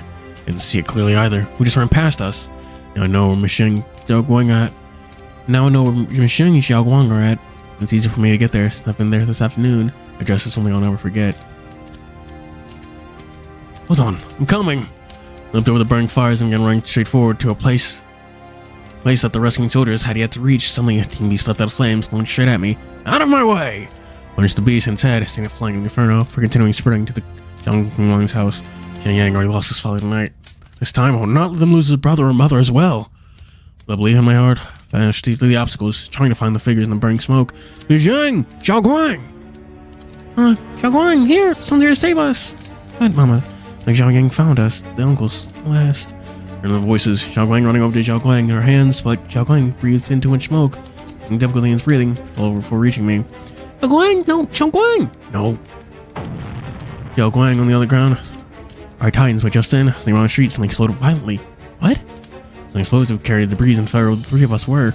Looking over us, Miss Zhang Xiaoguang were overwhelmed, grit my teeth. Heard my last gamble. Civilians were able to escape the town center, and the orderly command as Liu Sheng and Liu Jie, all heading to refuge in the town center, still beastling on sight, stampeding about. Soldiers present had no combat experience against the beast, and were still losing ground in a tough battle. And when the tide turned, and the TianheHui members arrived, and managed to stable the battle in hand. I think we had all lives you guys a second time. Now is not the time to say any of these. Is there anyone else not out yet? Other than Zhang Qinglan and her son that Tex is going to rescue. Everyone's safely evacuated. Got it. Colonel then looked at the burning house in the distance. His panic and restlessness made him unable to focus on the treating the wounded. On the other side, Liu Jie led his soldiers to fight against the panicking beast. Chenyu, Baiyu, and Mojia joined the soldiers. Splashes of silver, red, and blue blurred the figures in flames, yet remained upright and determined. Where did Tex go? How come I didn't see him go anywhere? That imbecile acting all by himself again. After the battle, most of the rampaging beasts were whittled down to last breath. As trio gathered once more, back to back, taking breathers while they spoke to one another of the person they cared about most. Just heard from No Sheng, said he's rescuing Zhang Qinglan and her son. Just then, Colonel finished the treatment of the wounded and he ran over to the trio. Just leave the rescue to the soldiers in the prefecture. There's that blockhead not willing to listen for once. Because that's who he is, just like at the end, sacrificing himself in recklessness, determined in all his actions, saving those in danger. Oh, that's my bestie, my good brother. What was that? Just then, a loud explosion came not so far away. Not only the members of TianheHui and Shang Lujie turned the source of the town as an explosion waves showered them, debris flitting past everyone's faces. What was that? The explosion point? Remember that location was Liu Sheng's steam bun shop. That's where I was just about there. Some buns. Damned warehouse be full of flour and stuff? Toss explosion? Wait a sec, that bun shop is right next door to Shen Qinglong's home. What? Shit, an explosion of that size? Is Tex in danger? No, how could this be? Fire, merciless existence. Under its high heat from purgatory, nothing can survive. For everyone, the inferno is one from the abyss. Greedy, violent, savage, devouring every building of the scorching earth, every living being until they're ashes and soot.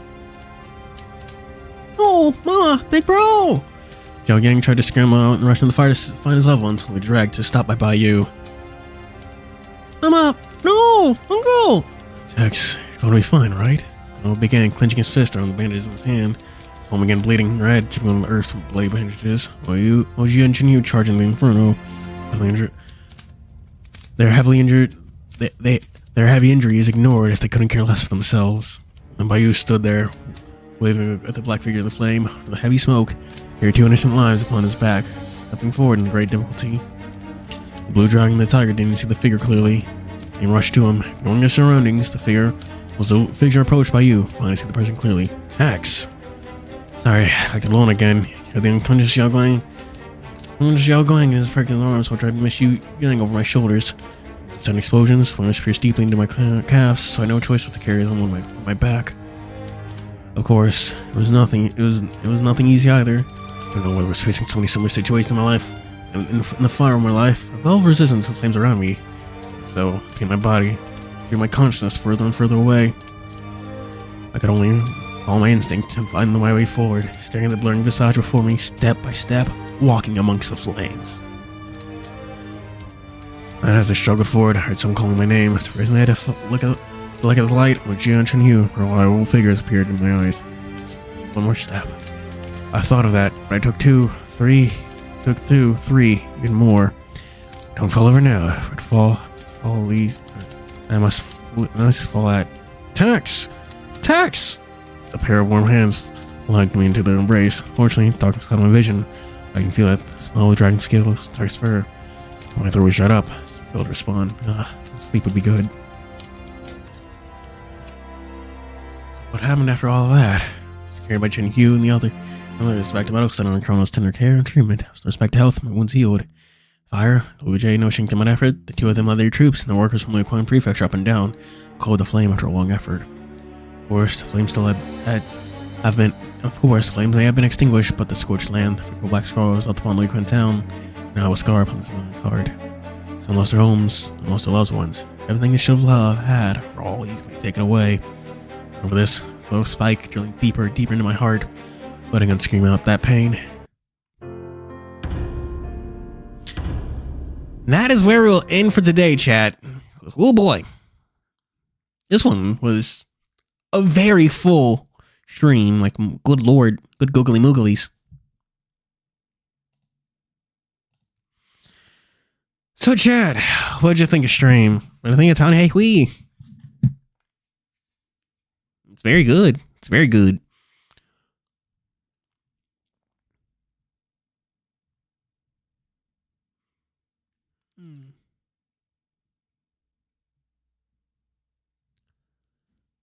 No responses? Fair enough.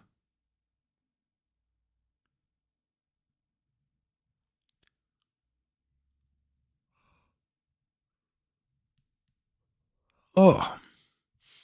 Very good game. Very good stream. I don't look forward to Friday when I stream it again. But anyway, thank you for being here, Mo Fluffy Fluff, Jose SR, Law, Mason Gullet, Jose SR. Oh, I already said Jose SR.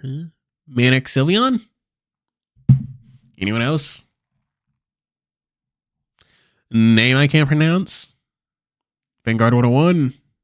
Joron? Eduardo Oka? Man. I'm gonna go to fucking bed after this. I'm tired. Yeah. The VOD had all the good stuff. Granted, the plot's developing very quickly, so I'm fucking here for it.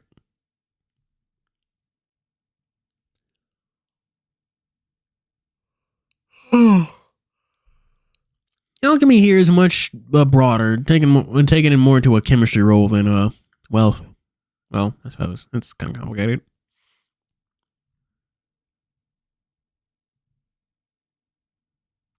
Yeah. Though sometimes I actually do stream longer than usual. Well, I remember one time I streamed TianheHui. I went to like 5 hours trying to find a good place to stop.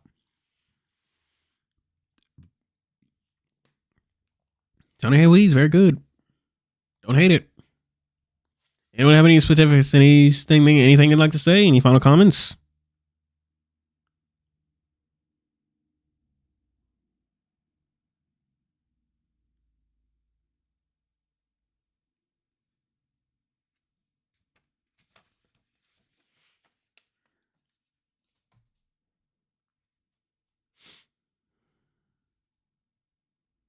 No final thoughts? Okay then. Do be sure to tune in on Friday for when I stream more TianheHui. Maybe Sunday if I can figure out something, a video to make.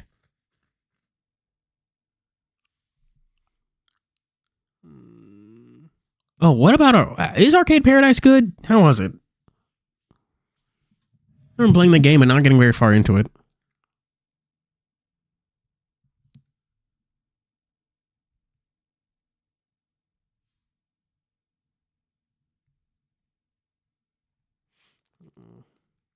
We're using too much chapstick today.